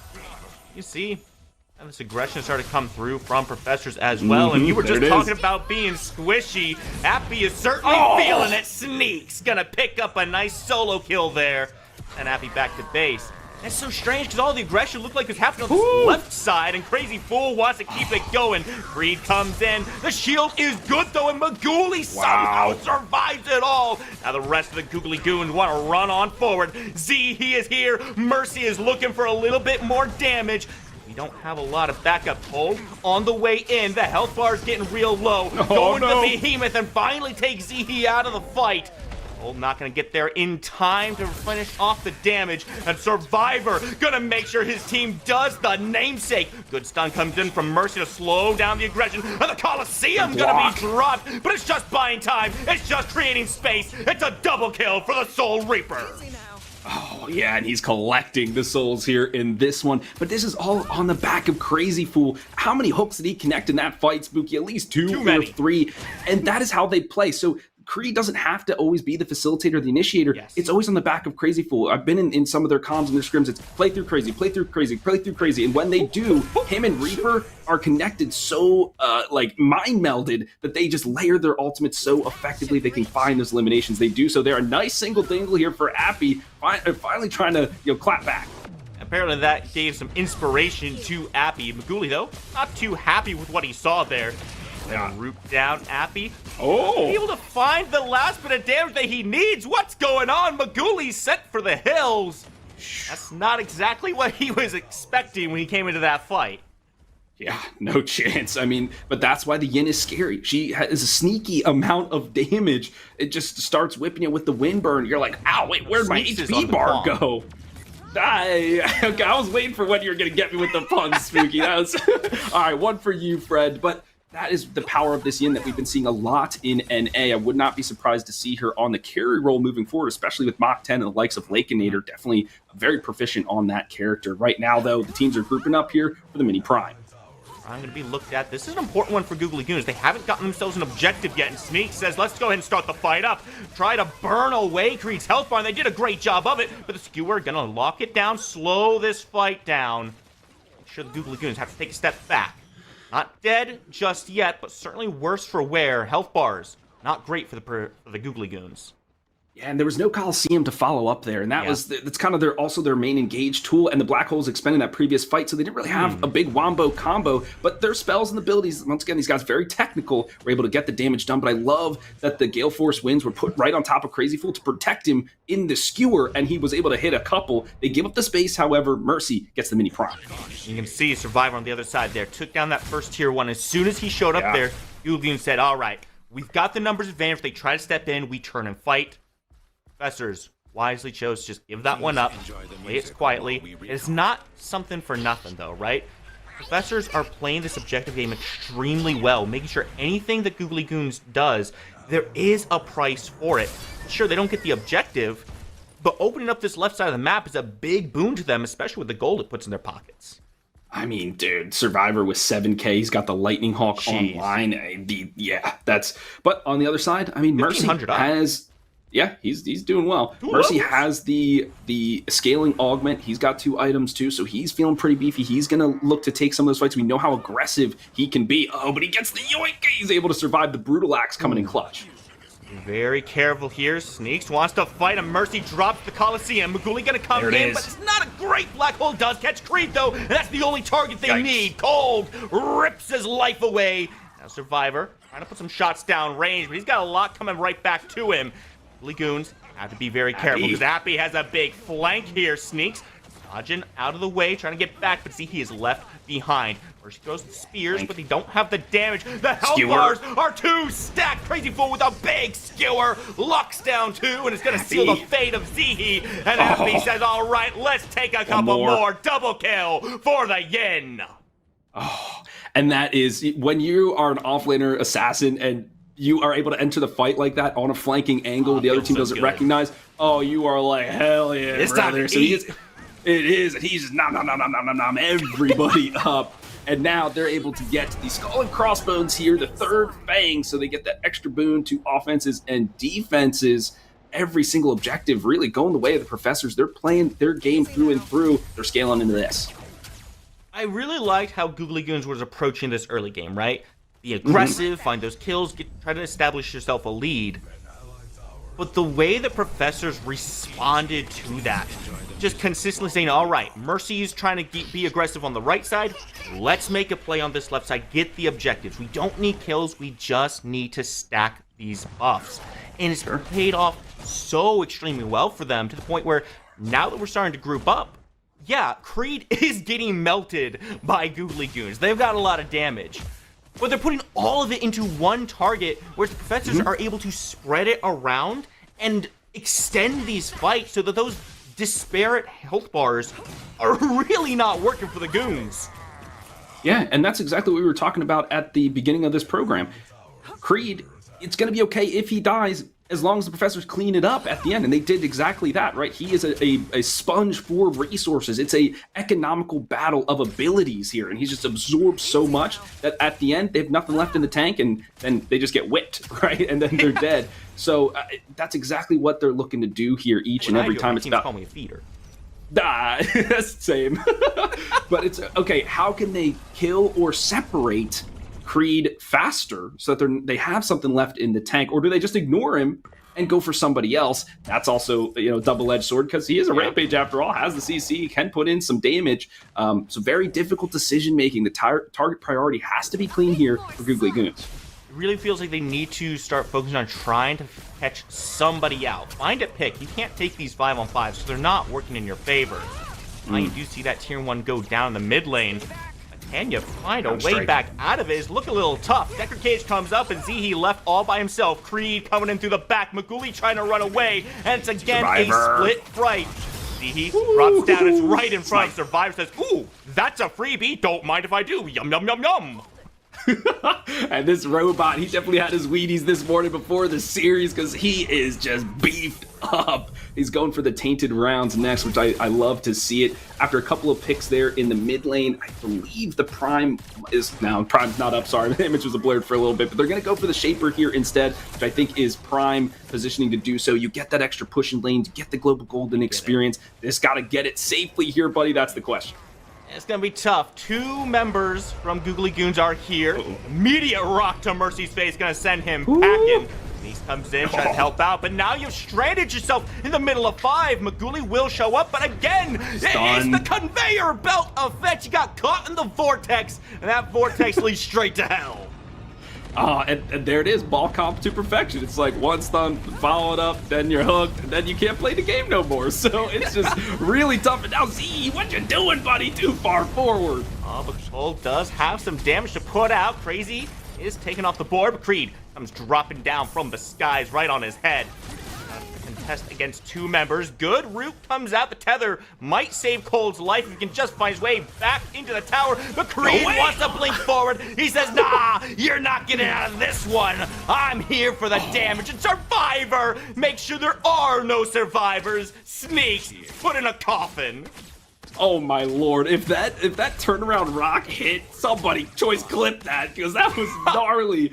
Unfortunately missed, so maybe at another timeline, but I love the aggression there from Creed, really trying to create that space so then no one's looking at Survivor, so he can just free fire. This guy is barely even being touched in these fights. It's incredible. I love this from Appy. A great sustainable item is that Terminus. You can see him getting a little bit of that overhealth or the shield there, so he can sustain in these fights a little bit longer.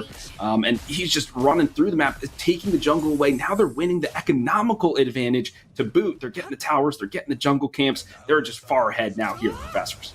This is the kind of situation where Googly Goon's strategy, it's not going to work. Because their whole plan was, let's split up, let's take these scrappy fights, let's just be like, here's a 2-on-1, here's a 3-on-2, and we're going to win those. Unfortunately, the whole strategy is we're not grouping up. And when you're going up against a death ball who's just grouping up, that's not going to pan out so well. Yeah, definitely not. And Zihi getting chopped down there in the jungle. Bye-bye, Mr. Tree Man. And they can just roll that into the Fangtooth because there's no Eclipse on the board, so they know they'll be able to, secure this easily. And especially with Soul Reaper on the Decker is a great gatekeeper for these types of engagements. Yeah, this Primal going the way of the Professors. And there's just no way for Googly Goons to get into this one to contest. Your eyes on Sneaks, pushing up that right side, trying to split push, get some kind of gold into his team's hands. If you can get some economy going, you still got a chance. Because this game isn't over by any means. Primal, now secured. Professors, swarm over to this right side. See, all right, are you trying to make a play for this Prime? No, you're not, because you know we're on our way. Oh, that's a big stun into a hook, and just like that, Cold is gone from the game. That's pretty nor Prime for the Professors. I mean, a 10% increase to projectile ball does work. Like, Cold was like, look at this downtown boink, and just hit the tail end and then an immediate hook. That's what I'm telling you. Crazy Fool and Soul Reaper are linked together through the mind, or like Squidward and SpongeBob. They're just like those two hate each other. Closer. I know, but then the one episode they're close. They're like we're brothers, but closer. Right. They're like, you're right. I'm sorry. I should have known you knew your SpongeBob lore. I got the box set, man, hanging in my room. So either way, like these two guys, just the way that they combine their abilities, it cannot be understated. Spooky, we were talking about this in the green room. We've casted the Professors, I think, every time we've been in the booth, which has been wonderful to follow the growth of this team. Sneaks in a really awkward spot now. Yeah, he's just gonna get skewered down. There's really nowhere for him to go on that one. Just another kill count for Appy. You just gotta be way more careful in your positioning here. The Googly Goons, I like the idea that, they don't want to give up too much territory. They want to get those deep wards, figure out where the enemy's coming from. But this is a point in the game where you got to get those wards defensive. You got to know if they're in your territory. You can't be trying to play up in theirs, because Crazy Fool's just going to come around, cut you off, and make sure Zihi goes down one more time, much like a tree. Yeah, just getting deep into the ground. Yeah, they're bringing out the axes and the hammers here. This guy, I mean, no, he should, because like Spooky, they're so far ahead. Once again, clippable moments here with the Professors. That's why they're one of the most storied teams, a favorite team. Here you saw Stranger with his background and everything, so they've got the fan base to prove it. So put on a show here, lads. The content creators doing the work, and Appy just slicing through these structures, friend. This is, oh man, this is a disaster for the side of GG. Thanks. It's in real deep there. I'm going to put out some damage and find most of it being turned back onto him. Maguli, you can't be there. Just one rock is all it takes. Let's make our stand. Put the Colosseum down and dig in deep. Our blood on the sand or yours. It doesn't matter. Someone will fall. And it's going to be the Googly Goons getting sent back to their base as the core takes all the pressure in the world.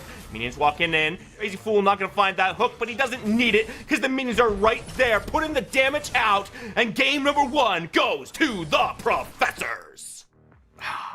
Textbook, clinical, methodical, tactical, wisdom induced. I mean, you could use everything in the dictionary, buddy, to talk about these guys. They had a clear game plan and they executed it. On the other side, GG's, technical players, great players.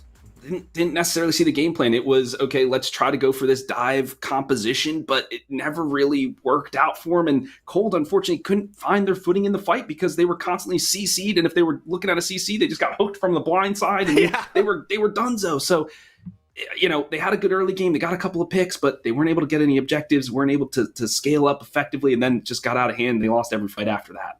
I think that's a perfect summary. The plan was, let's fight. Wait, there's objectives? What's going on here? That's going to do it for game number 1. Don't go anywhere. We're going to kick you guys back to the desk to break this down.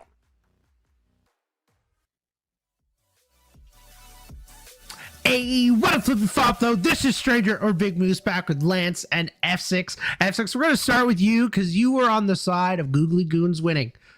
Why didn't they win?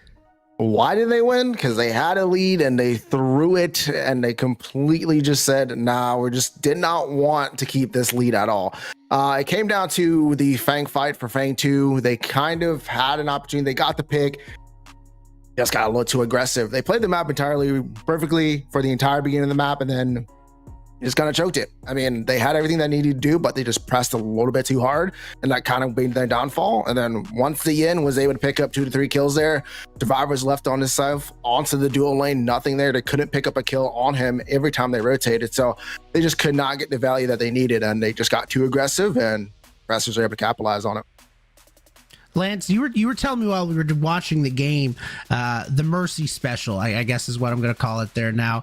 Well, what exactly was that you were saying, and why does that why did that impact Stranger, this game? Don't do that to me. I have seen, and no disrespect to my boy Game Day Greg here, Mercy for those who don't know, but I think Mercy's got a little bit of a habit of getting a little too overzealous once his team starts to get a lead. And they definitely had one early in this game. His early game ganks onto this duo lane were perfect, except for the fact that they weren't killing Survivor. They were getting their kills out of it. He was getting into the right spots. They were getting Crazy Fool. I think Crazy Fool started 0-2, right?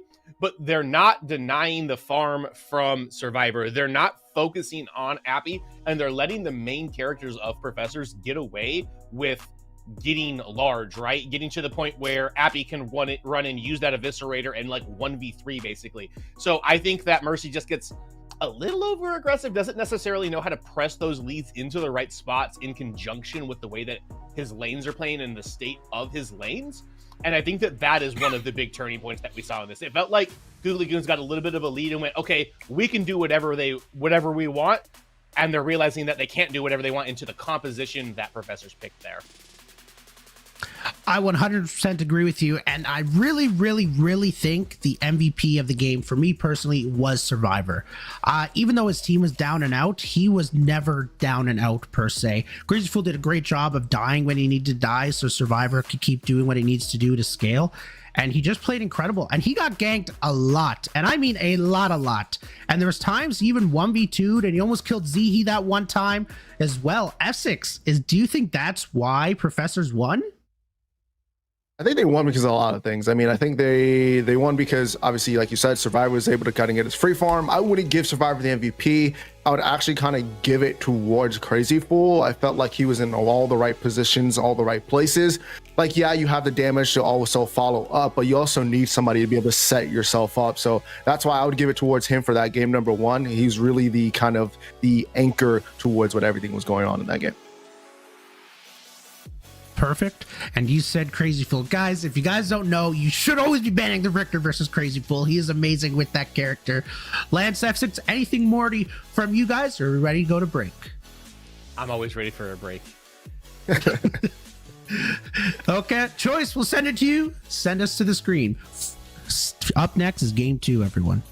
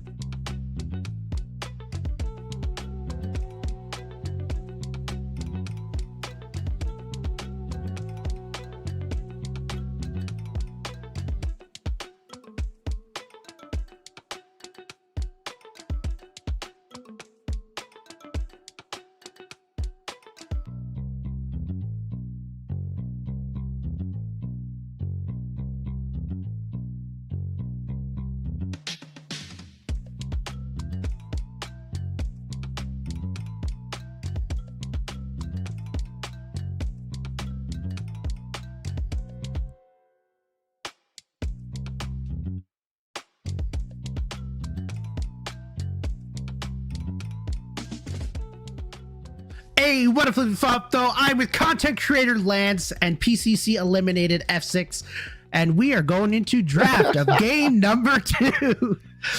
Okay, and just to let everyone know, professors actually have first pick for game 2. Googly Goons wanted to give them first pick. Lance, why? Really quick, not just content creator cup champion. Don't get it wrong. Also very, very, very humble. I think that there is a lot of strength with being second pick here. Actually, I think that the meta kind of has a lot of stronger, like, must pick, must ban heroes. And I think if you go to that second pick, first of all, you get the very, very last pick in the draft, which gets you a good opportunity to round your team comp up with something that's good into everything. But it also, you know, allows you to get that great first rotation with those two. We've got Kai, we've got Yin. We don't want to see Appy back on that from the sides of Googly Goons. I'm really interested to see the adjustments that are made here. Sarah's also getting banned out. I love that. You can't give that to Mercy.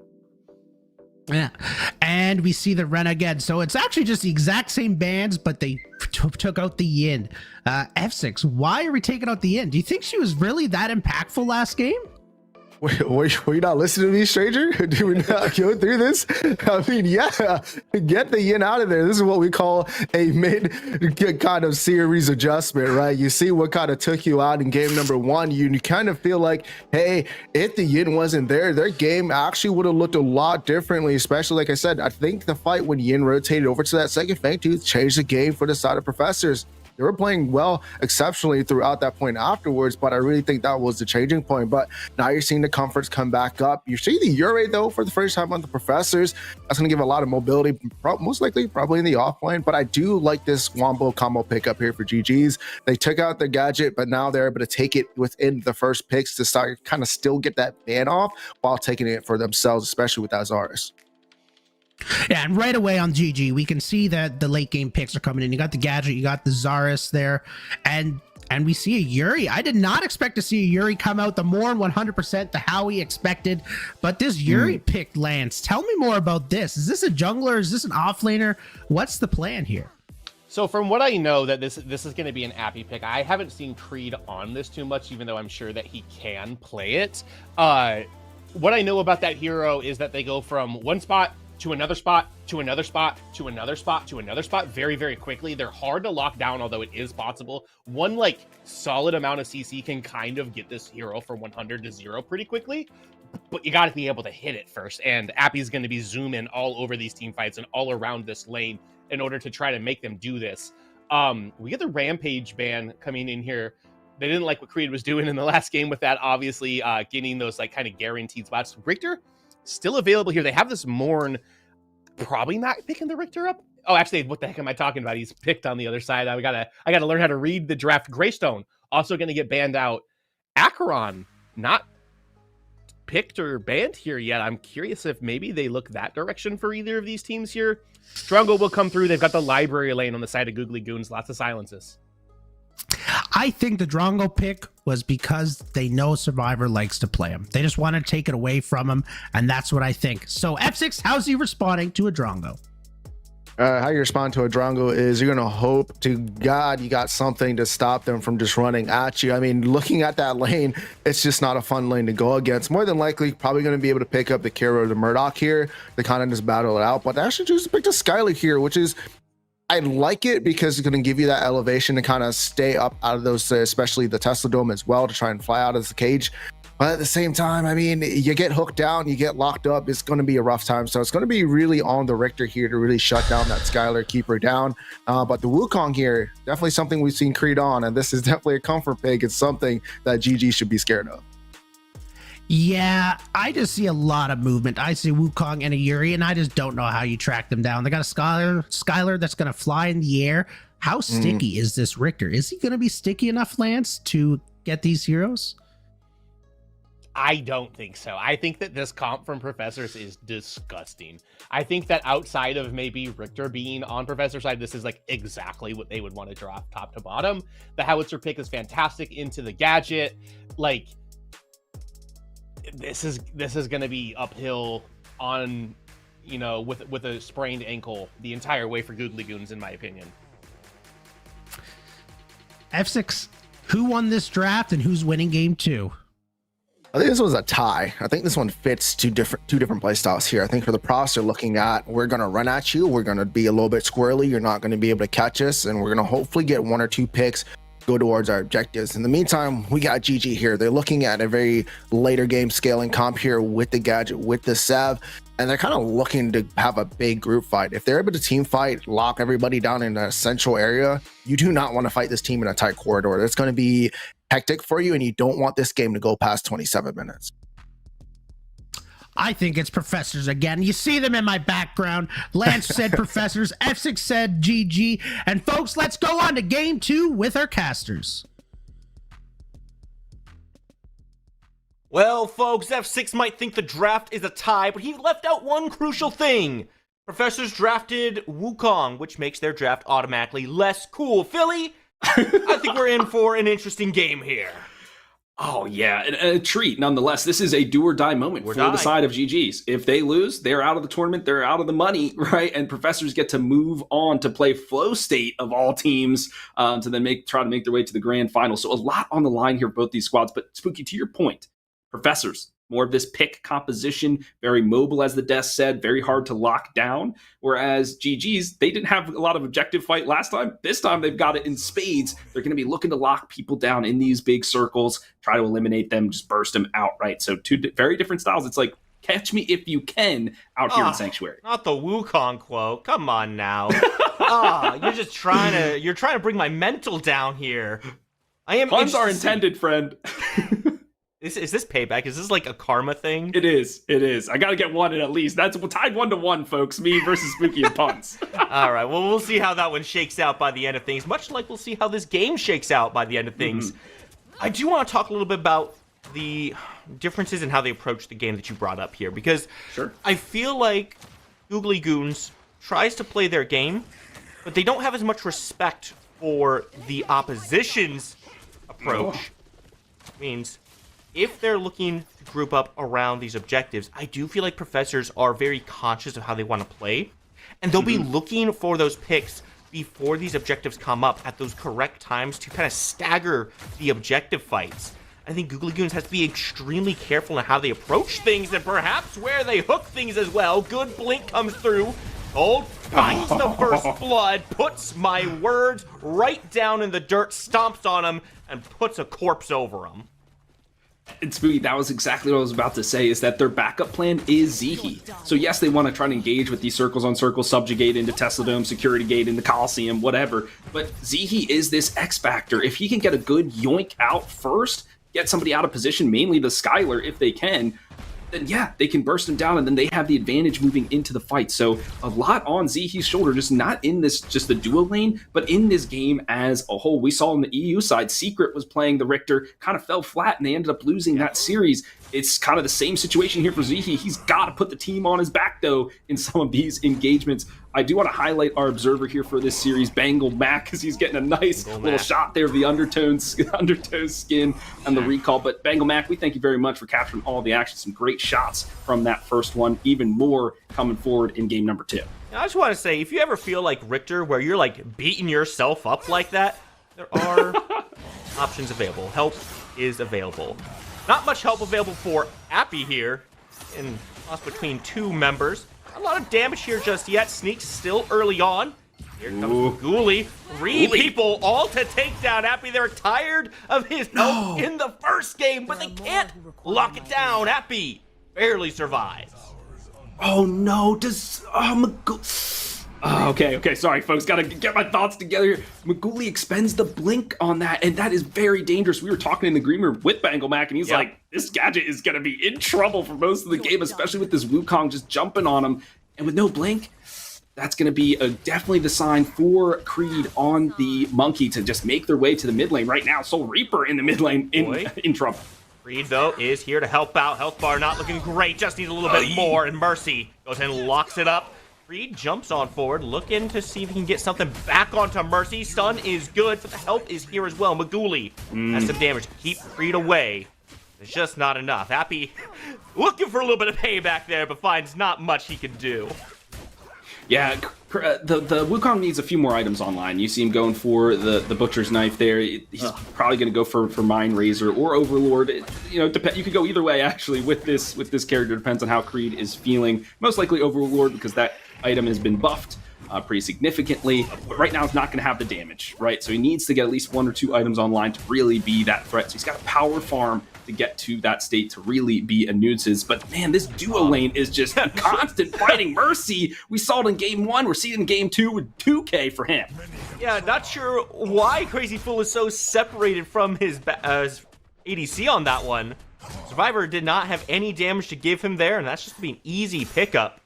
Fighting across the board. This is shades of game 1. Googly Goons have some good trades. Appy trying to get his team on the board. Not quite enough potential to dive just yet.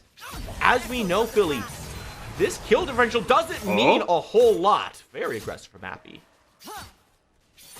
Yeah, the early game kills not super duper impactful unless you're on like a Chimera or Kalari or something like that. Maybe even Yin in the junk. Like people that kind of need that ramp. But right now, I think it's fine. The kills kind of spread out a little bit. I'm very curious about that off lane just because of Sneaks being on the Sevarog. We don't really see him play that character too much. But right now, just really pressed under his tower, which means they're going to go for this Fangtooth here. All other 8 members of the map grouping up for it. And not seeing him play too much right now, even though he's on the Sevarog. Yeah, true. Let's see if they can't get into this objective. Soul Reaper drops the damage from the skies. Survivor stays up in the skies, looking to rain hell down. Creed gonna be the one who takes Zehe off the map. Hypercharge. Getting pushed back. All of the professors simply finding aggression. A double kill for the Monkey King. Bow down. It's a triple kill. And he's gonna make it 4. That's your king for ya. Oh my, bow down everybody. The lad's sitting on the throne. He said, Philly, I can play a hyper carry. Let me show you how it's done. He gets a Quadra and the Fangtooth, a clean up here for the professors. But really, it's on the back of the Skylar and that hypercharge because she got the takedown, then a reset, and got another takedown. And you just saw emboldened, just Survivor running at people. Didn't feel scared at all to then go in and eliminate. But this is where the Sevarog, folks, is going to be massive in these fights because Sevarog is going to have to keep that Skylar at bay, subjugate her into the ground, Colossal blow her away when the hypercharge is coming through. So because he's not there, Survivor's going to have free reign in some of these early engagements. Saw just how much damage he can pump out if left uncontested. Here's the big problem, right? You just said, Creed, he's going to need some items online before he can really start getting those kills. He just picked up 4 of them. And if I can do any kind of math, that usually translates to picking up an item. This guy's going to be such a problem now. Look at that. Overlord online, got the composite bow as well. He's going to be bringing a lot of pain to whatever lanes he visits. And this is one of the most mobile junglers you have. He's going to be all across this map. And he's just got very dicey for Googly Goons out of a single Fangtooth play. Yeah, this is big for him. And he got the cleanups, right? If he was trying to 1v1, that's when you need those items. But cleaning up here, you can do that pretty easily with the cycle. You have 8 abilities basically, or whatever it is, 6 abilities. You can kind of toggle through that. But I like the composite bow because he's going to probably go for the rapture, which will allow him to push these lanes. So if they need that extra contingency plan of split pushing, he has the rapture to help clear some of the waves and move his mimics forward. Right now, though, he's moving on to the mini prime. He's looking to take that, but contention's coming through. You see Lagoons coming around. Ghoulie trying to find a way in, but they're going to be too late. Mini Prime is secured, and all the circles open up. It's going to be Appy who finds the first kill. Taking Ghoulie out is a massive boon for the professors, and they're going to keep it going. Zehe, though, with a big skewer on the back end, locks them up. And that means professors quickly drop 2. Swings it back in favor of the Googly Goons, and Sneaks has made the rotation out. They no longer want Crazy Fool on this one. Cold picks it up, and finally, some pushback. A great collapse, but we've also seen this before, which then Survivor's like, okay, I don't know, let me just take this tower and get every single plate as well. So he's always the win con. It's the carry. He's supposed to carry the team, right? Lift all the weight in the world. And they're creating the space for him to do that. And I believe the Wukong, yes, Creed still maintains the mini prime. So they get some advantage. I'm glazing them a little bit, right? They did lose the team fight, but that's kind of expected, right? Because they're stuck in the pit. They collapse, you get the exit frags, whatever. But I think there's a balance there between there. So a good clap back here for GG's. They're leading the kill lead. it's not quite the same result as that Fangtooth was, where professors come in, wipe the floor, and get the objective. GG do make their way out with something out of that. It'd be interesting to see where they bring it, and Appy would be bringing some hurt to his face. Mercy gonna have a little bit too much space, not able to find the Spear of Nier on the target. Appy just so mobile on this Yurei, which I have been trying not to talk about. You know the motto, Philly. But it seems we're gonna have to do it. We don't talk about Yurei, but yeah, this character's so hard to lock down, and that's why they've increased some of those projectile radiuses, like the Decker Ball, to help with some of these characters, like the Wukong and the Yuri, to keep these mobile heroes in check. But no Decker out here, so what are you gonna do? The hook is so hard to land on these characters right now. Somebody's in trouble. It's Creed, but he's the king of the jungle. Can he get out? He better not! This is disgusting work! If Creed is able to somehow survive... What is he... No, he no! Short! He can't make it all the way over, but he got a jump! I'm actually malding right now, Philly. I'm fuming. There's no way he gets away with that! Oh, I mean, that's why this character is banned so often, folks. It's just so hard to track down, so hard to eliminate. You saw the Cloud Walk, the Void Rush, the Pole Vault, the Double Jump, 4 abilities to escape over the wall. Even when he missed the timing, he was able to use the Pole Vault to get out. So that is just, you're expending so many resources. That's why, Spooky, you always say, never chase the monkey. It's not worth it. Because, you know, he's just exhausting you of your abilities when you can use them elsewhere across the map. Look, he's already full health. He's back in lane. He's got the Rapture. He's looking to push. Sekiro, this is not. You're not gonna make any progress trying to chase this monkey down. And Googly Goose kind of recognized it at some point. He drops down in the pit. They think, oh, well, maybe we can get him now. Never mind, double jump. Have to give it up at that point. But at the same time, you can't just let him do whatever he wants, right? You have to collapse on him when he's in your jungle like that, even if it doesn't lead to the kills. Speaking of kills, Mercy not in a great spot, and Creed just cuts him off. Great stun, though, to make sure Mercy is still alive. Lagoons on the back foot, but looking to surge back forward, pushes Soul Reaper into the danger zone. Soul picks that one up. Now looking at this duo lane, Survivor and Crazy still here. There's a Fangtooth up that the Goons want. That's a big pick and a big overextension there from the mid laner. I mean, they were like, okay, we've got it. We were pressing the issue, but it was all just a bait, right? Because that hook can displace you from out of nowhere. But look at Creed. He's starting off the Fangtooth. I do want to highlight something about Creed's playstyle, more than just him being the initiator tank kind of thing. He always runs just regular wards. Doesn't go for the sweepers, doesn't, not the sentries, always running just regular wards because he wants the vision to allow Crazy Fool and Soul Reaper to get the best initiation that they can, especially when Crazy Fool is playing these displacement tanks like the Morn, like the Richter. If you have the better vision, you can find somebody, yoink them, and eliminate them. That's where that vision comes in. And to add to that, right, if you get the superior vision down and you've got someone like Morn, you don't even necessarily have to find the pole, right? You can shut the lights off, and all of a sudden, Googly Goons, they have no idea where you are, but you can see everything on that map, cut them off, and just push everything in your favor. They get themselves a second Fangtooth, again, to Googly Goons' 0 Fangteeth, 0 objectives, as a matter of fact. Googly Goons gonna have to step things up if they want to find something here. I mean, you're not gonna find anything that way. Oh boy, yeah, this is Sneaks. He's feeling okay. It's his run up on Soul Reaper because normally these Sevrogs build those kind of magical defense items, but now he's on the run. From range. That's where Soul Reaper can do it. Mercy diving in. He takes right up to the skies, and Creed is here to punish Mercy's aggression. Cut him off, put this into a 1v2 because Sneaks is a ways away, but Slow Minds come down, putting out so much damage. Creed. And not gonna be enough just yet, but they're still hunting. Creed says no more, no more. I'm not going to try to dive this one. Instead, finds himself running into 2 members of the Googly Goons as everybody wants to collapse in. They want the monkey, but it's Survivor who takes down Zehe. Oh, look at him go. Survivor who is bringing the hyper charge to the fight. Finally, Cole does the work on the shutdown. Sheesh. Professors feel very good on this fight, have taken everything they want. Spooky, I wish I had the little, like, telestrator or something just to highlight that rotation there, because this is where those wards come in. There were actually 2 wards in that river. They just went down, and that's why Creed pulled out of that fight. He saw the other 2 members from the side of GG's rotating. He's like, okay, this is actually where we can clean up the squishy members, because it's the carry, it's the mid laner. Okay, let's turn, let me do my job and get the cycle breaker off, take some of that peel, and then Survivor just cleans him up, the atomizer, the plasma grenades, the hypercharge, everything in the kit expended to get those kills. I mean, great peel there from the side of Creed. Well done. Googly Goons just don't have any good way into these fights. Like you mentioned, between the ward coverage that the professors are putting out, the mobility from the professors, and just the poke they can output. Soul Reaper again clashing with Sneaks. I mean, how many times do we have to teach you this lesson, old man? You don't win this trade. Sneaks taking a good amount of damage, but he doesn't have the ultimate. I say that, but he does have the ultimate back up. He's gonna rain some fire down and send Sneaks packing. Rise on that river, though. More of the goons are incoming. Can the goon squad get here in time? That doesn't quite look like it. Oh, we're gonna go for the teleporter.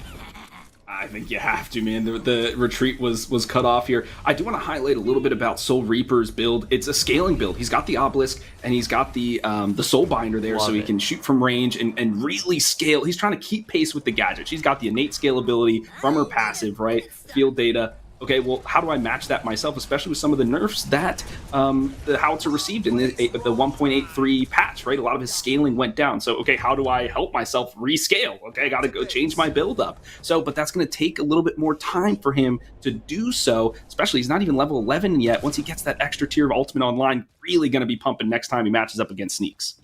Yeah, I don't think Sneaks is going to look for too many more 1v1s. At least not with Soul Reaper. Appy, on the other hand, yeah, we'll 1v1 that guy all day.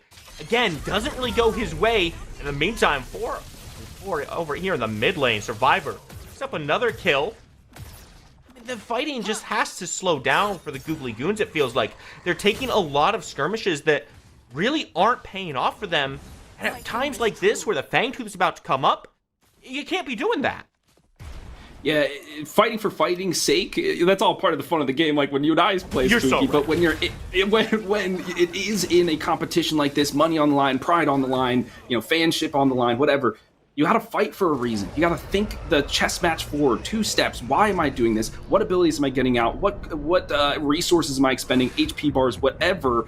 If you're just throwing that away willy-nilly, then the other team is going to capitalize on that because they're thinking that way. And so in that little skirmish, no one went down, but the health bar is expended. The Shaper opens up there for free. Meteor's raining down. I'm thinking, all right, what are we giving up for this? My entire health bar. What are we getting out of it?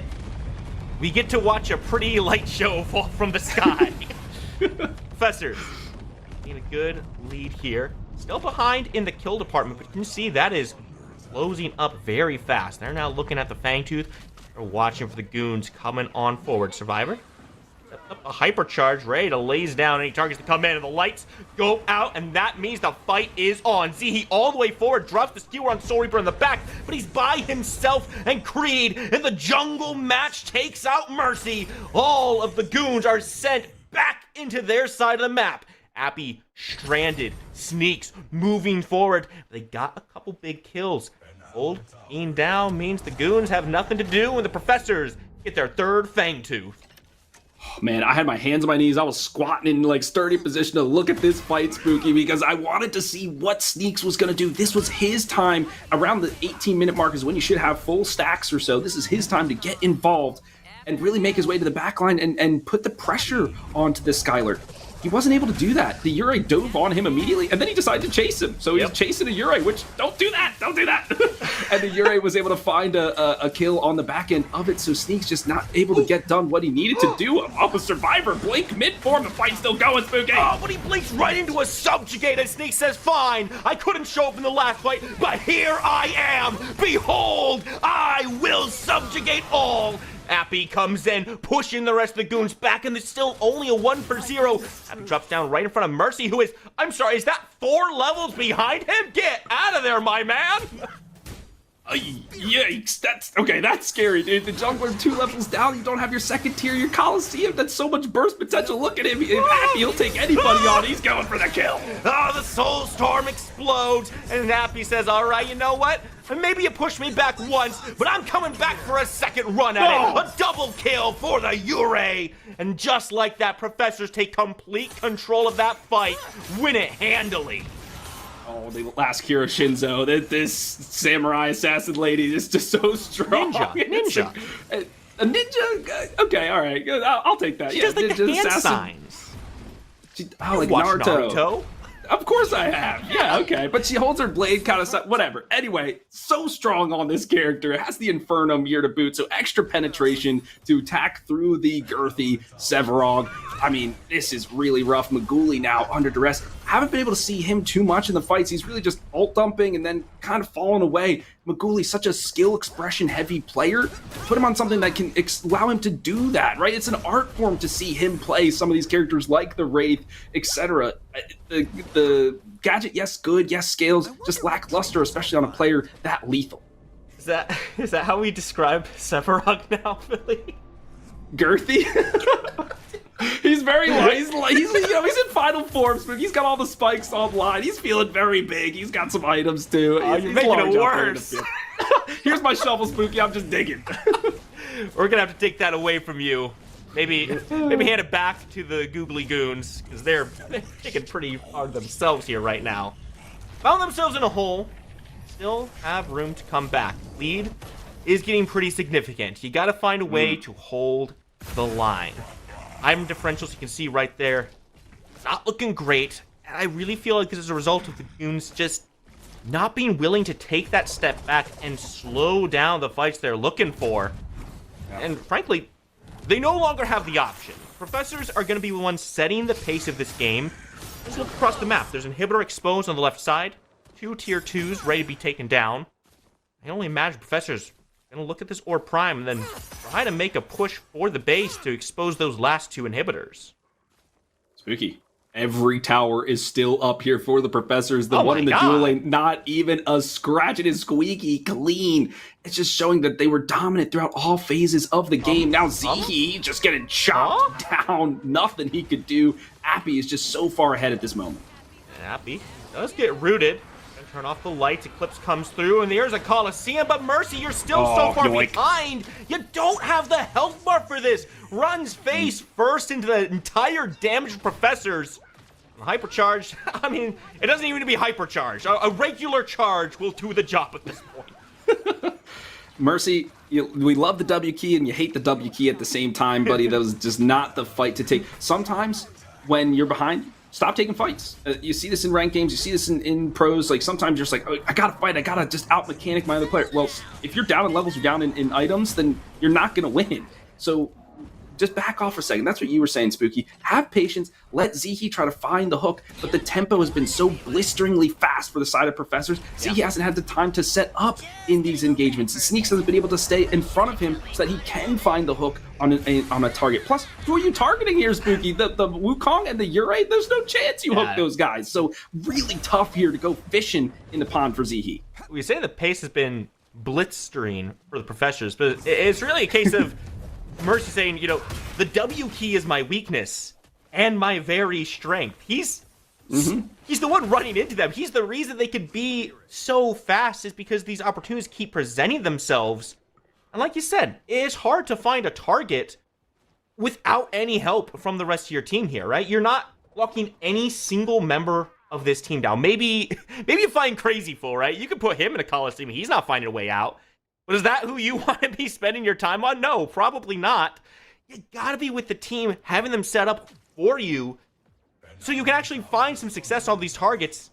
And instead, it's gonna be Professors getting this Primal for free. And Googly Goons, you know, they're here, they're watching, they're saying, hey, you better not get too confident, but now we're gonna get pulled, and all of a sudden, Zihi's in a terrible spot. They had to be sent for the hill. Zihi, gonna be the sacrificial lamb.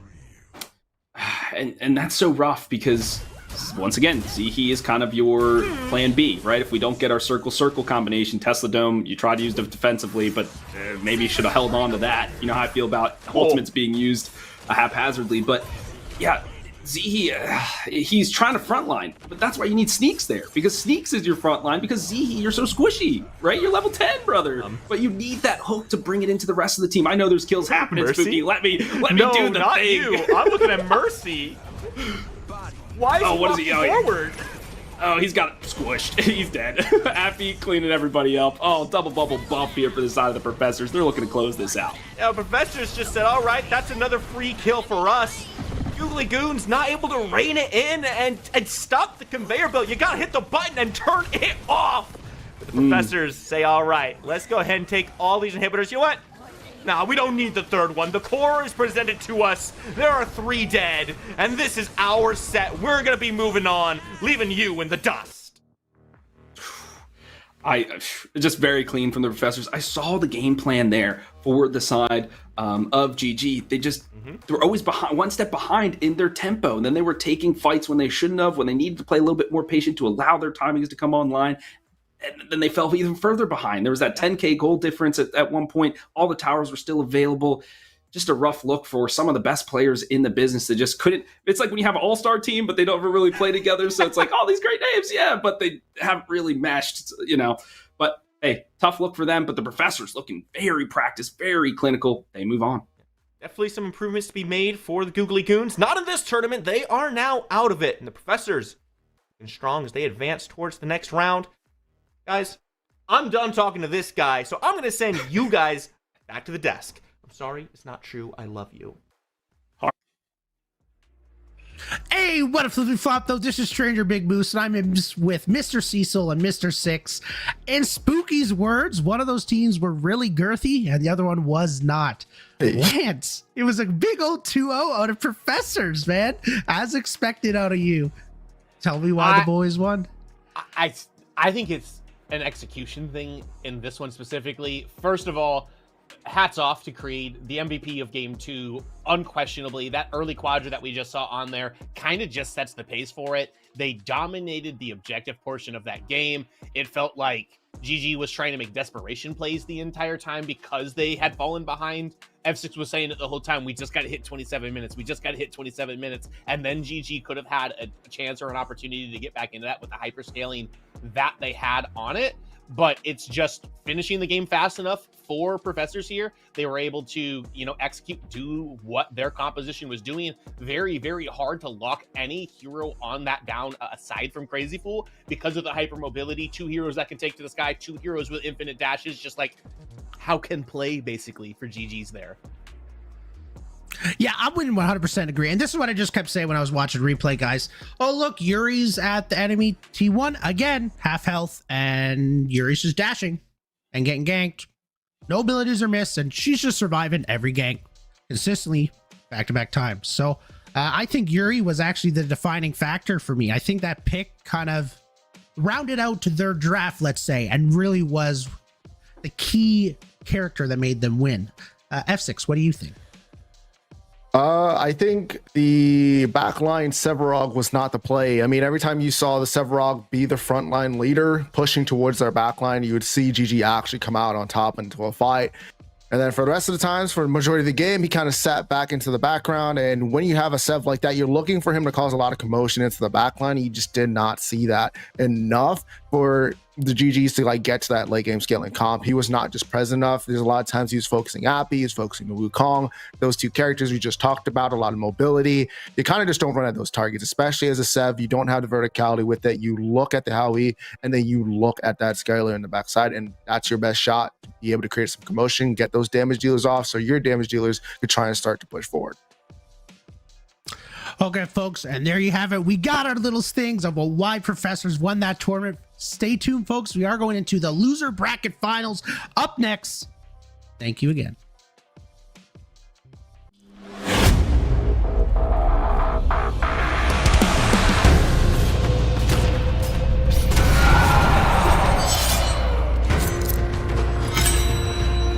Another day, another demon in need of retribution.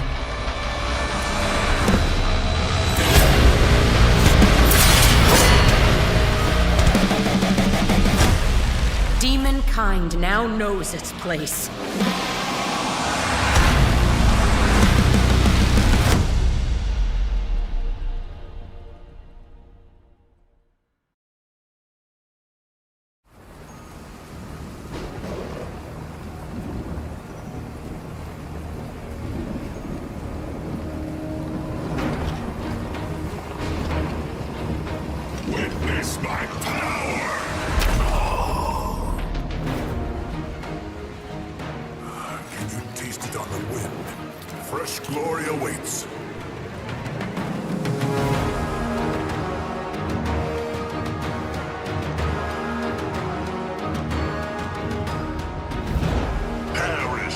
against the weak.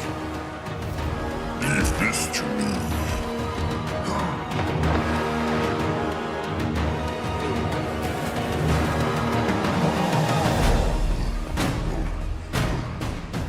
Come to me, fools!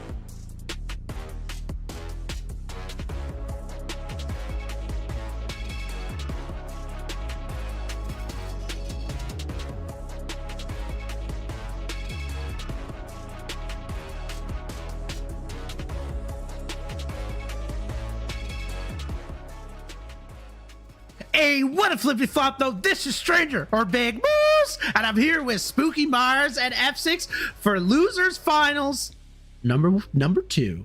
Spooky, tell me, who are F8, who are Professors? Well, who are these teams? Why are we watching them? Well, we're watching them because they got all the way through the bracket to get here, Stranger. And as for who they are, they're 2 teams playing Predecessor for our personal entertainment here today on a beautiful Saturday. You're going to see a lot of names that some of you should be familiar with, and if you're not, where were you last game? Because it's literally one of the same teams. For Flow State, we got BKB, Oba, Simba, Cure, and Vecron coming up. These are all players that have a history throughout the PCC. We have a lot of talent coming into this one. Yeah, and guys, I just want to say my personal favorite player this PCC is currently playing now, and his name is Oba Kofi. I love him. F6, tell us, why do you love or hate F8 or Professors? Wow. I don't hate anybody, and I don't love anybody. I'm a neutral perspective when I'm on the screen. Hated me, you know, but that's a sideline thing. You know, it is both of these teams just bring so much towards the scene. Professors just being long-standing, coming into the game, they just always here and present for PCC. Meanwhile, though, F8, like you said, talked about Oba coming in from Overprime. Finally enough PCCs to be like, okay, he's not here at Pred.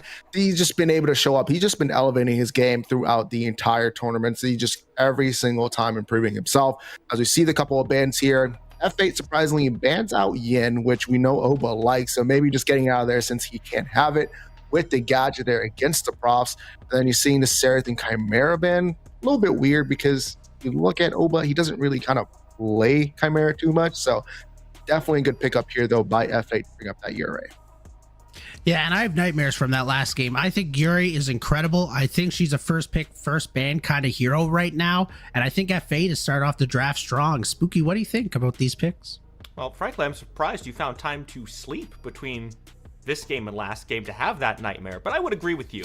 Unfortunately, I'm contractually obligated not to speak too much about Yuri when I don't have to, so I'm going to look over to the other side and look at this beefy front line that we've got coming up. Morn and Rampage together, I like this, right? Whenever I see a front line, I like to think, well, what if my front line had some more sustain to it? Putting this Morn into the mix, getting that healing out, I think looks really good and also makes these initiations a lot easier. We can turn off those lights, pull someone out of position. I just love the CC combinations coming out from Professors already. I just gotta go look over at the F8 thing. That's broken champion, and then another broken champion, then another broken champion picked. Like F6, how do they lose this draft from here? Like, what is this team comp looking incredible to you? It's looking dangerous. You still got 2 more spots to fill to make you be like, you know what? Okay, we're doing good here, F8. But the playstyle of F8, the aggression, we're going to look to run at you. We're going to mechanically beat you into this game, and you're going to have to out macro us. This is the team comp that you're looking for F8. I mean, like we talked about on the prof side, they have that, you know, steady pacing, you know, what works, kind of go with it. But F8, they're looking to play against their playstyle. They're going to look to take that fight to you, and they're having the characters to just be like, hey, put your hands up. And we see the Howitzer and the Decker Spooky. He's been playing a lot of Howie. He did the scaling Howie build last game. What do you think of that? Is this just a comfort pick for Professors, or do you think this is a part of their comp that they're trying to build into? I think it's a little bit of both, right? I think pretty much every mid laner in the scene has a comfortable Howie at this point. He's just been so good throughout so much of Pred's history. And frankly, if you need a little bit of extra burst, he's your guy. Long range, good safety, has some more CC to help you set up as well, and also plays pretty well into this Rena specifically as well. Every time she tries to go in and collect that essence in the lane, you can throw down mines, you can throw a rocket at her, make her take that extra poke for trying to scale up, and make her take a little bit longer for that. That's where you're going to find success, but you got to have the jungler there as well. You don't want to let this Rena scale up. Problem is, there's also an Acheron here, and that's a big problem of character that we haven't seen throughout this tourney so far. It almost looked like a gentleman's agreement across the teams, but apparently someone didn't get the memo. Well, and as you're saying that, we see an Argus and Sparrow come out. Is there a more aggressive duo lane than a Rena Sparrow or Sparrow Argus F6 in the game? I mean, don't get me wrong, they can also be an Acheron inside that support role. So, I mean, there's a lot of aggression coming out of this team. And like I said, I feel like it fits their play style. If you know anybody on that team, talk about Cure itself really speaks for it. He's just an aggressive, he's looking to fight you as an ADC. He's bringing out Despair to combat with against that Grim, looking for that DPS versus DPS. Who's going to win that damage trade? It's going to be a little bit of a rough one. They have a lot of setup, a lot of CC here on F8, but if you look at the props, they have a lot of sustain and they have a lot of, gotcha, here's the mez, here's that lights out, here's the Greystone coming in with the Stoneforge. So you have to kind of play around with all of that. And in the meantime, there's a Grim in the background just launching damage at you once it's past that 12-minute mark. And that is exactly what's Grim gonna do. Is he's just gonna go beam and shoot his little ball at you and hopefully win the game. And that's it for us over on the desk for game 1, everyone. Let's send it to the casters, Ritter and Lance. Thank you so much, Stranger and the desk, for that wonderful introduction. I, as always, am Lance Cecil, joined by the terrific Ritterific.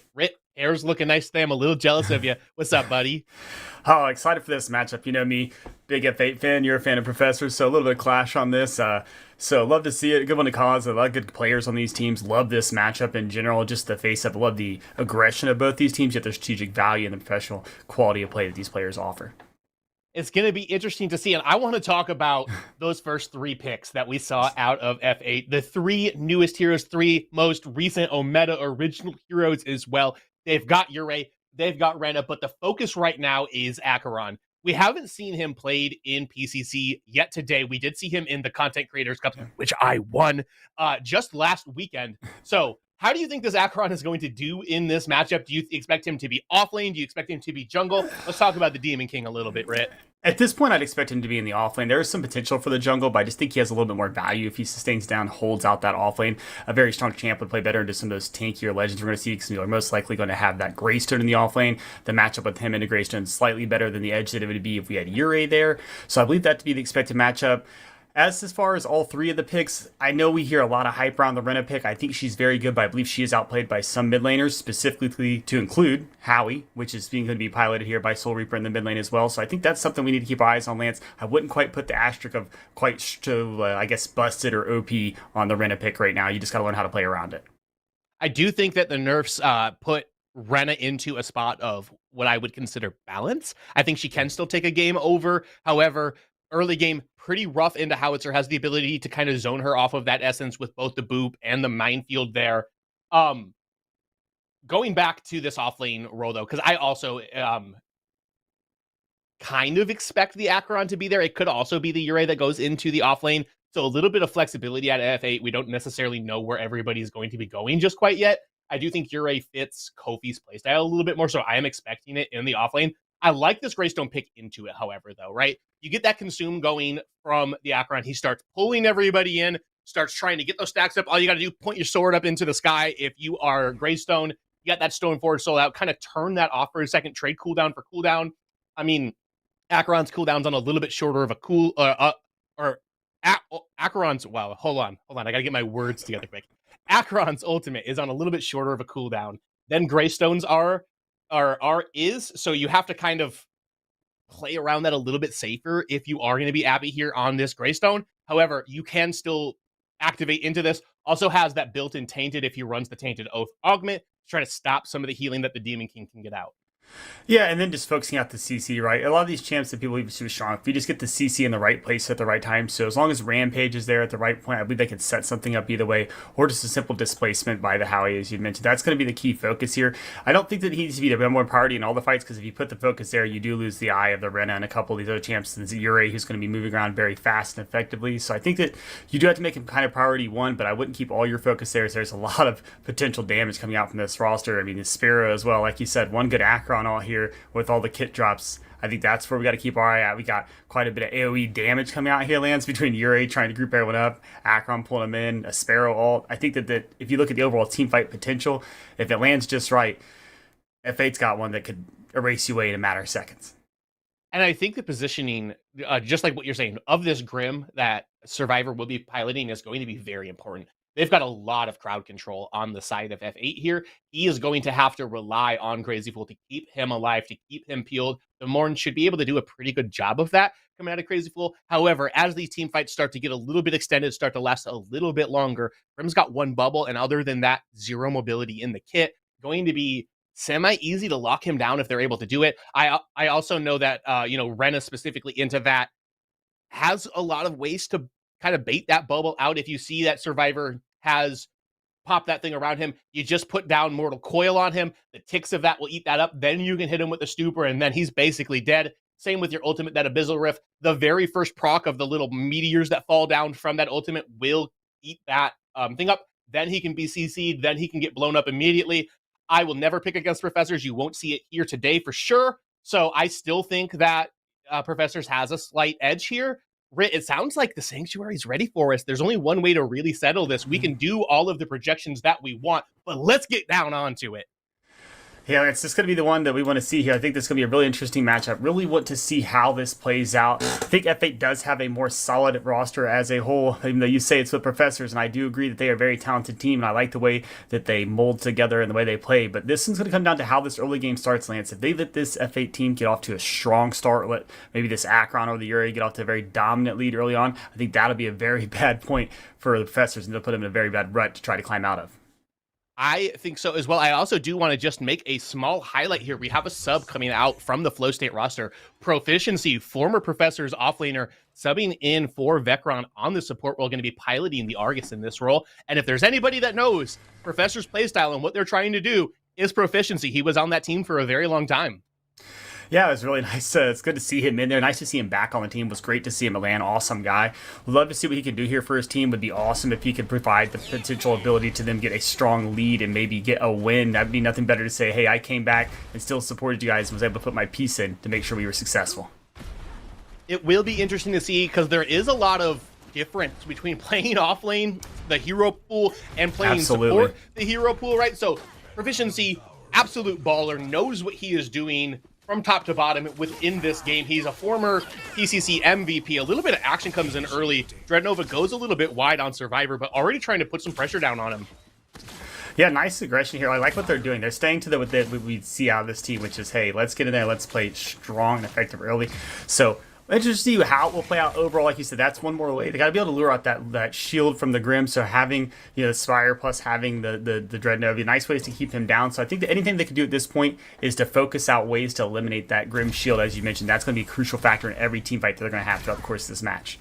And Appy, in my least favorite position to be in as an offlaner, pushed out of that level 2. BKB got it, chunked his health out super bad, zoned him off the XP, and now is just kind of in a health bar advantage here. And into the Demon King, that ain't where you want to be, trust me.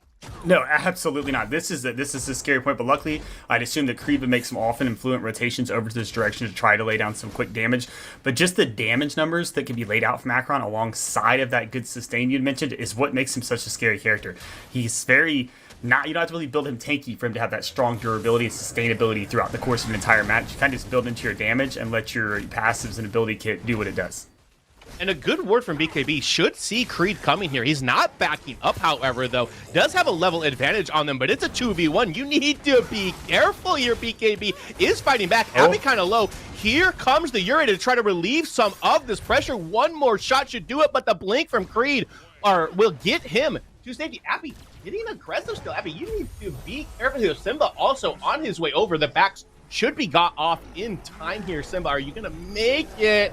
Okay, the Mortal Coil comes out. Stuber hits him as well. That's going to be first blood. Put him on the board. Kofi also going to go in, but jump out the back of the tower as Appy will be able to survive this 3-man rotation that comes in. Creed, not so lucky, though. A very nice rotation there from Simba. A great place to be. Rotated over Dracula's team. Assume they communicated that very effectively, and it worked out well at that point there.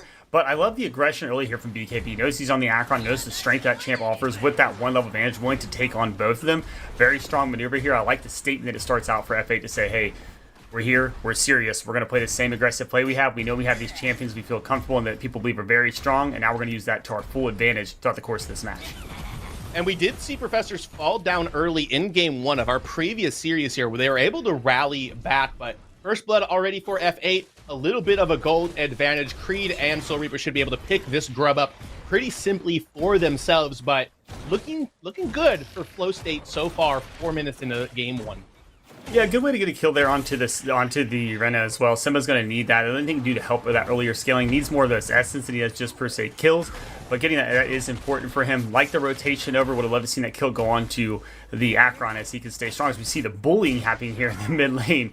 Very strong start here from Simba, looking confident, very effective on the Rena. I said it might make me eat my words here, Lance, about not calling her so strong. Let's see how this playhouse out, because I still do believe that Howie has the advantage here in the mid lane. The advantage for now. I think as the game continues to progress, the scaling, once you get enough essence into this Rena, does really start to come out. Like you're saying, that first blood is going to help accelerate that quite a bit here. But not a lot of action over here in this duo lane, which is not something you're used to seeing if you've watched enough of Professor's games. Creed pays a lot of attention over to this lane, or Crazy Fool and Survivor are receiving ganks from the enemy jungle. It seems like duo lane more of a priority in Professor series than we typically see it in other matchups. Yeah, and in this series, you would love to see that be the priority. You'd love to see some extra help on this side. However, Creed's going to have to give that extra focus over to that Akron. He has to respect the power of that champion. He has to be able to make sure he keeps a presence there to where Greystone doesn't just simply get rolled throughout that. There was a little bit of rough exchange on the first fight. Looks like it's slowed down a little bit. They're having a little bit better handoffs there between BKB and Appy. So hopefully he can get his way over to this lane, because getting some kind of kill here on this lane would be very good. There's not a lot of mobility between the Argus and Kira there on the Sparrow as well. So anytime you can lay down a good stun chain here, get the Morn Mez, it would be a lot of kill ability here. So I think when Creed does make his presence felt over here, it'd be felt very hard. I think there'll be a chance for him to secure some early kills. It should be pretty impactful. Level 6 is coming out for most of the map at this point. It looks like really only the duo lane's not on it. Push augment, gonna shove Appy into the tower. Stoneforge Soul is still available. He's going to have to use that at some point here as the health bar is going low. He's gambling. He's gambling, but he can't stop winning as he is able to walk out of there. Retains that cooldown, that like incredibly long first level cooldown for Stoneforge Soul. Very, very important. First Fang Tooth of the map is still up. We'll see if they start posturing around this. A lot of wards have already been dedicated to this area of the map. Oh, Lance, they're all over it here. Professors with no delay. Creed's already here. Soul Reaper as well. Damage coming in from the side from Survivor. Crazy Fool already inside the pit to protect his team. Nice start here. Should be a quick and easy handoff. The problem is you're going to be able to get out without letting up some exit kills. Stun comes down. Should be able to land this here and get that before Koki shows up. Here comes the Abyssal Rift Simba up on top of all of them, raining this damage down. Make It Rain comes out as well. Appy will get the first kill of this fight, but it is BKB on this Akron down into the backside onto Creed. Soul Reaper taking a bit of damage from Simba, but his health bar is the one that is low now. So far, it is a 3-4-2 trade. Simba doing what he can to retreat. Cure back here on this side as well, but they are on the wrong side of the map. Where are they going to run to? Probably their own fountain. Creed does jump in. Stupor is going to land on him. Lights go out. Appy looking back, trying to get towards that Sparrow. He will be able to put him down, and now just the runner remains. Will Appy be able to get out of here with his life? He will! Professors, they win that team fight, and they get the OBJ. A very good play there. I mean, not only do they get into the setup of the fight, they got themselves perfectly postured into the pit, but the ability to work their way out of it and then have good exchanges throughout that. Nice play there by Professor. So things not so outweighted in the favor of those quote-unquote stronger OP champs. Lance had him in the place since they needed him to be in. Maybe didn't have the ultimates ready on cooldown as they need them, but the team fight in general wasn't what I'd expected to be. Didn't see those kind of fall out into a sync and work out. I think that might also be due to the Akron utilizing the push away argument instead of having the ult pull people in. I think that might not have been quite the move here in my opinion, but right there, the way it worked out so far, Professor's up looking good as far as team fight scenarios, Lance.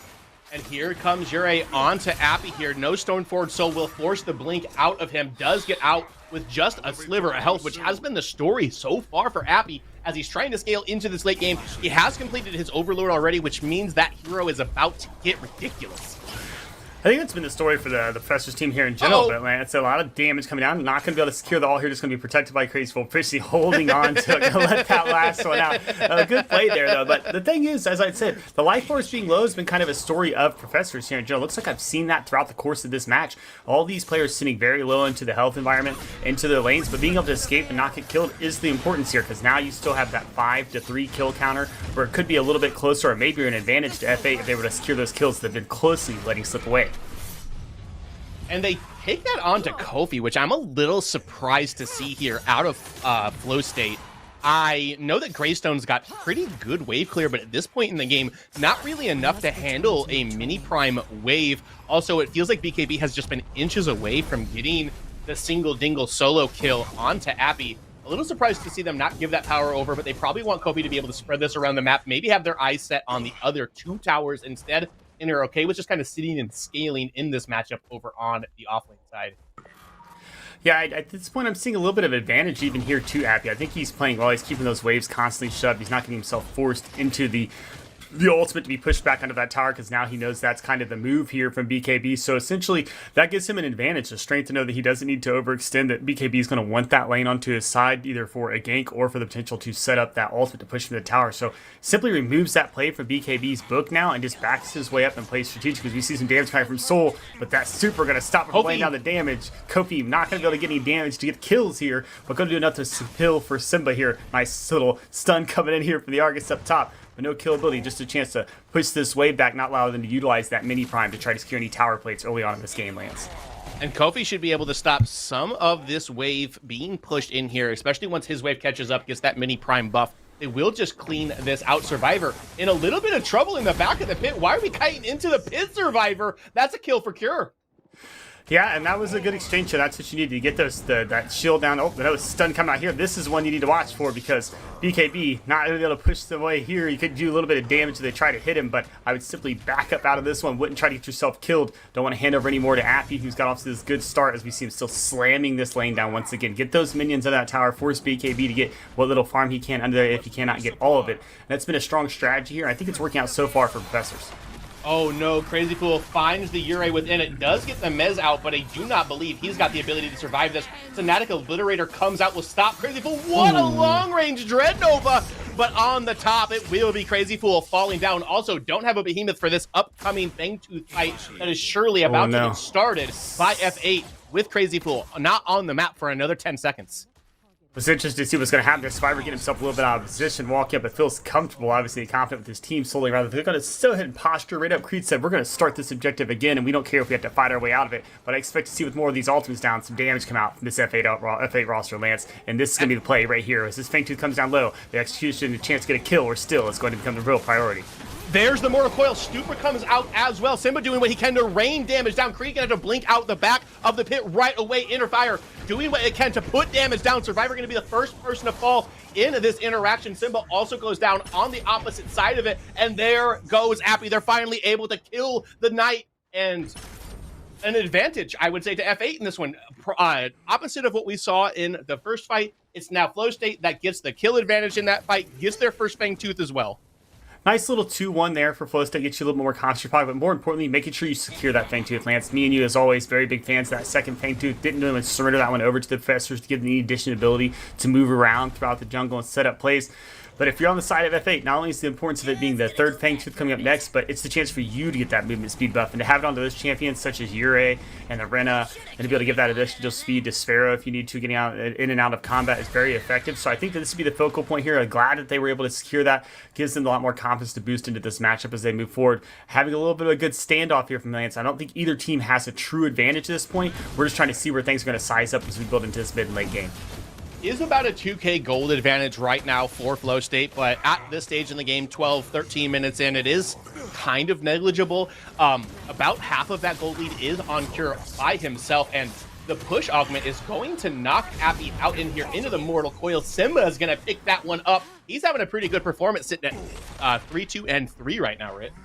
Lance, maybe I was wrong about the ability to use that pushback ultimate. I don't think it's the, per se, least effective thing, but I don't think it's the best. But right there was strategically used to back up and push Appy into the damage there from Simba. They did secure that kill with no Stoneforge Soul down, so nice play there from F8 again. Really being able to utilize that, maybe know that ultimate was still down, push that fight, get that kill, do anything they can to get this advantage to Zacron. As you said, he already kind of has a strong advantage as it is to start, so if you can build on that and give it any form of a boost, it's exactly what you need to give you a serum to win. and it's looking pretty strong for them right now. Grub's still up, Creed trying to take another one of these for himself. Soul Reaper in a bit of trouble. The Abyssal Rift does come out. Soul Reaper gonna get pulled in, gonna have to immediately go into the stasis, gonna blink out at the end of it as well, but Kofi still hunting, still looking. Soul Reaper wins the 1v1 on the backside, but Kofi will be able to pick him up. They'll trade mid laners, but here comes BKB. Creed gonna have to use that pounce to get himself out of here, and both mid laners down. And a nice little exchange there once again. It wasn't anything major, it was just a simple handoff there of the mid laners, but it was a good play. Great rotations over from both the junglers, and then the rotation over from BKB. However, this will give the ability for Appy to get his way in here, get that tower down, get himself some gold to make sure he's staying up on pace of the Akron to give the respect back to say, hey, you got the tower, I got yours too. You read a rotation, it was good, you guys secured a kill. It wasn't the most effective thing, but I'll take any gold I can to give my team a chance to make sure we get an advantage in this one. Yeah, and at the end of that, they trade 1-for-1 in the mid lane, but Appy getting that tower swings a little bit of that gold back towards the side of Professors. Still expect them to be down about 1,000 gold overall in this matchup here. However, they have started this mini Prime Creed on it. They're looking to donate this over to Appy. And that's the way to do it here. You do that over to the offlaners. We see that's simply going to be handed. Kofi not going to be able to make his way down in there in time to steal this. I believe there is a chance if he does, it's going to be a dangerous attempt to get his way out. He's going to simply hand this one off, Lance. That's something to hand it over. We do see it now go on to Appy, the more effective maneuver. We saw the previous chance where Kofi held onto that instead of handing that over to BKB. Not sure if that was an exact strat or that was just the way it was going to go because they believed there was a chance for it to be smited against him. But I'd see more effectiveness in having this into the hands of the Greystone. As you said, the Akron very strong, plays well, especially as you get to later portions of the game. There's no better way to have a chance to fight him than to have a buffed up mini Prime Wave with you with some extra damage to try to secure that kill. And then, better yet, a rotation over from Creed would be the really icing on top of the cake right there. Lay down that stun, secure you a kill. That's what needs to be done here. To eliminate out the Akron at this point would be strong in these next sets of team fights, especially as you know that next Fang Tooth is going to be spawning here in about the next minute, Lance. And the play style that I want to kind of highlight here from Professors is their decision to kind of isolate and leave Survivor alone right now. He is picking this blue buff up for himself. They're trying to get this guy some levels and some XP solo style, right? Crazy Fool now looking to potentially join him back in this left lane, but he has been alone. Survivor has found himself in a bit of a deficit right now. He is 1-3-1 so far, does have 2 items deep right here, but their idea is that they need to get some levels onto this guy, get him to 11, get that second point into GTFO, and try to do what you can to make this Grim have an impact in this game because they're going to need Survivor. Creed caught out a little bit. Storm Soul does come, but Crazy Fool is the one that is in trouble. Gonna blink forward, gonna use the Eclipse, but the movement speed that is gained from that's not gonna be enough to get him out. They will start the third Fang Tooth of the map up, and I don't think there can be a contestation from Profs here with Crazy Fool down, and they can't. No, that'll be the second Fang Tooth for Flow State. No exit kills expected on my behalf, at least, and F8 starting to control the map a little bit, Rit. They are starting to get some good control here. It was a great rotation over, a good pick on the Crazy Fool. Have to be slightly out of position. They do take it. However, Appy with the mini Prime, going to make a little push here in the mid lane. Does get the T1 down as well, which is great. If you're going to have some open ability to engage and to counter jungle and make stronger ganks, needs to be there. Soul Reaper going to forcibly get out of there. However, Creed going to get a kill on the Kofi. Nice exchange there. Was no exit kills on the Fang Tooth Lance, but post play there was a kill there, and it went in the hands of the Professors. And that should give Professors enough time to pick this Shaper up. Do need to keep your eyes onto Simba here. The Abyssal Rift is available from the top of the pit, and it's going to come out right away. Survivor does get stuck in this Mortal Coil. He is the target, but the Stasis going to have to be forced out of Simba right away. Health bar is going low, but Creed focusing in on 2 proficiency on this Argus. Nice boop, gonna get him up, pick him up. Still alive, 1 HP in a dream. A triple kill for Cure! And all of his teammates make it out. That's awful for Professors. Great for Flow State. What a rotation in there from Cure. Great play to be right there. Knows his teammates are in danger and they're right there on the cusp of it all, but coming in, lays down the damage necessary to peel for his team with that minimal health, as you said. Simba surviving. I know he's proud. He's definitely patting, giving a high five over to Cure to say thanks for coming over and getting that save on me. But not only do they do that, but they're getting the push here in the mid lane as well. You get that mid lane T1 down, all T1s down there. F8 doing good on that front. However, they still have their T1 protecting that dual lane. So good start here, getting things rolling, getting a lot of potential built into their side, and a great rotation into the team fights. We saw a little bit stronger early start and rotation into fights or picks from the Professor's team, but now we're seeing a better posture and stance from this F8 team, who now secures the Shaper as well, which was the goal of the Professors previously. So now really getting things in their favor. Neutral objectives are starting to turn, Lance. They got this thing going. Now we got to talk about the big point here. The big Prime is about to spawn as long as that Primal Fangtooth here in the next minute and 30 seconds lands. And those are going to be the objectives we have to keep our eyes on. These little ones, a little bit important to give you some long-term power boosts and some sustainability, but what it comes down to is who can get these major buffs. Those are the crucial things, and not only who gets them, but how you fight around them. Because now we're seeing these teams start aggressively onto these buffs and willing to work their way out and try to stop getting exit kills. This time you will not see that. If there is a fight on one of these objectives, I expect to see that team break out into a large fight while that opposing team is taking the damage from that neutral objective. So that's going to be what's going to happen here. We're going to have to see more of a pick style play before we go starting up one of these larger objectives in the game. And I think specifically for profs, we need to see some sort of pick style come out of it. But the issue is, like, other than the Sparrow, who are you really picking that you can, that doesn't have some sort of escape or some sort of way to get themselves out, that doesn't have mobility as well? Like, you can kind of go for Cure on the Sparrow, but other than that, like, you're not really designed to be able to lock down any of these like high mobility heroes. And the team fights and even strengths have definitely been going on the side of Flow State so far early in this game one. As like you're saying, we're about to eclipse the 20-minute mark, which means the big boy objectives are up. Yeah, and we're going to see that the Lord Prime is going to start first before that Primal Fangtooth. I wouldn't expect to see a strong stance around that to initially start from this Fate team unless there's the pick, as I'd mentioned. There won't be any chance for them to really just kind of set these lanes to go directly toward that objective. They're going to look for a pick here, any kind of delay they can to kind of also build up their farm, maybe get a few items before they start these objectives.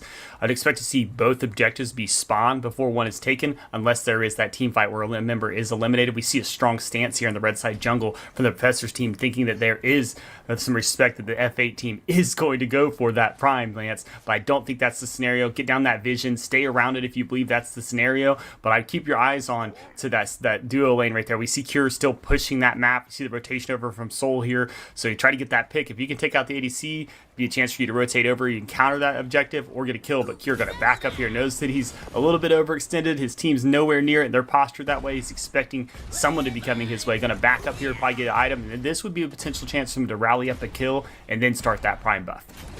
And he is going to hit that back, probably go join his team on the right side of this map. They have Appy and Soul Reaper kind of paying attention and over onto this side. So maybe an opportunity to gain a grouping advantage out of Flow State here. Soul Reaper will just pick this blue buff up for himself, but neither one of these teams known to go gambling and just kind of rip something without a pick beforehand. So I think that we're going to see a couple of minutes of posturing potentially, or we're going to see one big ability hit, one person be out of position, like potentially Appy right here, as all of Flow State is collapsing onto him. Here, puts the hail of arrows down on top of him. Does the Dreadnova land? It does. Do they have the damage to get through this entire health bar of Appy? The Stupor is going to land on him as well. Appy going to have to use the Blink. The Assault Negates on cooldown right now. 1 HP, 0 HP actually. Appy going to get picked while the big boy objectives are up. Flow State should start this Primal thing. They should here, Lance. I think that was the pick you needed to get, and what better way to get it than just simply shooting him out with the ult before he gets his ultimate off. I know that the Greystone had the ability to utilize that there. Was unable to due to the damage come out. Wasn't expecting to take a hit, had faith in his ability to dodge it. But respect here from the F8 team for Professors. Not going to start this objective, going to try to put some more kills. Simba and BKB in onto this backside. They've got their eyes onto Crazyful. I'm not sure if that's the target you're necessarily looking for, but that's more of the front line down for them. Now, invested a lot of cooldowns, 2 ultimates just to kill the support here, but still a 2-man advantage right now. Appy not up for another 9 seconds. Maybe Flow State starts this, or Prime actually, that looks like they will not. They'll turn their attention over to where the Shaper has spawned, as Kofi had to hit a reset here. Reaper in a bit of trouble now. Make It Rain does come out. He's got his eyes onto BKB, but he's just tickling the Demon King at this point, and it's Soul Reaper taking a bunch of damage, forced to flash out of this fight. Appy now on his way. Stoneforge Soul is available for him. Behemoth already used out of Creed as well. So maybe a little bit of a reset. Kofi in on the backline, has his eyes set onto Professor, or onto Survivor on the top here, but just kind of a bunch of neutrality at this point. Actually, as I say that, the Caster Curse comes true, and Appy jumps in, kills the jungler. So 45 seconds without the Ure. I've been wrong twice already, but now maybe it's time to start one of these big neutral objectives with the jungler down. I do believe this is the time, Lance. You start this right here, even with that left lane kind of against you. You have the Rena coming in along with Akron. There's some damage there and potential for them to lay down something here if that whole team comes in. I think it'll be more of a scenario of exit kills. Then I don't think there's as much possibility or chance they're able to steal the objective, but how can you play through the team when they come out with that extra damage in their favor in that Primal Blaze? Abby goes into the backside, gonna immediately eat up a little bit of CC. Stoneforce Soul comes out, but Rena on top of two of them. Epoch immediately out of Soul Reaper. BKB on the flank on the side as well, but Simba just gonna get eaten by this howitzer. The damage really starting to come out from the rat in the mech suit. Abby hiding around the corner now. Soul Reaper doesn't get the geyser to go up over this ledge, decides to stay near his team instead. What a Dread Nova from Proficiency will spell the death of Soul Reaper, and we just can't get one of these big boy objectives to be taken, Red. I mean, Lance, I think this is time to take it. They're backing now. Kofi's grabbing his red buff. You have Kira and them already kind of postured up that way. Survivor already on the back pedal as well. That would have been a chance to kind of start ripping that raid away, but just an absolute respect for both these teams and what they offer, and they know what's on the line here. No one's going to start this objective here, just looking for the perfect exchange. I thought that it was there for the Professors. They picked Kofi off with 45 seconds, but there was a lot of potential to go in and secure a buff, especially having a smite in your hands, but it just wasn't there. The play wasn't there. A good rotation in as quick as possible from the F8 team to slow down and delay and eventually cancel that effect. So I think these teams will start to switch their eyes over. They know that the Primal Blaze is a good option, as we see Shaper coming down here once again for F8. This is going to be their chance to set up a play where they want to move towards the Orb Prime, which I believe will be the move here, because fighting at that Primal Blaze Fangtooth will not be the answer. So just let these come up, let these seedlings come up, get you some damage down. As we see the start here from Professors, who are going to back right up, knowing that this Flow State team is on its way, and they do have some lane prio as well. And Appy in a bit of a pickle over on the other side. Professor's not grouped up right now. I do believe that Primal Fangtooth should be the goal for Flow State, as they are sitting on 2 right now. Everybody knows the advantages that third Fangtooth, once you have achieved that and secured that, can do for you. And Professors needs to answer their waves. They were sending Survivor over to the left. Abby was just in the right lane, trying to pick those up, stop these tier 2s from taking too much damage here. But the global XP, the global gold from Shaper will continue to push F8 further and further into this lead. Yeah, but I love the way F8's playing here. Like we said, everyone, to include the desk, talked about how aggressive this team is, how like to start off early and get in a lot of these fights. We saw some fighting early. It's slowed down a lot here towards the middle portion of this game, Lance. There's been more strategic value in how they pick up these plays and which fights they're trying to engage on, instead of just simply running things down, knowing that they have a stronger set to go ahead and get those kills, because there is a nice farm advantage here, as you had said, a little bit of a 4,000 gold to the advantage of this Flow State team, along with that second Fangtooth for that movement speed. And I think that that's the importance here. As you said, can they get this Primal Fangtooth not only for that Primal Blaze, but for the actual extra damage buffs they will get and armor they will receive? That resistance will be important as you're building into these strong, scalable champs.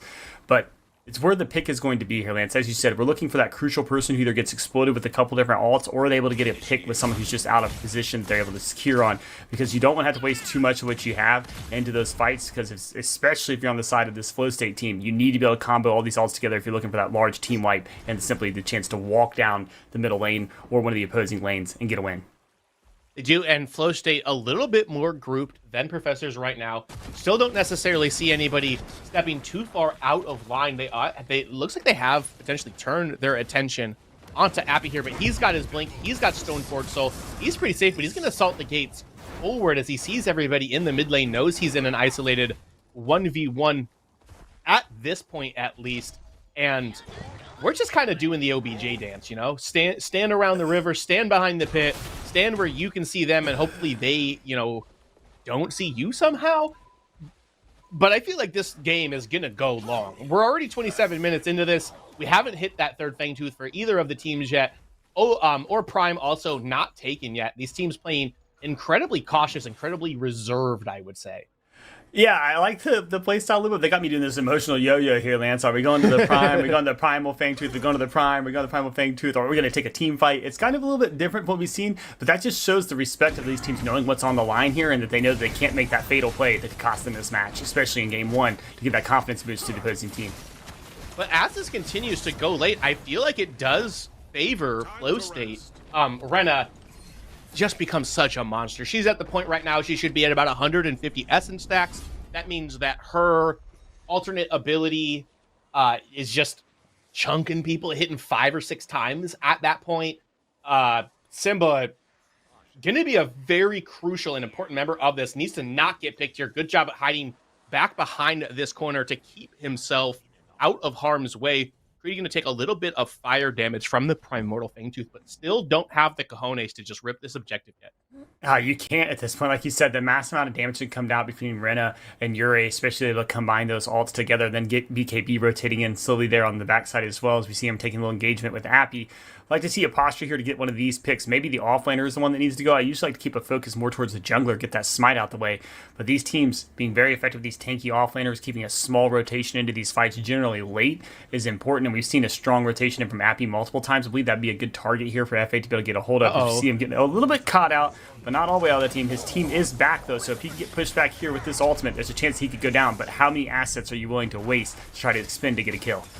And it looks like they're willing to expend quite a few of them. Appy still has the Stone Force Soul, going to use it while in the air. Is he going to be able to survive on the backside of this? Kofi going to walk off and away from him here. So they do blow quite a bit here. But, you know, some ults used in return. They turn the lights off. They use the Storm Forward Soul. So those are some good cooldowns baited out by Flow State here. And we might finally get it. Here comes the Make It Rain. The Abyssal Rift comes out as well. BKB going to be the first one to fall. Behemoth comes out of Creed. A Survivor taking so much damage. Simba doing so much work. Super's going to get him as well. That's a double for Simba early in this fight. Big health bar out of Creed, but how long will it last? Into 3 members. He will get one on the backside. Soul Reaper here trying to put some damage down. Appy with a nice flank on the backside, trying to get towards the sister. Epoch going to come out, but as soon as you're out of that, you're dead, buddy. Long live the king. And Scar would be very happy seeing Simba fall. That was a good exchange there. I went a little bit different than I expected to, but now you have some members down. You have a jungler. They put some team of junglers up as well. It's a 3v2 here. Still can't hand off and juggle for that buff efficiency. Taunting Appy here, although they weren't teammates, seeing him playing on the opposing team. Going to back his way up here. Not going to take the teleporter. Should do a quick reset here. Got these timers up, Lance. 25 seconds on 2 members of the efficiency team.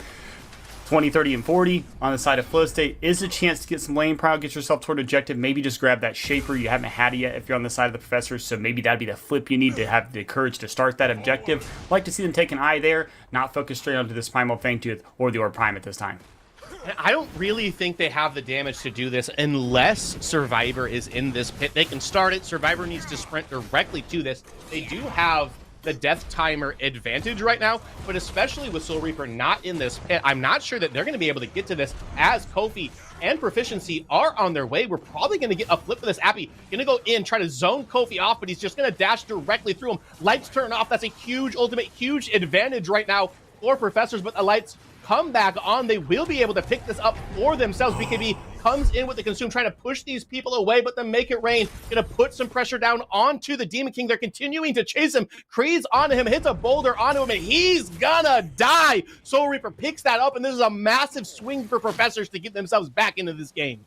Some nice lane set up here by the Professors to get that objective. They were able to secure that in time without letting Kofi get in there and get that damage down. They also have a lane push there in the right lane, so they're going to go ahead and double buff up, as you had said, Lance. They're going to walk this one in, get this as well. No smite coming in, and they have 4 members already postured there. Appy going to make his way over to the duo lane, get a little split push going on while his team's there. Maybe rotate back to the mid lane. Never mind, he's going to take a little engagement here to keep him distracted. Prime in his favor, and Appy trying to take a fight here, a cure. So they'll push that team back there. Nice strong maneuver of plays here. Nice grab of that Primal Fangtooth straight into that double buff here on this Saturday morning here, Lance. So good start. Looks like they were a strong favorite and thanks to F8 early on. And we talked about the game goes late. It fallen to their favor. But now we've seen the shift. Gold in the favor of the Professors this time. The small 1K lead of themselves. And that's the first time we've seen that. It is only game 1, but I'm going to say in this series for dramatic purposes, right? And they have their eyes now set. Still 5 seconds before Kofi has even respawned. They do have a bunch of DPS, a bunch of damage. Should be able to burst this Shaper down relatively quickly here. Get those seedlings put into that lane. Get even more pushing power in favor of Professors here. We are about to eclipse the 33-minute mark, which you would think would go into favor of Flow State. But Professors just playing the map beautifully so far. So we got that the triple buff. I don't know if we took the name for that. I know we talked about it a little bit. TJ calls it the triple ripple. The triple ripple going there in the favors of this Professor's team. Good play by them. Like I said, got a little lackadaisical. I thought the start was slow, but turned things around. Creed got to back himself up there, but his team overall strong stance here, should be having a good push. They got a little split of a 4-1 between the outer lanes, letting that mid lane just push itself as well. So good play here so far. I look to see Professor secure at least one inhib here, if not more, Lance. And good discipline from Appy there, waiting for the other wave to crash at the same time so he could get there. Both of the outer inhibs going to fall now, and now we should see the gas pedal be stepped on here by Professors. There is blood in the water. They can smell the end of this game if they can get this push to go well, get a rock to land onto the right hero, and maybe find the team fight they need to wipe F8 and wipe the core out. Appy is going to use the Stone Force Soul. Going to go into the back. I'm sorry, Assault the Gates. Soulstorm comes out of Kofi, but doesn't find any purchase. Survivors going to put him down. Abyssal Rip way up from the skies, but Simba's health bar so low. He's going to fall as well. 3 members for Flow State down. 0 members down right now for Professor's Creed. Is very low on the backside. Appy looking to potentially trade his life, and they will get him. That's the RGS ace. That's game 1 for Professors. Only the core stands in the way, and it doesn't have very good hands to fight back. Professors, very patient in that game, Rit. We're behind early, knew how to slow the game down, and knew how to wait, get themselves into that good position. Great discipline around those big boy buffs, like we were saying, to be able to kind of stall it out, not take anything too risky, not do anything that would put themselves in any jeopardy of losing those big team fights. Hats off for the patience. Yeah, it was a good set of plays there. Very nice respect to both those teams to have both teams saying, hey, we're not going to play overly aggressive, get ourselves searched in to get a pick. There were a few moments there where those plays did happen. We saw that right before that triple buff there. So good play there from the Professors. I thought they were kind of losing their edge in the earlier portion of that game. And we always talk about how those champs are so strong or quote unquote OP, Lance, but it didn't work out the favor there in game 1 for F8. They did not. Hey, and if that's any indication to how this series is going to be, we've got a banger of a set ahead of you, but we're going to send it back to the desk now.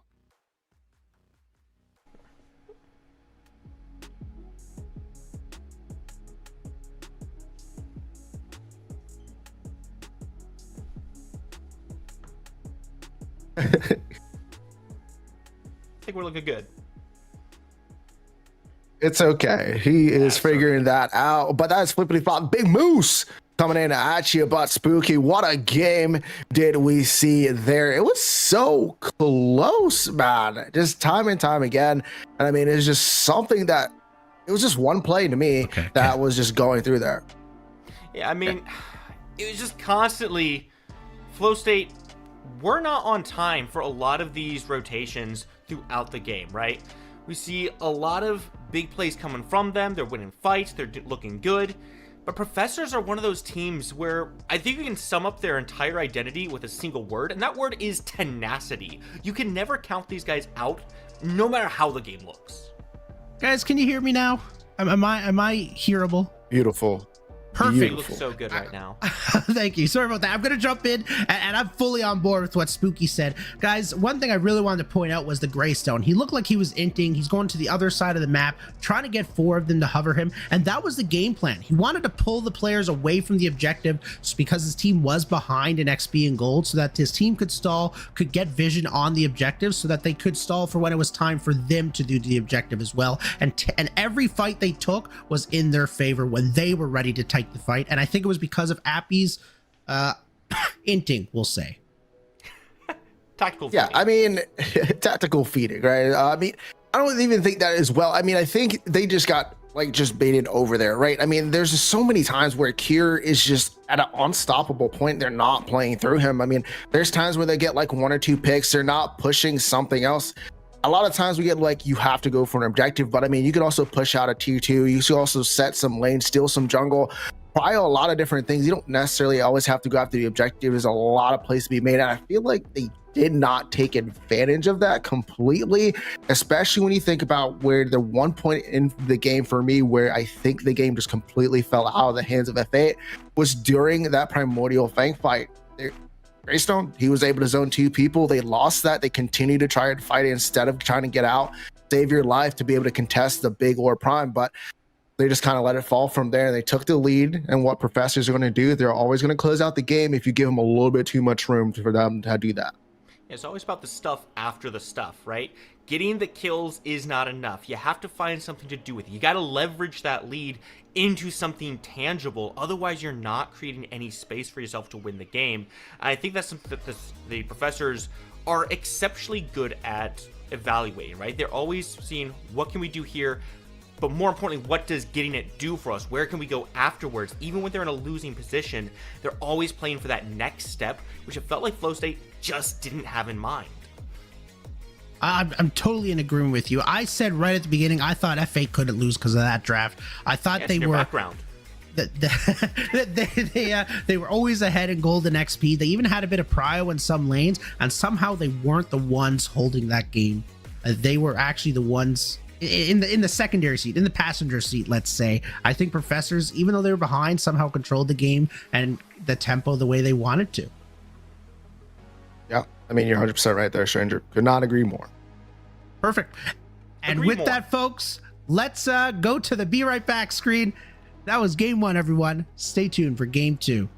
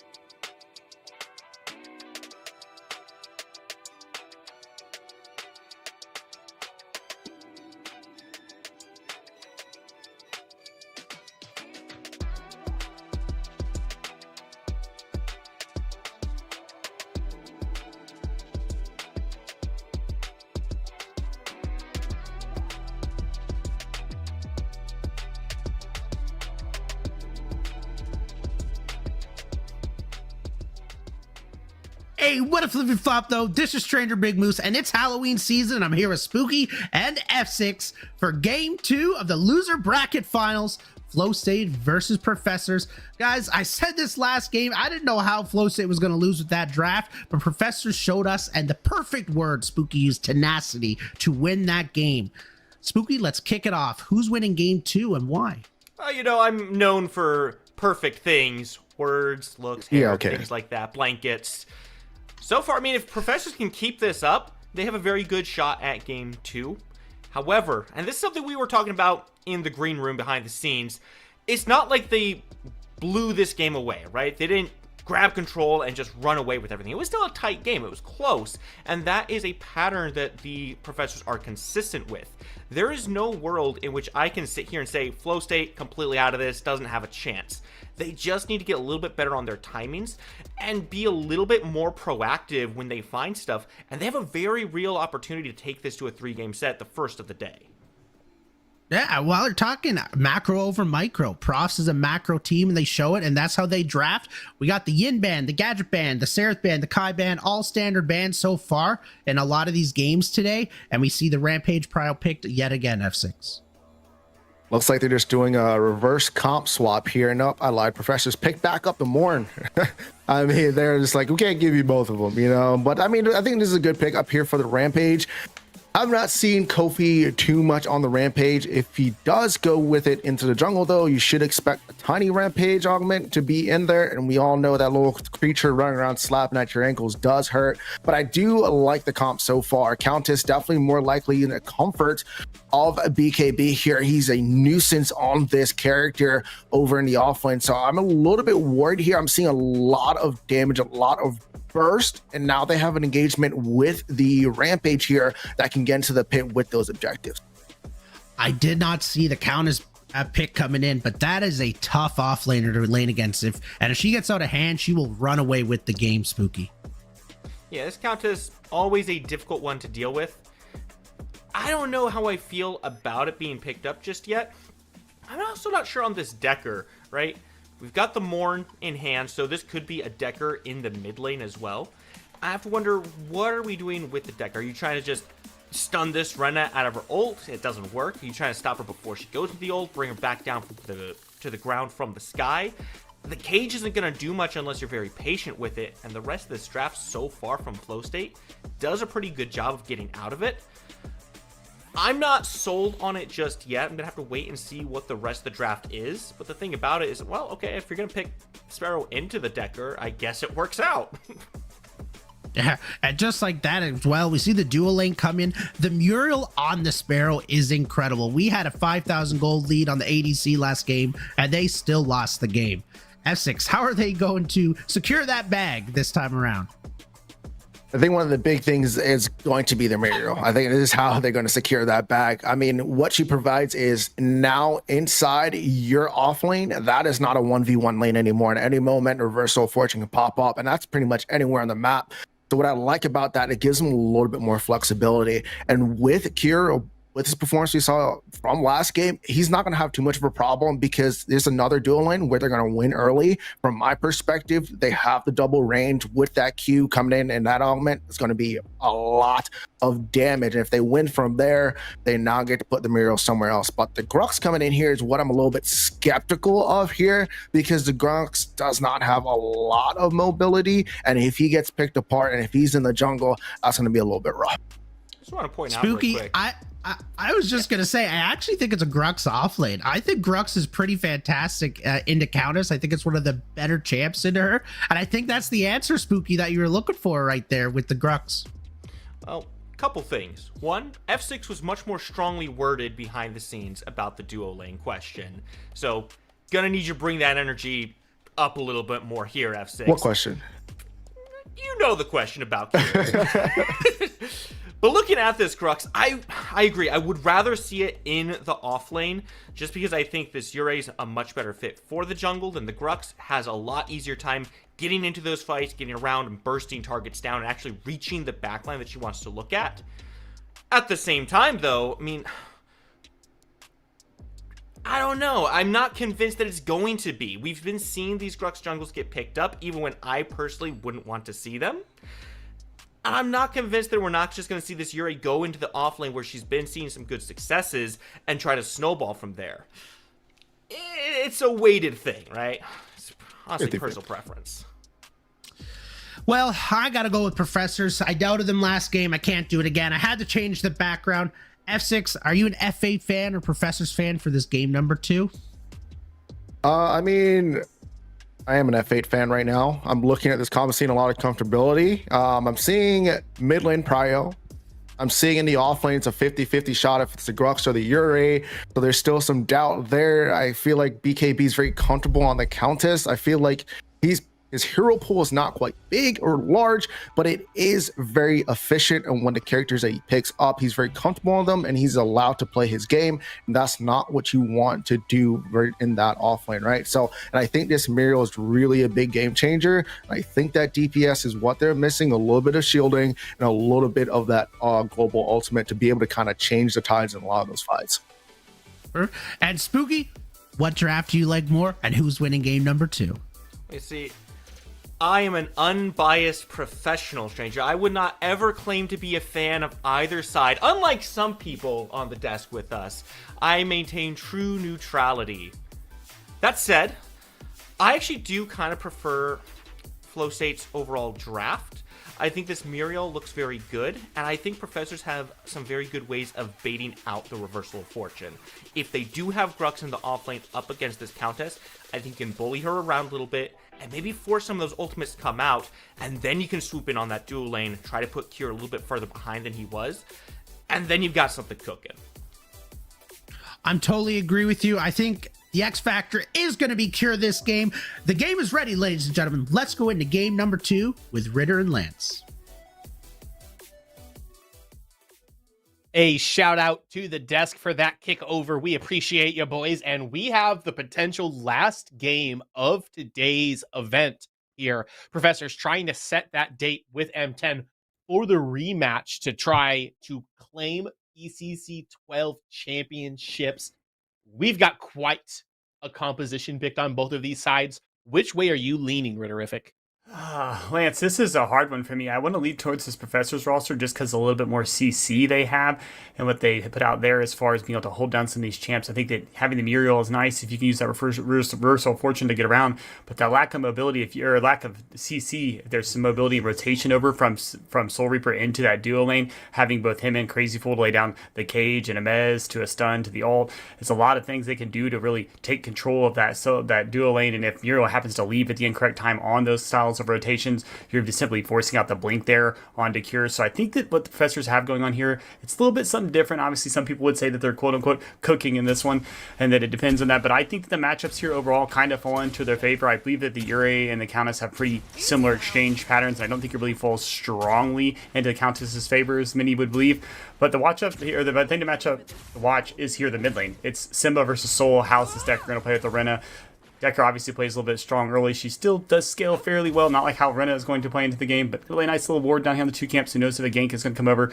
Really just going to have to keep a focal point onto this mid lane, I think, and then that duo lane. A lot of people saying X Factor here is going to be Cure if he can play that way into this game. How will that spell out in the long term? So I think that's where we keep our eyes. Jungler's kind of going to stay in the same flux I think we saw them into the last game, both kind of playing with a good observation of the map, making sure they're making a solid rotation, not starting any objectives prematurely. I think we'll see that stay about the same, Lance. The pace of this game going to be more slowed down, more strategic. Everyone knows what's on the line. If you're on F8, this is a chance for you to be headed home, and you got to be able to get a win here if you want to force that game 3. So I'd expect to see a lot of very strategic, coordinated, communicated plays. No anything that's going to be any form of lackadaisical or put you in a completely uncomfortable and different posture. So it's good to see this one go into the long term, Lance, and we'll have another good mid to late game portion with a slower start to the early game. I can't imagine a much slower paced game than what we saw in the last one, going to about the 38-minute mark in that game, but I do agree with you. I think both of these teams are looking to get closer to this end game, try to get a little bit lower. I like what Props have done so far to try to keep track of Kofi. We've seen 2 wards into his side of the jungle already, one from Soul Reaper, one from Appy just there, and a lot of poke coming out early in this dual lane, but that's what you expect from a Muriel and a Sparrow. really able to kind of get into this, especially with a melee support on the side of Professors. And this one's for most of the Tostinos, tomorrow's for all of the Tostinos, but in order to play for all of them, you got to win this one. Right, and I think that the focal point here is how this exchange can happen. As I said, there's not a lot of CC on the side, but there is the damage that can come out from proficiency there on the Muriel. So we got to lay down some good chains here, but Cure having good exchanges once again into Survivor onto the Grim. So likes that matchup, the Sparrow into the Grim. Just going to see how the supports play out. We saw a couple times last game where Crazy Fool was the one that got picked off. And luckily, it worked out for the Professors long term. They did really secure that win there. But can't be quite having those picks here in this game too if you're on the side of Flow State. Muriel can ult in, but at that point, sometimes you're just door dashing in the food for an easy kill. So need to make sure they play those plays right. I think that the X factor here is the dual lane for this F8 team. I think so as well. I also want to point out Soul Reaper, a little bit of an advantage early in this, winning this poke war into the Rena on Simba. So far early within this creep score, also pretty similar amongst the two of them right now, as you would expect from top level mid laners 4 minutes into the game. Neither of them really dropping too much of it. We do have Kofi and Creed looking to potentially fight over this 3 camp. Creed needs to be respectful of this, as the priority in the lane is on Flow State's side. So the first invade works pretty well for Kofi. We'll take a small CS lead over Creed. Yeah, so it wasn't a major invade there, but a good play overall. Let's take any camps you can. Anything to slow that jungler down at all is good. So nice pressure into lane, good damage. We see both Survivor and Crazy Fool sitting around, roughly half or less health bars here. So good exchanges here early on from this Flow State team to keep pressuring back that duo lane. Interested to see the point here where we'll start seeing some of that roaming. It's going to be more common that we see that out of Crazy Fool on the Morn to be able to set up better plays. But Muriel can rotate a little bit everywhere, has the ult to make it back if she needs to. So I think that will be a play we see. We'd always talk about how she'll ult over into that off lane and give an advantage to one of those off laners in that fight.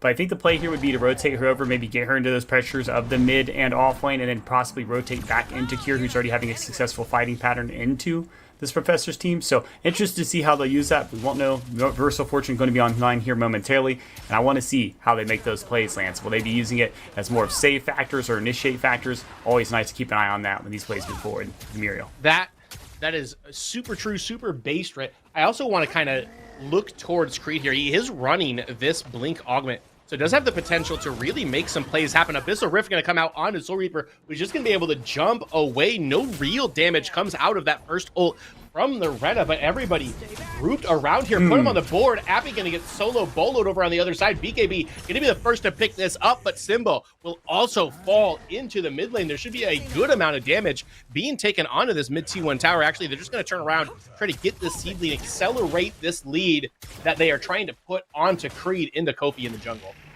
And that was a nice play there, a nice rotation over Simba that was unable to hit the ult there. You don't get that one, that's okay. You got to get it next time, however. Gets himself picked off, wasn't able to escape from that. And that's the point where the Decker comes good. You were able to lay the stun down there. We saw the ult come down, then a pull from Crazy to the Mez. That's what we got to look at. That's going to be a prime play throughout the course of this matchup. That's going to be the focal point in a lot of these successful wins on engagements for this Professor's team. Can you lay down that strong CC chain to include the Grux pool and everything else as well? And then on top of all that, Lance, when we get to that point, the Ure ult comes in, and that puts everyone in one place for you. So if you lay it down there, it's a lot of damage. I think that's the recipe for success, and I do say this Professor's roster, from what I've seen, has the advantage to this point based on the character picks. I sort of agree with you here. Appy does hit 6, goes wide on the ult this time. Well, BKB nowhere to be seen within this. Kofi on this side, surely aware of the fact that the Soulstorm is down, but the rock will not land, which means there is no chase over here. Please tell me that was some sort of a misclick there, Lance. I don't quite understand the usage of the ult there. Maybe I'm goofing up today. But good play there, though. Make sure you get your way out of there. You got time. Now you know if you're on the Countess, you have a good amount of sustainable time to receive a gank or rotate into a next fight potentially somewhere if it's at that mini prime, knowing that ult is down on Appy. Not going to be able to get caught up in that, so you get sort of swept up with your teammates. So you have a chance to make a solid exchange without knowing that your entire team's going to pay the price.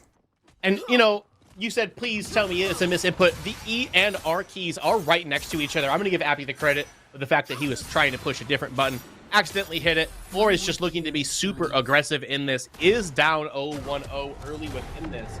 And it's going to be Flow State handshaking here. Going to take this mini prime as Professors do pick the first Fangtooth of the map up for themselves. Nice Ion Burst comes out of Soul Reaper, but not enough to get the damage down to kill him. Creed's on the backside. JK Lamau, it is going to be Cure. Falling also will be Proficiency on the backside. Creed picks one up for himself, and that is a nice little advantage. Appy needs to be careful here. The Feast has already come out, so a lot of the burst potential is gone on the side of BKB. Also very out of mana. Prof Appy needs to be careful though, as Kofi walks his way into this. Is glowing purple with that mini prime, but Appy will survive.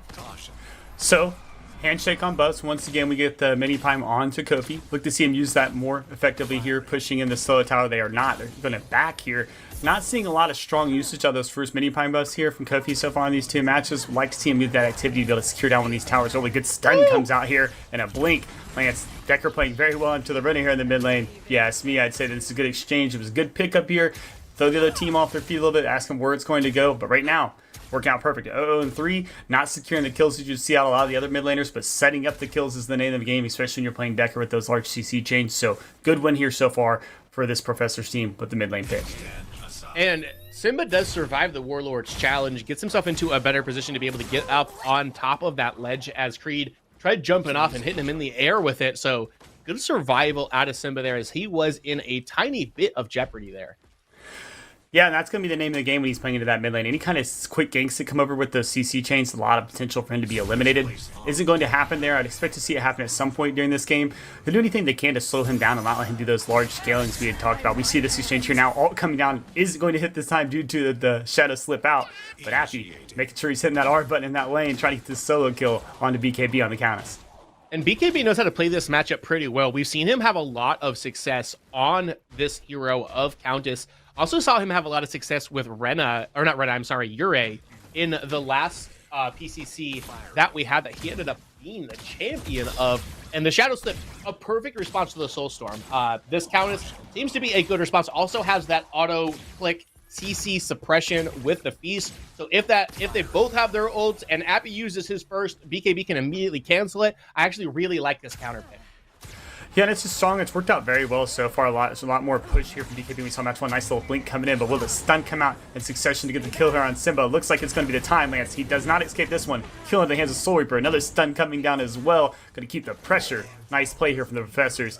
No objectives to be taken, but time for a rotation. Maybe get the Seedling. Still some counter jungles here as well. And if they could, maybe make a gank, but it looks like the duo lane here on Flow State is going to be taking a quick reset. They'll be back at the base.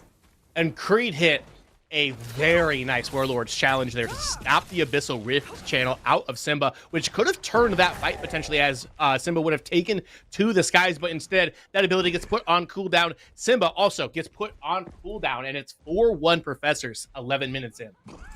Yeah, we're seeing a stronger start here from the Professors. They did get themselves that Fang Tooth, handshake that with the neutral objective of the mini prime. But overall, as far as the rotations in the play, especially focal play onto the mid lane, has been very well. Looks like that's the point for them here. Try to keep Simba out of this game as long as possible. We see Cure's going to run down here. Blink comes out for Survivor. Crazy doing a little appeal here, but might be able to get a kill here for Cure. Shield comes down. Not going to get it. Survivor once again surviving by the skin of his teeth on that one. It's Crazy Fool as well. Going to call it close. Good exchange there for Cure. Would have loved to be able to get those 2 kills in your pocket. Make yourself that X Factor and then felt. Get you some extra gold. Unable to do so. Good play. Holy with the rock as well. Gonna make his way out of this one again, Lance. As the evasion comes over. Success, but no kills. Well, a little bit of extended pressure towards that T2 as well is going to allow Cure to knock this T1 down in the duo lane. So some extra gold going into the pocket of Sparrow, which is what you want to see if you're a Flow State fan. Yeah, and you get a chance here to kind of let Cure go back to that position he likes to be in, where he's solo farming that lane. You got that ADC who's comfortable with his towers back, can make a good, decent push up in the lane, but then fall back. So I'd expect to see some rotations out of Proficiency here to try to make some large plays anywhere he can on that. Try to maybe do some split pushing style play with these objectives in the mid game here. Try to keep him in that off lane or so, maybe rotate over into these fights. As we see this Fang Tooth become the posture here, you can let him kind of lag back, stay slow. He doesn't have to be up on the front side. We see him pretty close. See BKB staying onto Creed. Might have got himself out of place. Here goes Lance. Crazy going to land the pull as well. Danger zone come out, but a team fight before the objective. And Soul Reaper comes in early. It is going to be Creed being the first one to fall. Cure going to pick the first of it up. Also, Crazy Fool falling down in the backside. Survivor doing what he can to kite backwards, but he is all of the way out of mana. Appy on this backside going to get pulled in by the Mortal Coil. Soulstorm comes out, but nobody's here to help you, Appy. You need to be careful. That's a double already for Cure, but now the Ure is onto him. Nice Stooper's going to stop Appy from trying to get any sort of aggression onto him. Soul Reaper from way down. Town will be able to shut that Sparrow down. However, that's a 2-for-1 trade advantage of F8, and it looks like they may start towards this Fangtooth actually going to respect the fact that Creed is still up and available. Not going to rip that just quite yet, but here comes the fireworks we've been looking for. We're knotted up 5-5 apiece, 13 minutes in. It's a good player here. Once again, as you said, he made a focal point on how there was some long-range kills, effective play, but so he might get himself caught. Ooh, gonna spin that blink. Not sure he had to do that there, but good exchange. Did take a lot of damage, has pushed his way back, but the fights that he played, staying nice and postured back, got some good plays here. Creed gonna lay down some kills here. They do anything he can to try to get at least one player pick here, but they gotta end something quick if you're on the side of the Professors, because this F18 is coming in hot at this objective.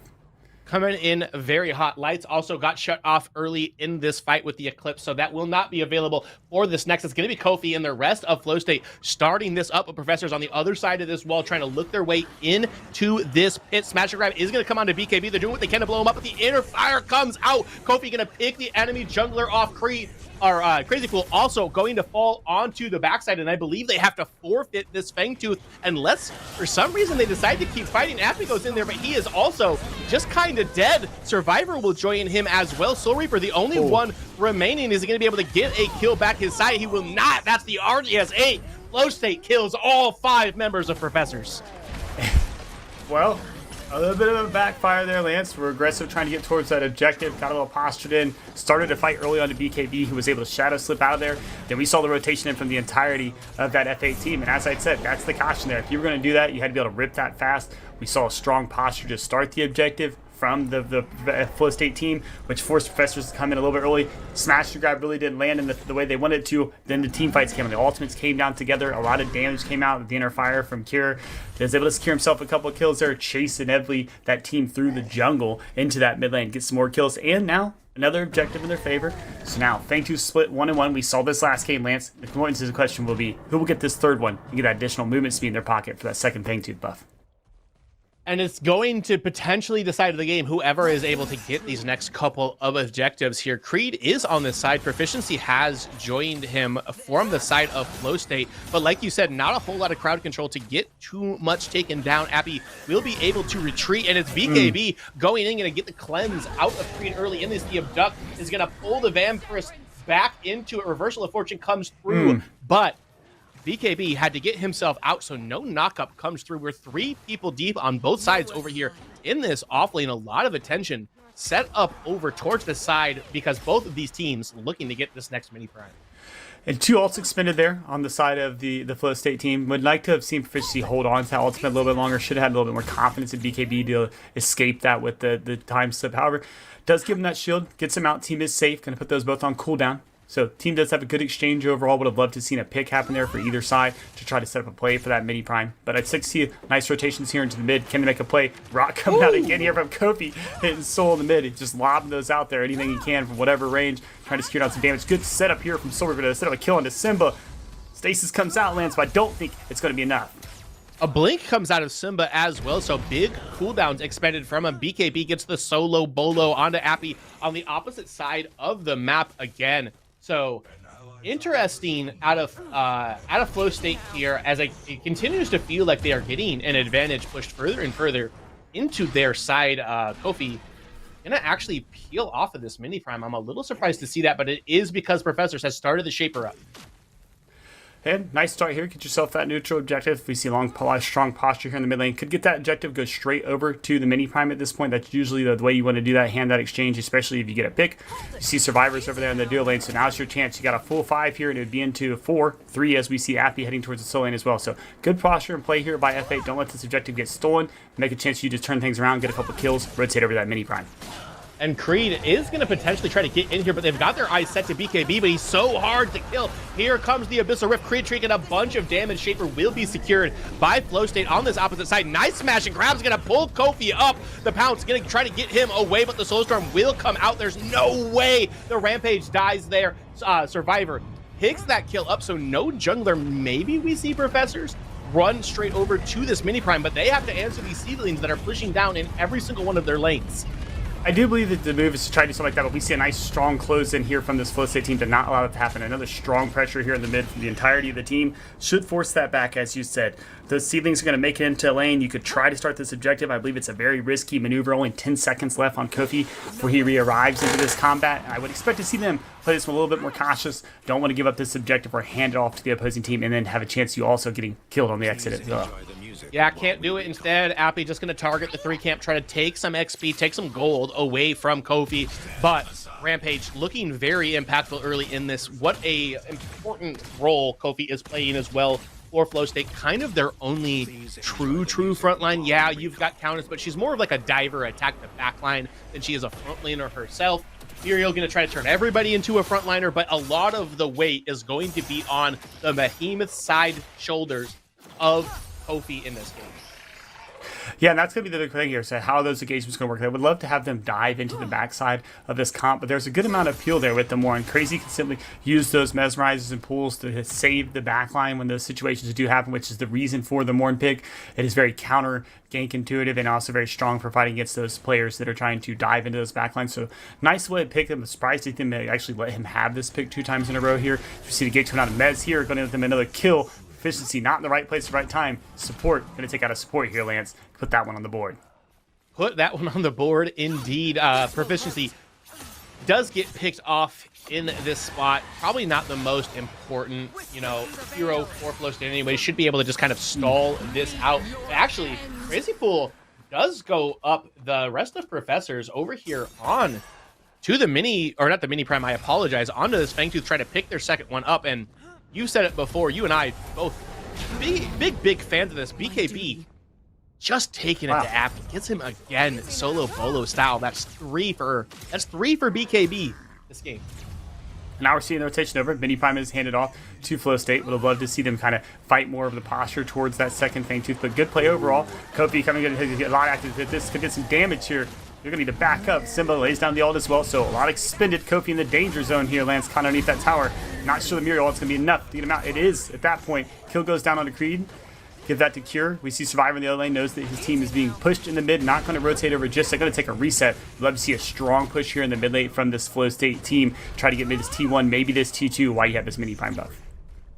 Survivor does trade the T1 back on the opposite side, but just like for my money and in my semi-professional profession or opinion here, that went like not fantastic for Flow State, and they're still able to turn it around and get to a 2-for-0 trade out of that kill. The Abyssal Rift doesn't really hit anybody. Kofi gets smash and grabbed into the T1 tower. He just pops that behemoth. He survives it. The rest of Flow State shows up and dominates the rest of that fight. He gets the 2-for-0 underneath the T1 tower, which indicates to me that Flow State is in control of this game, and things are starting to look bleak for the Professor.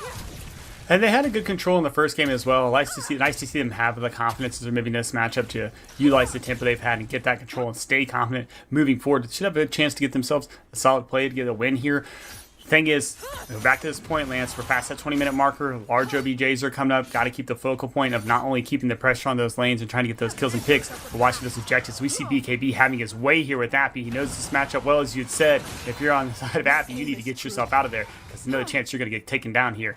That mini sliver of health there, not going to get hit by that tide, Lance.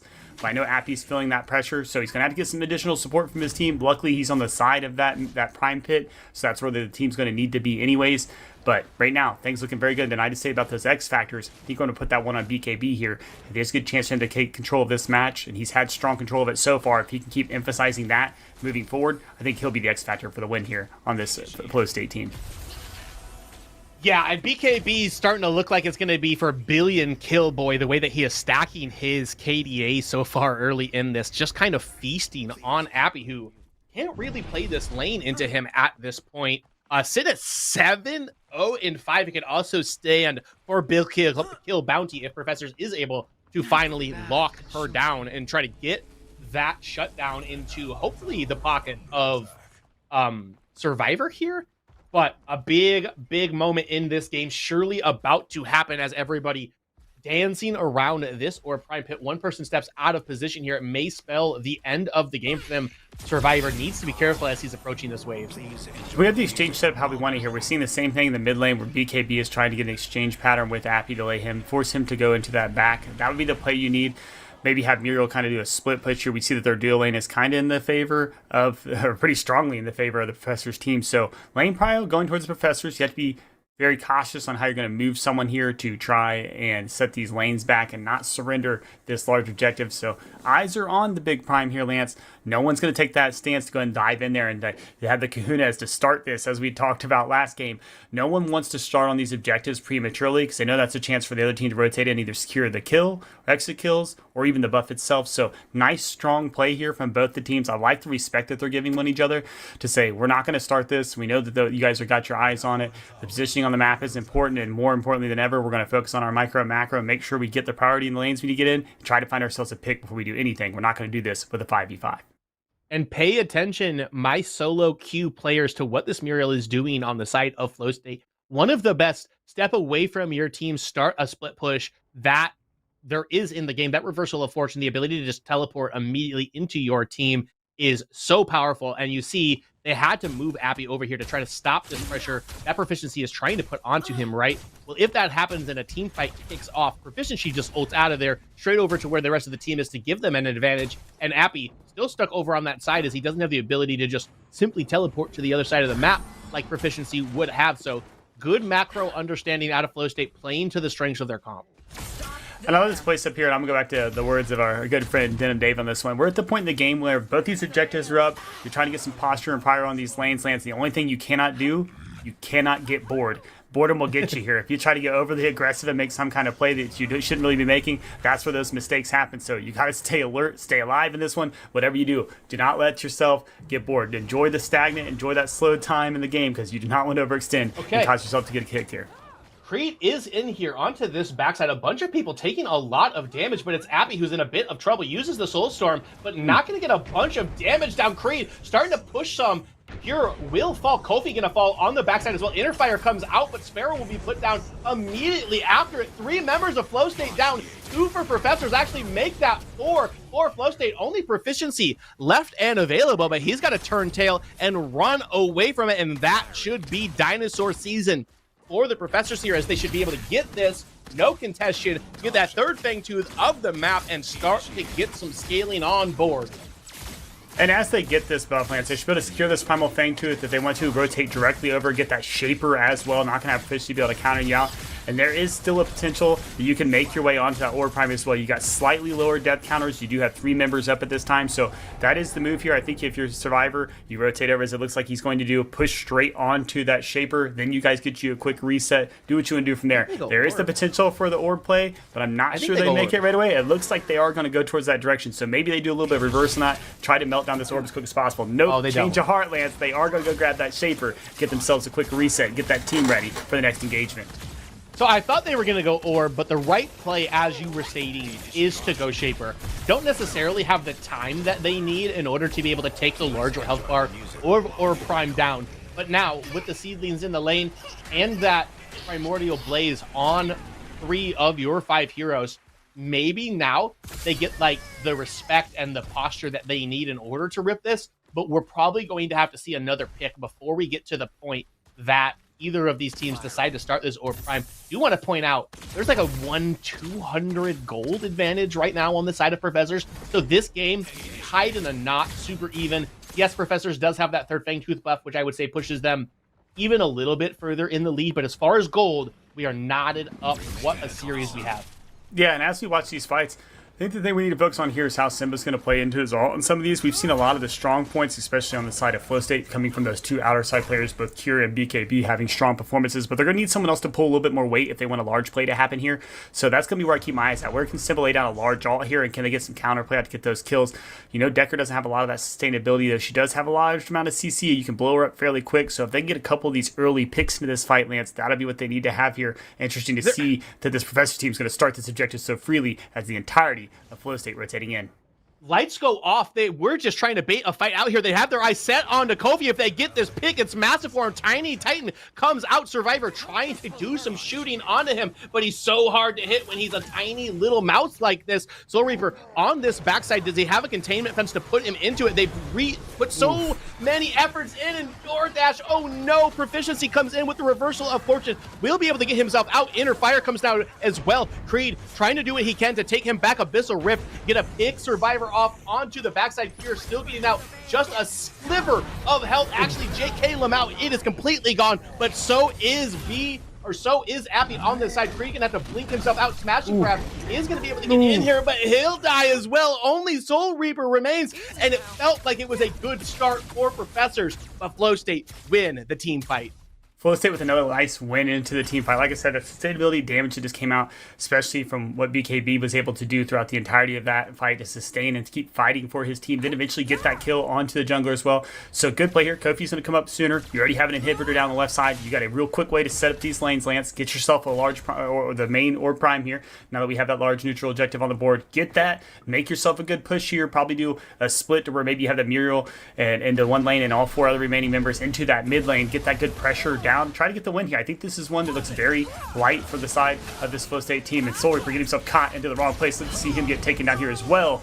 Was known as the delayed RGS ace there, as that is all 5 members down there for this Professor's team. Good play here by Flow State in this second match, Lance, and all eyes and all signs are pointing to ourselves having a game 3 in this one. I'm not sure what Soul Reaper's doing face checking that pit there.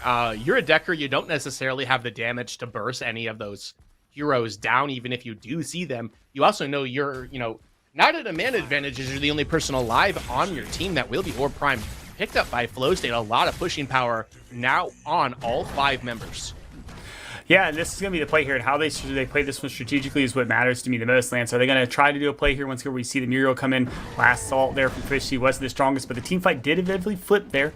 They did lose Kofi, but they were able to take out all remaining members of the Professor's team as well. So nice to see we're going to play this one. Looks to be Kofi being the primary target here. I think that this Flow State roster has to know that that is the point. So keeping him in the right place, if you're not going to secure down these towers early to get back to a neutral objective, is what you need to keep your eyes on. So that's where I'm going to keep my eyes at personally, Lance. Kofi has been a prime target in these matchups, so go for that. And if not, it looks like Simba's been pretty priority as well. So either one of those two are going to be the opponents who get hit at when they really should be keeping their eyes on to cure on this Sparrow, because there's a lot of damage he's been raining down both in the first game and this one. So that's where I'd keep my focal point. But we've seen it a little bit everywhere else. I'd like to see this Professor's team kind of hone in on one of those targets, give them those large damage dealers out from those outer lanes, and then work their way through the rest of the team. I couldn't agree more with you. It's going to be hard to burst a Rampage down, even with that Tiny Titan, taking extra damage in the ult, but does trade that off for being a little bit harder to hit. They haven't been able to burst him down quickly. I think that's what went wrong with them in that last extended team fight that we had just seen. Professors is a smart team. That's why they're the Professors. They're going to be able to identify that the same way that you and I are right now, Rit. Hopefully that they can make that adjustment, and if not, it is very, very grim for them, no pun intended, as we're looking at Survivor. Yeah, and then we're seeing a weird split here, not the way I thought it would have worked out. We're seeing a little good push on this side to keep everyone staged towards this Primal Fangtooth, and it looks like there's going to be a quick start from this at Flow State, and they need to be very, very observant of the lanes. I know they got some vision down, but you cannot surrender a chance to let this buff get picked off. Although you have a strong push coming in from the solo lane with BKB. Was probably going to blow Appy up here. It almost got him, Lance. The advantage here has been shown very strong, and Countess winning this matchup. So now, pressure onto this T2, potentially the inhib. You should be able to secure that Fangtooth as well, and you should be able to win that fight as members are trickling in here from this Professor's team. Primal Fangtooth falling in the hands of this Flow State. I think Crazy Fool gonna at least flash, get his way out there. A lot of movement speed with his Leaf Song and everything else as well. So now, full favor for Flow State. No reason to lose with this one, Lance. Your eyes are on the prize. Lock it in. Get to the goal. Yeah, just have to play smart, play safe, play to the strengths of your comp like they have been this entire game. They'll add that Shaper to their side as well. Put some Seedlings in here. Already have an inhib down on the left side of this map. going to be a little bit tough for Professors to deal with this pressure. And for the next 2.5, 3 minutes, this is time to strike the iron if you are Flow State. Looking to now siege this mid inhib for themselves. Don't quite have the wave in here just yet as Professors is able to clear this, but the next wave is on its way. And a nice play here, this is going to be the side here, you got these next waves coming in with the ceilings. That'll be where you get the kills. I would have loved to have that in sync with the wave, so that's just going to get roasted down pretty quick. Good clear here. Inhib is going to go down. Going to have to respond to the super minions on the left lane as well, so all 3 inhibs should be down. It's just making sure during this core defense play from this Professor's team, who can do a lot of damage and has the CC, do not sacrifice members and trickling in. Get yourself grouped up, get yourselves a win here, and work yourselves into that game 3, Lance. Gotta play this end game correctly, though. The Abyssal Rift comes out right away. Crazy Fool gets hit with the Stupor. So much damage coming out from this Rhino, but he is gonna have to use the Epoch Creed. Dies on the backside. Cure able to pick that up. Look at the health of the core, down to 10% already, and that will be game 2 taken by Flow State. We have a series on our hands. Ritterific. Hey, 3 games it is, Lance, but I'm going to say, though game 1 did fall into the hands of Professors, has been a very strong set of plays from this Flow State team from the start. They played very good at making sure they were grouped up into those team fights. And in that second game, it showed more so importantly. And I love to say, I have to give my hats off to BKB in that one. He has to be arguably the MVP, definitely the X factor in it. Having that strong push and having complete control of Appy in that game too led to that inevitable win there. But overall, great rotations to those objectives, whether it was late or just not exactly postured right from the team from Flow State, who was kind of tripping a few points during those setups. Did allow Cliff to get picked up in a couple of fights, especially that Fang 2-3 setup. But inevitably, the team was able to rotate over time, secure some kills, did get a delayed RGS ace, as I said, a little late onto the board there, but did secure that. From there, they moved into all those neutral objectives very quickly and effectively, eventually led to them getting a win. You hit the nail right on the head there, Rit. I've got nothing to add, but I bet our desk does. Let's send it back and see what they have to say. Hey, what up, Flippy Flop, though? This is Stranger and Big Moose with Spooky and F6.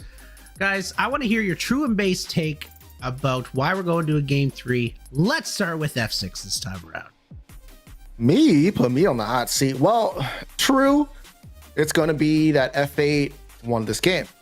Base take is they kind of threw it on the Professors, chasing the mini ramp 17 miles across the map and still not ending up killing him. So I think those are just true and based on my end. Yeah, I'm totally with you on that one. I thought Professors was going to pull out the tenacity again and maybe make a comeback, but F8 learned from previous game and they secured the win. And what is your true and base take, Spooky, on why F8 won this game and why we're going to a game 3? Stranger, I don't know what I could say here because F6 kind of just took the words and ripped them out of me and used them for himself there. Let's be real. I'm pretty sure that's my take. Okay, well, no, it was my take first. I had the opinion first, don't worry. I'm correct. We had a very good opportunity as the Professors to kind of run away with this game, right? Had a big fight around that Primal. Very easily won it. Well, maybe not easily, but handily. Walked over to the other side of the map. Said, you know what? Maybe we don't feel like doing the Ore Prime. Okay, fine. We'll do the Shaper instead. And then we chase a rampage for, I think, F6, your words were 7 miles in 2 seconds. Yeah. For what purpose? That is what he said, yes. Yeah, there was a lot of chasing, and I think it ultimately caused them some great issues. But I also want to talk about the off lane as well. What was going on in that off lane? The Yuri was just, she couldn't do anything. She was just another minion on the map. F6, why was that? Because like I said, BKB has like 3 or 4 characters that he's going to pick. He's comfortable with it. He knows that it doesn't matter who you pick into it. And he knows when to pick these characters. Countess is one of those characters. He knows when it's time to lock in and he needs to make sure he wins that lane, helps his team out. He's going to pick that Countess or he's going to pick that Yuri. Yuri wasn't up. He picked the Countess, threw some hands. And yeah, it was lights out for Appy after that. I'm totally with you. And with that, folks, we are going to a game number 3 for the loser bracket finals, F8 versus Professors. Stay tuned. We will be right back. The battlefield has changed forever with update 1.8 as Predecessor enters a new era. Welcome to World Shift. World Shift Cataclysm transforms the battlefield mid-match, unleashing pure chaos and raw destruction while opening up entirely new strategic opportunities. Before the destruction begins, a new enemy stirs. Seedlings are new creatures that spawn in the river, growing stronger as the battle goes on. Destroying a seedling grants gold and experience to those who hunt them before they transform into the Shaper, a powerful new foe that when defeated triggers the world shift, sending powerful seedlings down each lane while the battlefield collapses into chaos as a cataclysm tears the sky apart, unleashing a storm of meteors while reshaping the whole landscape around you. Paths crack open where none existed before. Meteor strikes scatter jagged rocks to block familiar sightlines. Gold plants sprout up, rewarding those bold enough to claim their bounty, and geysers erupt to launch heroes into new heights of battle. Cataclysm is only the first of several world shifts to come, each designed to rewrite the battlefield and spark new strategies in the heart of battle. World Shift marks the dawn of a new era. Experience it today in Predecessor on PlayStation, Xbox, and PC.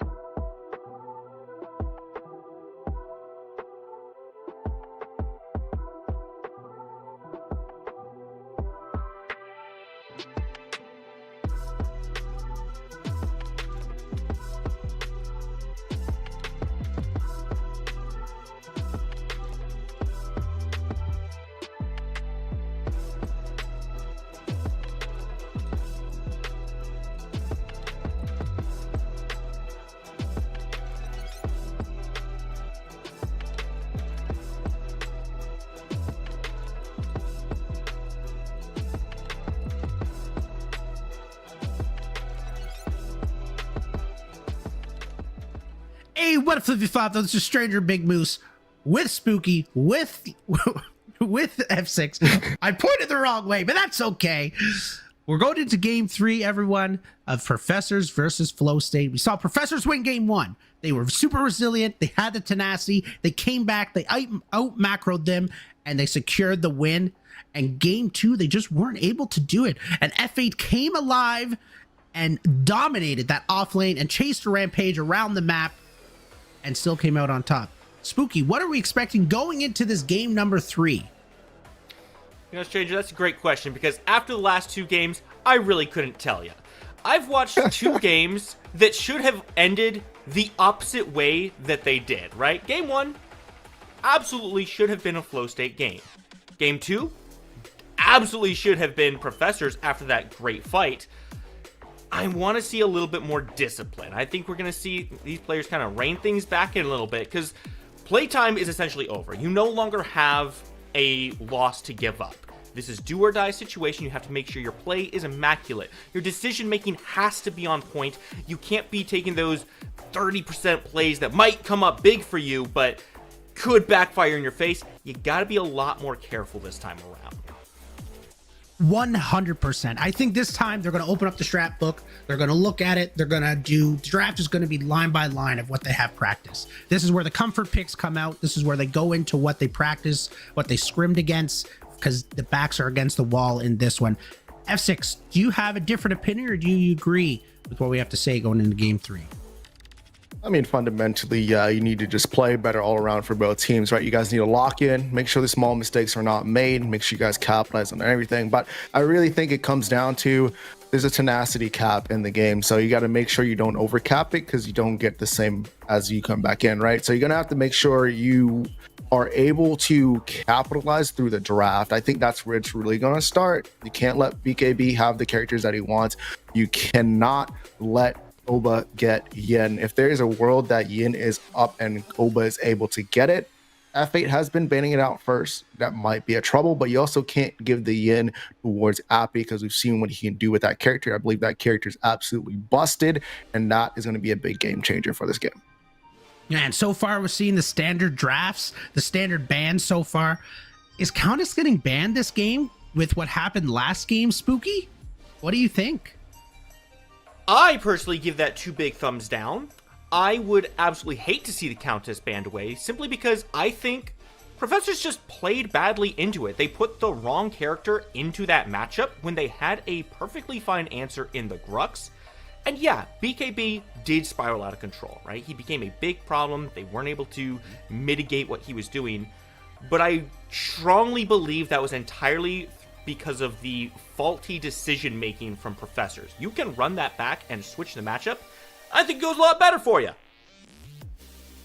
Yeah, I think you're right. I think Grux should have been picked, or maybe just, play off lane a little bit better. But going into this first pick, I think we're going to see a gadget. Well, a gadget come on out as a first pick, as a blind pick. F6. What do you think of that? I think you're ready to bang. I mean, Gadget, she scales well into the late game.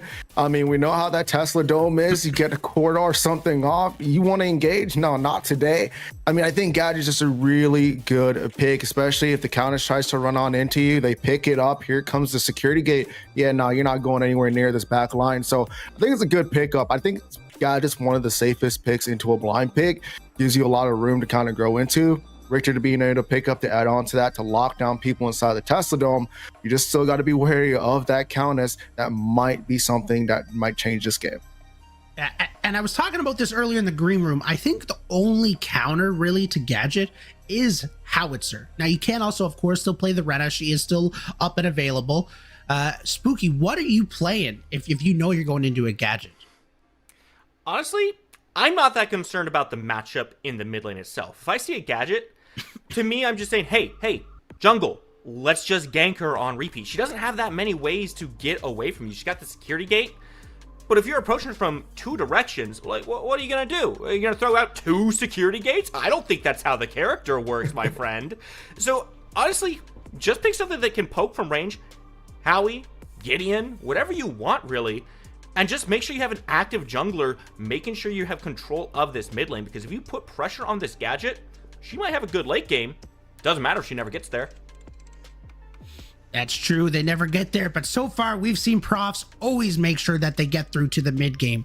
And I think that's going to be F8's plan, is they want to go fast. They want to get a lead early, and they want to secure those objectives, and they want to have wards before the enemy, before professors do. Yeah, I mean, you're seeing a lot of pick potential. They have a lot of setup there. Grux being able to pull in as well. Grux and Gadget go well together with that Richter. So right now, I'm liking the Professor's comp. I want to see how they round this one out. But if you're looking over onto the strats here, Argus is a good to go against the Gadget, and the reason why he has lane prile. He's able to push that lane, rotate throughout these other lanes, and start to become more impactful earlier on. If he's able to do that, he controls that wave state. They're going to have to find a way to get the Gadget into those fights, and if Argus gets there quick enough, able to take down 1 or 2 members in that fight, Gadget really can't do too much. He can't be out of position. So great pickup there, in my opinion, to counteract what that Gadget's trying to do.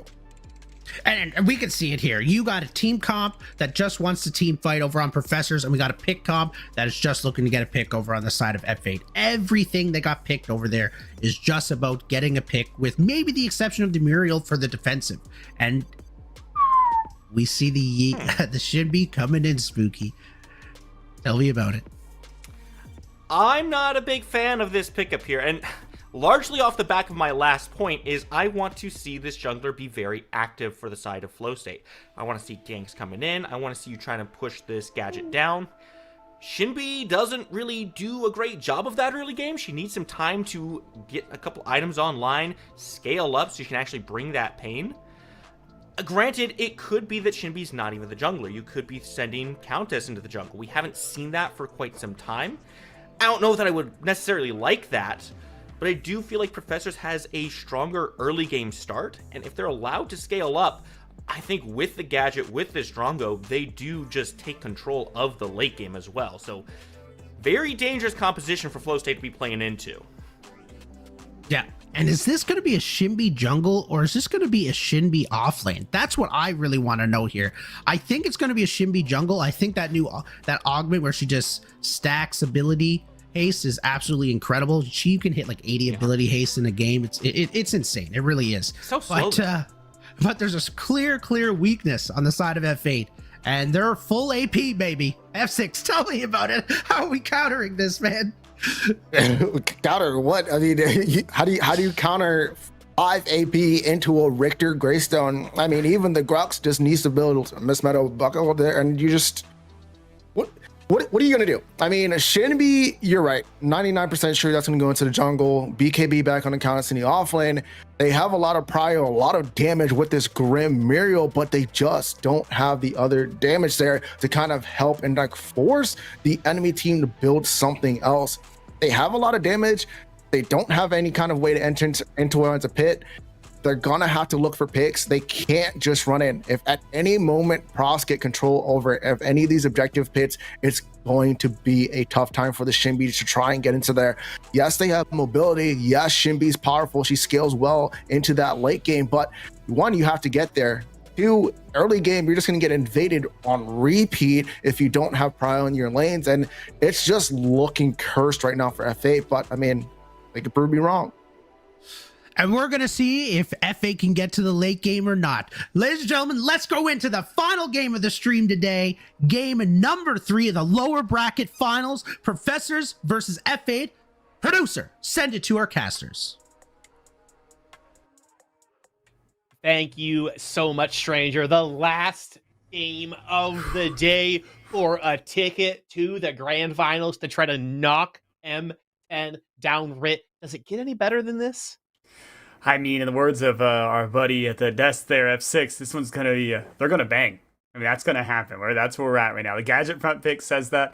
I do like the comps overall. I think it's a little bit more in favor of the Professors at this point. I think Flow State a little bit not durable enough to say that the BKB with the sustainability on the Countess, it's good, but I don't think it's enough without somebody else there. Shinbi, strong carry champion, would have to get off to a lot of kills, but there's a lot of ways to slow her down. And as it was said at the desk as well, any chance the professors can get to set up a perimeter at one of those objectives, it pretty much goes into their favor. There's not a lot of Shinbi can do to get inside of there, and I think that's the focal point here, is how is this team going to be able to secure any of these neutral objectives throughout the course of this game, especially if professors can get there first.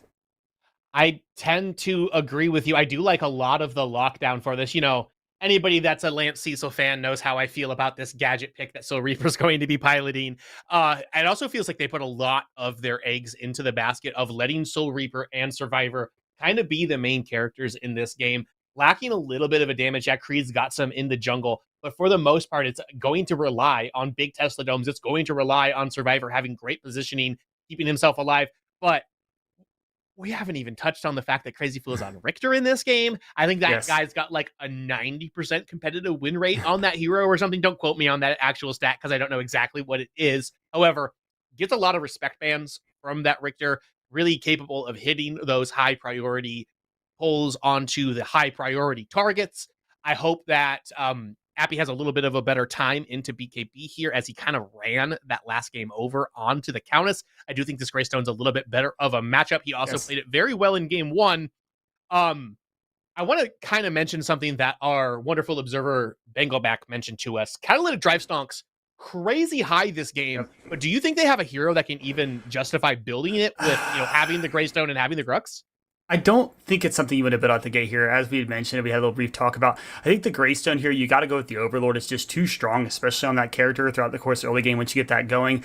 Grux, I just don't think that's something he's going to build out the gate. So you definitely go AP, as we mentioned, how you're going to do that, whether that's Miss Meadow, Absolution, some of those other items. That's going to be the kind of direction that you're going to want to take this. But Calic Drive, don't think that's going to be where we see people investing those stocks, even though, as you said, they are high, but they're not here to buy.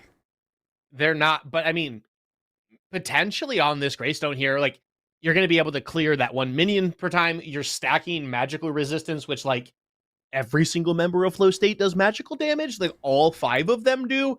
A little bit tougher to build magic resist just in Predecessor in general right now. It kind of feels on the tank side of it that the physical armor a little bit more abundant and easier to stack up, especially with the passives on the tier 3 items, than it is for the magical side of this. But the pressure is on. It's a 60-30-10 split for the prize pool. The winner of this takes the money that they are going to do and triples it at minimum, right? Going from 10% to 30%. This is a big game. Both of these teams want a piece of Mach 10 tomorrow. They want a chance to claim the crown of PCC 12. Yeah, and you know, I'm interested. I really wish we could have a chance to get in there and get our ears in there and hear what these teams were speaking, especially Flow State with this roster pick. Having all of one damage type and then just the character, the champ selection in general. Like I said, I'm a fan of that the nice mixture team with some good frontliners and some good CC. Not going to see that here. We see the Grim switched over to Cure's hands, so want to see how he plays this one. Saw a lot of decent success out of him throughout the carry role onto the Sparrow going into a Grim. Nice to see how he's going to play up here. Already got half the health bar onto Survivor, so good start, good poke here from this F8 team, but only had that good poke there and that good exchange because Crazy did happen to miss that hook there at the beginning. We talked about that high hook rate and the respect for banning that champ from him, so good play to start this one here from Flow State. Gotta do everything they can to retain that energy, that confidence they finished that second game with to try to get themselves the win here. As you said, Lance, the shot at that bigger prize pool and that leap in value is important here if you just take home this one win here on either of these teams. Yeah, I mean, who doesn't like money, Rit? We're kind of seeing what you would expect out of the early levels here in this duo lane as Proficiency and Cure going to be the first to hit that level 2. But having that ranged support playing into Richter does give you an opportunity to really poke out the level 1 from Muriel. Highly underrated. Her primary ability really does a lot of damage. They've got a lot of slow potential in this lane from Grim being able to go into that overdrive mode, kind of, you know, slow people with his auto attacks. Proficiency's got that slow on his primary ability, like we're stating before, and it's going to be a slow burn for Crazy Fool and Survivor. They have to just try to survive these first, like, 6 levels, I would say. Creed is over onto this side hook, is going to miss, but Creed is here. No bubble for Cure here. Gonna have to blink. Actually, Creed's gonna blink forward onto him, but the smashing grab not on target, and he is getting hit early here, but I don't think that there's actual potential to get a kill here. So Cure gets out of there, does have to expend the blink, which will be traded back by Creed, but no dice on the first gank early out of Creed. And that was a good play there, a good setup. You do have to spin the blink, which valuable resource down for 5 minutes now, but a good way to make it out there. I love the aggression for the Flow State team early. I love the response pattern there from the Professors. They let that team take the dual lane, let Survivor them get pushed back there a couple times, make a nice rotation over so the respect is still felt there. But with all the confidence in the world, Flow State walking back up. It's so here's Simba laying down some damage here on the Silver Bill. It's half life bar there, Lance. So as you're proceeding to keep ganks onto that duo lane, gotta watch out what's going to be happening in this mid and solo lane. But solo lane, much better handoff here for the Professors. BKB not having that dominant performance, just running down that solo laner. So Appy, gotta be happy with the change up and picks here into the Greystone. Needs to be happy for sure. And honestly, in the last game, where it really went wrong for Appy is BKB hit level 6 1 minion before Appy was able to. So the feast cut came out onto the Ure in the last one. We saw as Appy was getting back to that lane, he hit level 6 off the first minion back after the first blood was done to him. Definitely could have changed the course of that game for Appy. And that shows you the margins for Predecessor. You know, one small tick of XP was enough for BKB to be able to snowball that game and really take game 2 over. He's going to look to do the same this game as well. Yeah, that's important, as you said. That's something you have to focus on, to know those small changes, those small shifts and power spikes and how those play effectively, whether that's getting that experience to get that level up, to get the extra health and the ability, or that's just getting your item advantage and when you make those spikes coming back into the lane versus the opposing team. And that's what you see here at the high-level competitive play versus standard people who play the game, Lance. Knowing that knowledge to have to say, hey, I can keep fighting this wave, I'm going to get a level here, ultimate will be available, and that's going to be my tide changer, and being able to risk it for that play. That's what I like to see, and that's why we love high-level competitive Fred. It is, and hey, I want to take a second because we have not talked about Shinbi in the jungle here. Has that wonderful augment called Natural Talent that stacks ability haste cooldown reduction as they continue to take camp leaders and siege minions. Kofi definitely looking to scale into this late game as well as they can. Is working towards that Spirit of Amir, but as this game continues to go on, the positioning of Kofi going to be very important as there is a lot of crowd control on the side of Professors to try to lock that down. So look for these disco dashes. He needs to keep at least one of those off of cooldown so he can reposition himself in these team fights as they start to break out later into this game. Yeah, and he makes a move here, was looking to potentially lay a gank down onto the solo lane, but Professors had a ward down there. Appy knew where the presence was, so now we're going to see rotation over Soul, also knowing where Kofi is. So good eyes on this Shinbi. That's going to be the importance. Can't let her sweep in there and be able to lay down a good kit drop, but now we're seeing the rotation over here from Creed to this duo lane where those blinks are no longer available. Kier got himself in a dangerous spot. Is down onto the backside. Kier taking a bunch of damage. Put him on the board. Survivor's going to get the first kill of game 3.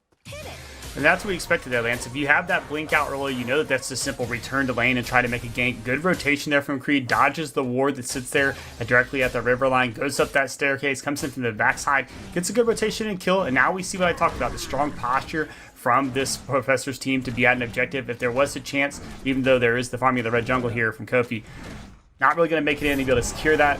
Goes into the hands of Professors. And I'd expect the remainder of these neutral objectives to kind of fall into that favor unless there's a good set of picks prior to the fight that set up this Flow State team. I just don't think they have a strong posturing system and team comp to fight into those objectives when you get to the later portion of the game, Lance.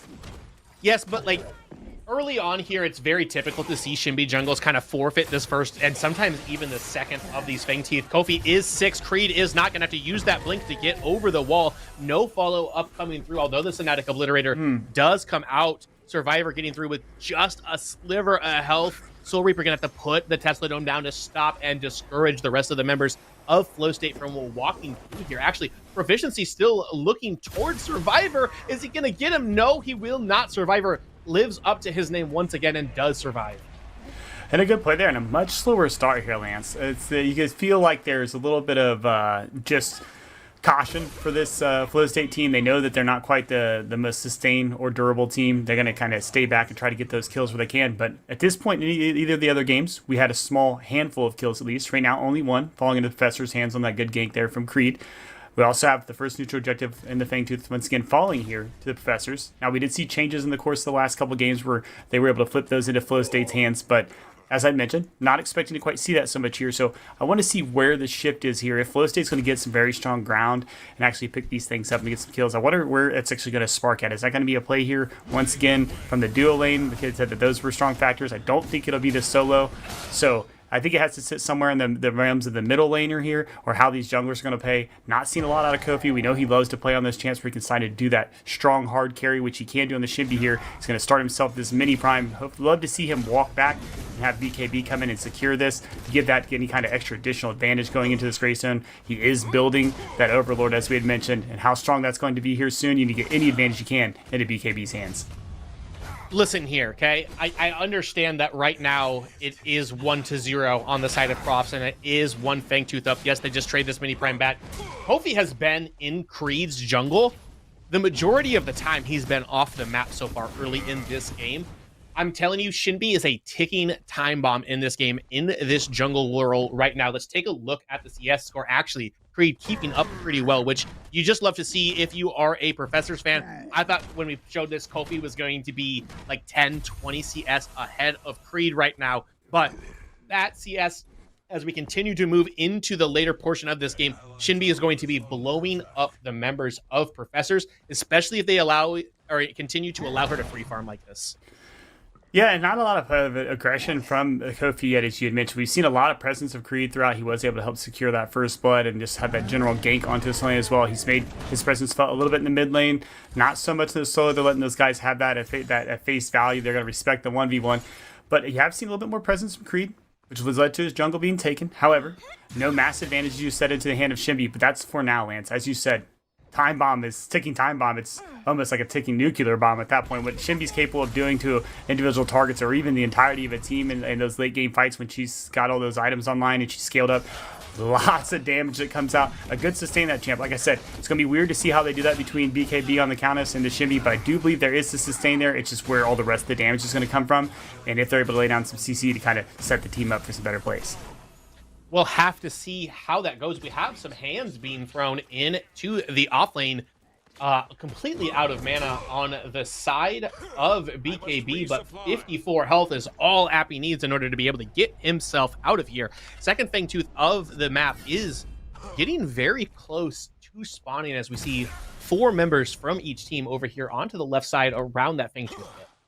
Yeah, and like I said, if they're going to start this Fangtooth, they need to get some form of pick here if you're Flow State, and you have to be the one inside of the pit first. You cannot let the Professors get any kind of staged up for that. They have entirely too much CC and damage they can lay out if the Shinbi comes inside of the pit. So she definitely can't be the one in there. Or maybe you have to make that rotation over the edge from the backside of the pit, but then you're sitting right in the middle of Death's hands. So really got to really see how these teams are going to try. This Flow State team is going to try to get their way into these neutral objectives with that Shinbi pick. And they do push Kofi off of this seedling. They're going to try it for themselves here, but BKB is over onto the backside. Keep your eyes on the Kofi as he dives into it, catches the skewer immediately, though smash and grab. Going to pull BKB out of the Tesla Dome here with the GTFO. Will be enough to take Creed down. The credit goes to BKB, though. Fireworks means all kill has been used as well. 2 members now down. Survivor also falls into the backside. There is a hat on Soul Reaper, but it is a zone hat. BKB just diving the T1 tower right in the face of Crazy Pool, not afraid of stinking anything, and Proficiency gonna take him down. Actually, no, that's a triple kill for BKB. Flow State looking great.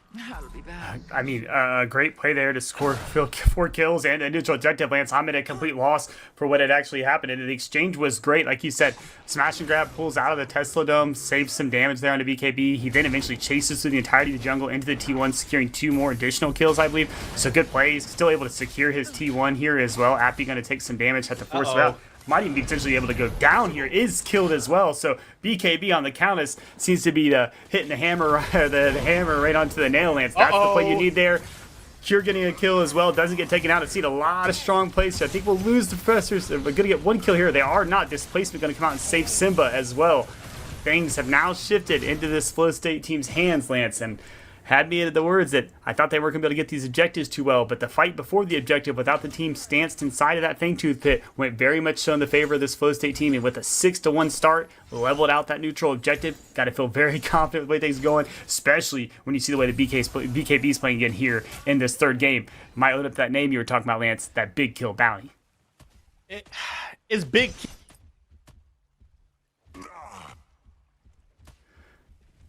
Oh, I think we lost you a little bit there. So Has a good play set here. Has a good exchange. Going to have this set, get this squared away. We see the good posture here by this team. This Professor's team is not completely out of this. Like I said, it was just one team fight. It's not going to take anything away from the way this team is playing. There is this setup here where we're going to focus on this next mini prime objective. Will be the last main objective that we're going to see here before we start seeing the setup for the larger objectives here at the 20-minute marker. Actually, we'll have one more Fangtooth come out as well. The BKB is going to be our focal point. And can he keep riding this matchup out strong and being able to damage? His rotation over into that fight and the ability to still make it back to that solo lane and be able to secure kill on Appy as well has been strong. He has to be removing some of the confidence from Appy here with his 1-level advantage. So it should be a strong setup here. Like to see this Flow State team stay aggressive. This aggressiveness is now working, especially when they're getting grouped up. But I'm on the side of BKB and Kofi here. Might want to back yourself up. So never mind. They are going to secure one kill here at least, Lance. And now, chance for that neutral objective. Mini prime on the board. Would like to see this team rotate over right away. And good feast out of BKB to stop the Stoneforge Soul from being used by Appy here. And this Countess hero, there was some talk about whether or not it should have been banned on her desk. I'm starting to heavily lean towards the fact that they should have banned that hero. Yeah, I mean, Lance, the way you look at it, it's either got to be a pick or it's got to be a ban, right? At that point, if you're going to let it get picked, it has to fall into the hands of your team. Hopefully you have someone who's comfortable piloting that.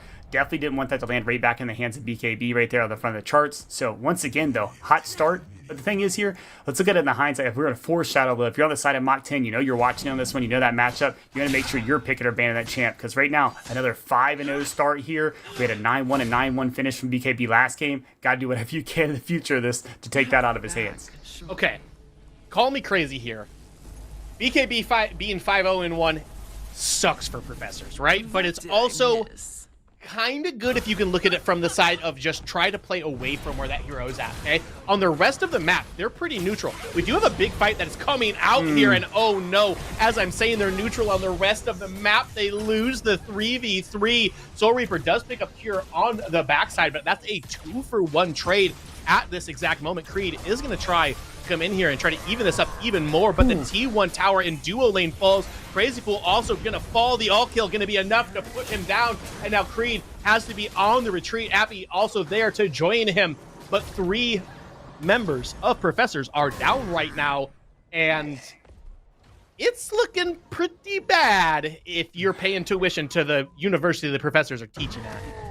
Yeah, it's a little rough here, Lance, but it's just been a little bit slightly faster rotations over from this Flow State team. It's not that the Professors are being outplayed in every facet of it. They've just been a slight step behind. If they can change that pacing and get caught up to them, I believe there's a chance they can lay down some better plays. Being able to catch a group of these the members of the Flow State team inside of a Tesla Dome or just in a group of these AoE abilities would work a little bit more effectively. Haven't been able to do that. They have had some single target damage. At least in that setup, they were able to take out Cure. Anything you do to slow down the carry at that point. But in that due time, the solo lane was still being pushed by BKB, so 2 towers down on that side. We still see all T1 still remaining for this Flow State team, who had a very strong setup through the course of the 2 matches defending their towers. So more global gold in your pocket. You're up 10-2. Neutral objectives, pretty clean split at this point, Lance. If you're on the side of Flow State, you would say that confidence and that tempo you had from the game 2 rolled straight into game 3, and you're feeling very good about how things are going at this point. Kofi starting his way onto this Fangtooth with no delay at all, because he knows he has to be in that pit for the opposing team. No delay at all, and it's scary right here for the Professors, right? Because normally in a situation like this, you would think, okay, well, we have some really high damage on our team late game. We just have to wait. We have to chill. Just sit back, do what you can. But the dive composition picked out of, actually, we got to pay attention really quick. Appy not going to get solo boloed. Creed is over here, but look out. Simba on his way too. Going to force the blink out of Appy. Crazy Cool on the backseat here to try to keep Creed alive. BKB just out of reach of this smash and grab. Proficiency over on this. I get a slow down. No T1 tower to back up to, but no follow-up damage. I want to get back to my point really quick. All I'm trying to say is they've got great dive to get back to where Survivor and Soul Reaper are at. Both the Countess and the Shinbi pretty proficient at being able to just kind of sprint back to where they are at. They also have proficiency on the Muriel to be able to provide some comfort to them if they do get security gated by Soul Reaper. Kind of to reverse the fortunes. Haha, see what I did there. But this is looking pretty great for Flow State, I would say. Yeah, at this point, I think they have complete control of where they're going here. They just need to make sure that they don't get into a situation where they get a little bit too confident, maybe cocky, would call it, arrogant, maybe even. If they can stay back, keep doing what they're doing at this point, it's worked out pretty much into their favor. I wouldn't say perfectly. For the most part, I would say so, because they only have 2 deaths. They did surrender 1 neutral objective where they were unable to get there early, but they do have control now, Lance. It is definitely there. Large objectives are now stunning because we're going to be coming on that post 20-minute marker. So the juggle's going to come down to that again. We see both teams not really pick a play onto those objectives when there was a chance for a team fight, but there's a lot of damage coming out from this Flow State team. They might feel a little bit more willing, I'd say, to attempt to start an objective without a pick, but I would still expect to see one of these teams go for a pick, because that's what we've seen through Game 1 and Game 2. No one's just going to go ahead and start an objective all willy-nilly without someone else being gone from the opposing team. That does seem to be the way that it is.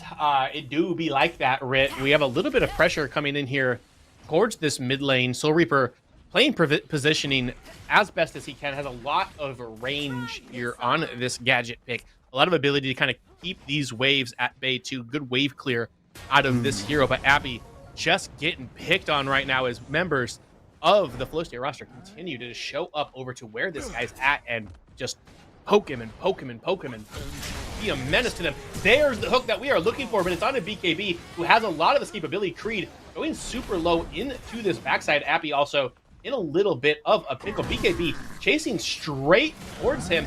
Okay, you're a little out of position. Smash and grab into the tower is going to be enough to take Creed down. The reversal of fortune comes out. Skewer also hits onto it. The shutdown, finally, BKB will die from within this, but it is still a man advantage on the side of Flow State. They've got here shooting here. They've got Kofi on this opposite side. T2 is up to try to provide some ability. Oh no, Crazy Fool's going to die too, and that should be the end of this one for the time being, as Professors getting the lead left and right in this game. 3-13, about to hit 20 minutes. Yes, a strong play here in Game 3. I mean, I take out all the doubters on this one to say this all APT, if you didn't think could do it, looking very strong here. They are going to try to, looks like they're going to take a mini prime here right before the large orb prime spawns. They should be able to get that in time as well. So nice little chance to get a little quick buff set back to back there, Lance. Strong play here overall from this Flow State team. I love the aggression to go through the opposing team's jungle. They had no issues going to the Professor's red side jungle. Now they're going to start this Shaper. Should be able to secure that pretty quickly and easily as well. If the Professors come at this point, I believe this just spells death for the team. So another objective here falling into the hands of this Flow State team, who has taken complete control of this matchup here in Game 3. Yes, I am trying to find some sort of an idea as to how Professors can whittle their way back into this game. But as I continue to look for it, I just see answers on the side of Flow State. Abby gets hit with a rock. Funny interaction there. Also got knocked back by the seed lead at the exact same time. A little bit of momentum carrying to send Abby for a little bit of a roller coaster ride. But as I'm continuing to look for ways for Professors to get themselves back into this game, it just feels harder and harder, in my opinion. Yes, Crazy Fool may be able to hit a hook into a skewer and lock one person down with a Tesla Dome on top of it. They do fight very well into the pits with the Tesla Dome. But when you're at this type of gold advantage, is Appy going to have to use the Stoneforge Soul? Surely going to die once he jumps out of here. Actually, Assault the Gates will start to get him out. Crazy Fool here also going to be able to provide some peel, so Appy will survive. I caster cursed it and left him alive. But look at this. Primal Fangtooth just taken by Flow State. No contention. Nobody can get in there, do anything about it. So even though they can fight well in these pits, they can't even walk into the pits because of the gold deficit that they're at. And no pick necessary. They had vision. They knew where Creed was that time. He was shifting his way over towards it, but they already had 3 members grouped up at that point. So strong stance there. Love the way BKB and then forced a response from the Professors to come over into that solo lane. And in doing so, they saw 2 players off the board. They knew it was their chance to rip down that objective. And as you said, with all that damage that Shimmy can do into the later portion of the game, along with Grim laying down all that damage and having the Argus, free objective there into the hands of Flow State. Or as free as it can be, in my opinion. But as you said, every cloud does have a silver lining. I'm having a hard time trying to find it in this one, Lance. But I will say, if they can get the right picks in the right places, take out some of this damage from this Flow State team, there is a chance. I'm not going to say it doesn't exist, because I'm always going to be one to shine some light on the darkest scenarios. So I do like what the Professors have as a total comp. I said that in the beginning. They just need to make sure they posture themselves up, get a good pick, and get inside of these neutral objective pits before the opposing team. And they are just now discovering that these guys are on the big prime. They only have 2 members committed to this. Appy Gonna go try to look at Cure here, but he's got Primal Fangtooth. You need to be a little bit careful of the damage that can come out from this. They do heal off of the Orb Prime, but Professors having to be forced to play reactionary, which is not the style that this team likes to play in.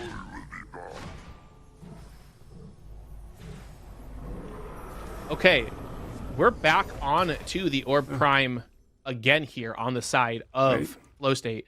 All members of Professors are in this red side jungle. Creed's on his way too.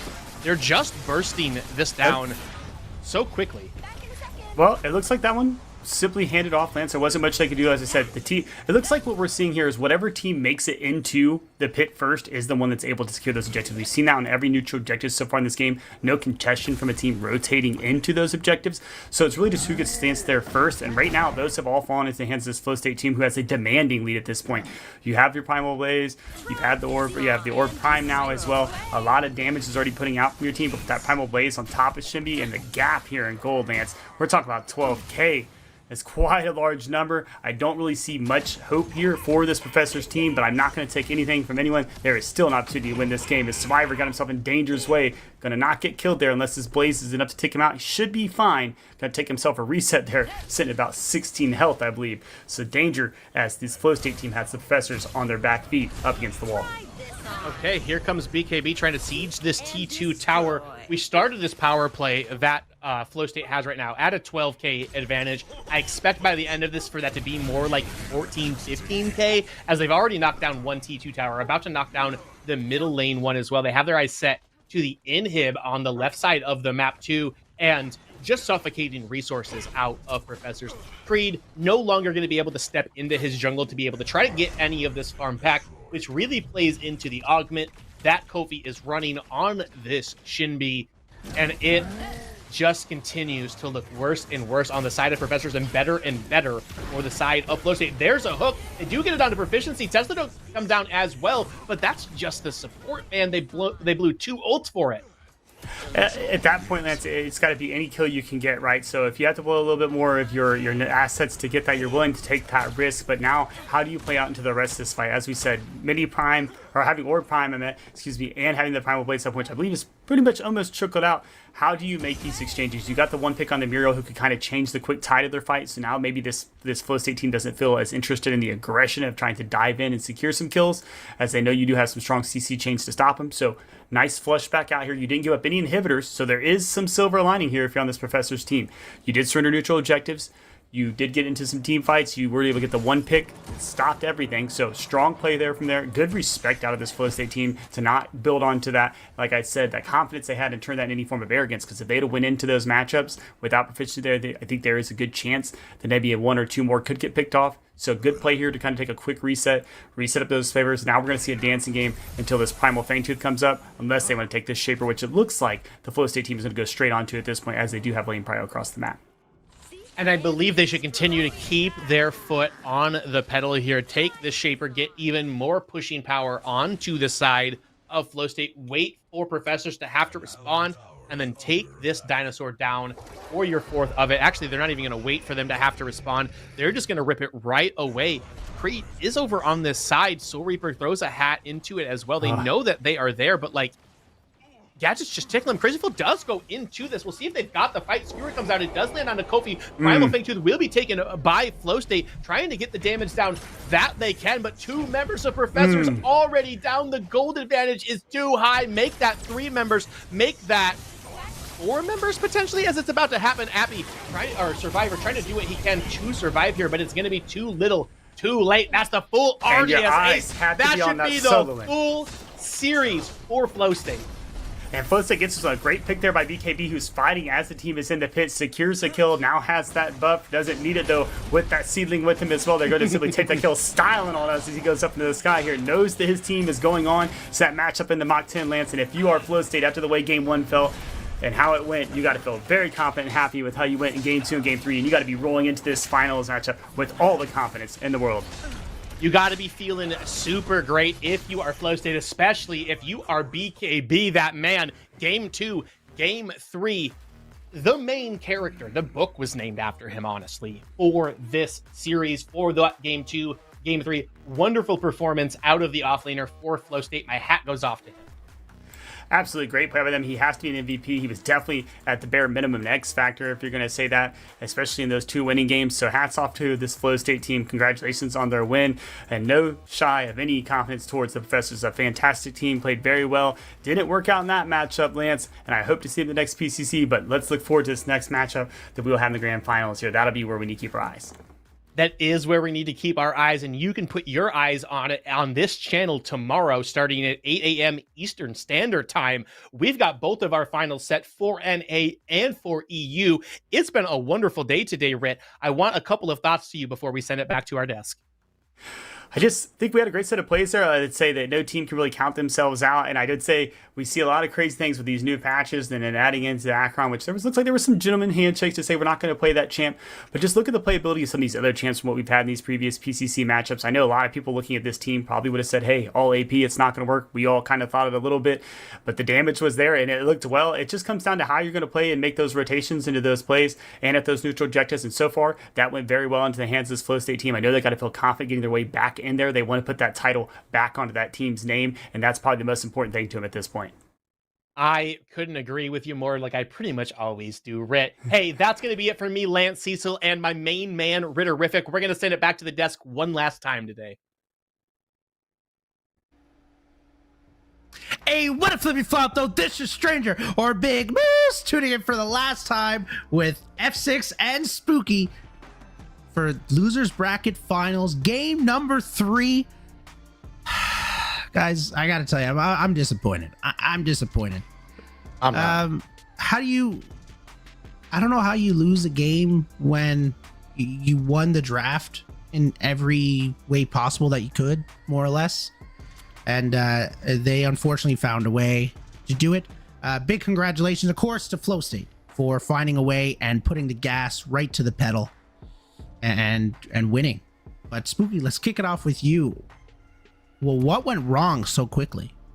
Well, you see, Flow State had their foot on the pedal. They were supplying some gas to the war machine of their team composition.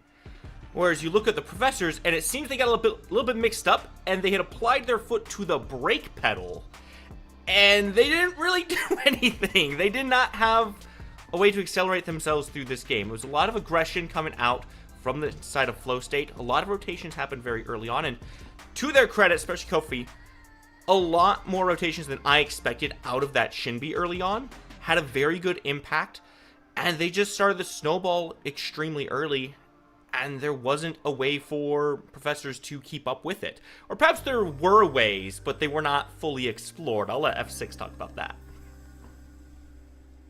Man. It's more of F8. They knew what comp they had, right? I mean, we're talking about it. Yes, it's a full AP comp. You should not be able to run that build, especially when you have the tanks like that. You only need to build one type of armor. But what happened was they never allowed for the Professors to make any type of moves. Yeah, earlier on, they potentially almost got a kill, but Creed kind of blustered it. I mean, Kier has some juice shoes to be able to get out of that one. And then they couldn't find something early. So what that opened up was for Shinbi to keep just like, you know what? Nothing bad's happening. I'm going to keep farming. They went over to the first Faint Tooth. They got the first Faint Tooth. But what people didn't realize was the entire red side was towards Shinbi. She was able to get it. She backed in time to be able to contest that red buff. And then she kept herself into the game and she just skyrocketed her lead through that. So it's for me, F8 just played their comp to perfection and did not let up on this Professor's team.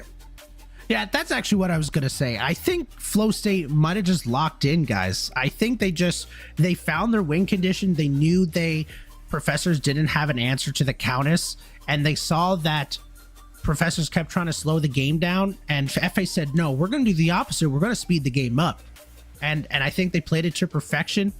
And on the side of Professors, the simplest way I can put it is I think they scammed. I think they scammed a little bit. Maybe, in these high intense situations, it's very easy to let nerves maybe get the better of you. But they're a super fantastic team, guys, of course. Don't let them be discredited. But that's what I think. I think F8 just put the gas to the pedal, found their win cons, and really found how to really dominate in the offlane in particular. Yeah, that offlane was a big problem. I do think the draft could have been better from Professors, because you just got out of a game where you win against BKB on that contest. You made an active choice not to ban it away, thinking we can handle it better this time. And then you don't give yourself a matchup that handles it better. The build wasn't really working out for Appy. He had no pressure over there. It just makes you wonder, what was the game plan going in? And I think that speaks to your point, Stranger, where Flow State very clearly had a game plan in mind. And you do F6. They knew how they wanted to play this match out. And Professors felt very reactionary. Like they were trying to figure out, what are Flow State going to do? How do we react to that? Do we have enough time? And the answer turned out to be, no. You are out of time and out of bracket. Yeah, I mean, 100%, right? I mean, and going back to that offlane, my point really quick, Stranger, before you hear this off, but you're going into a Countess, and it's not the fact that the matchup is bad. I mean, the matchup is fine. I really just think it was the itemization there. You're going into Overlord, going into Rapture before you even go into Tainted Bastion.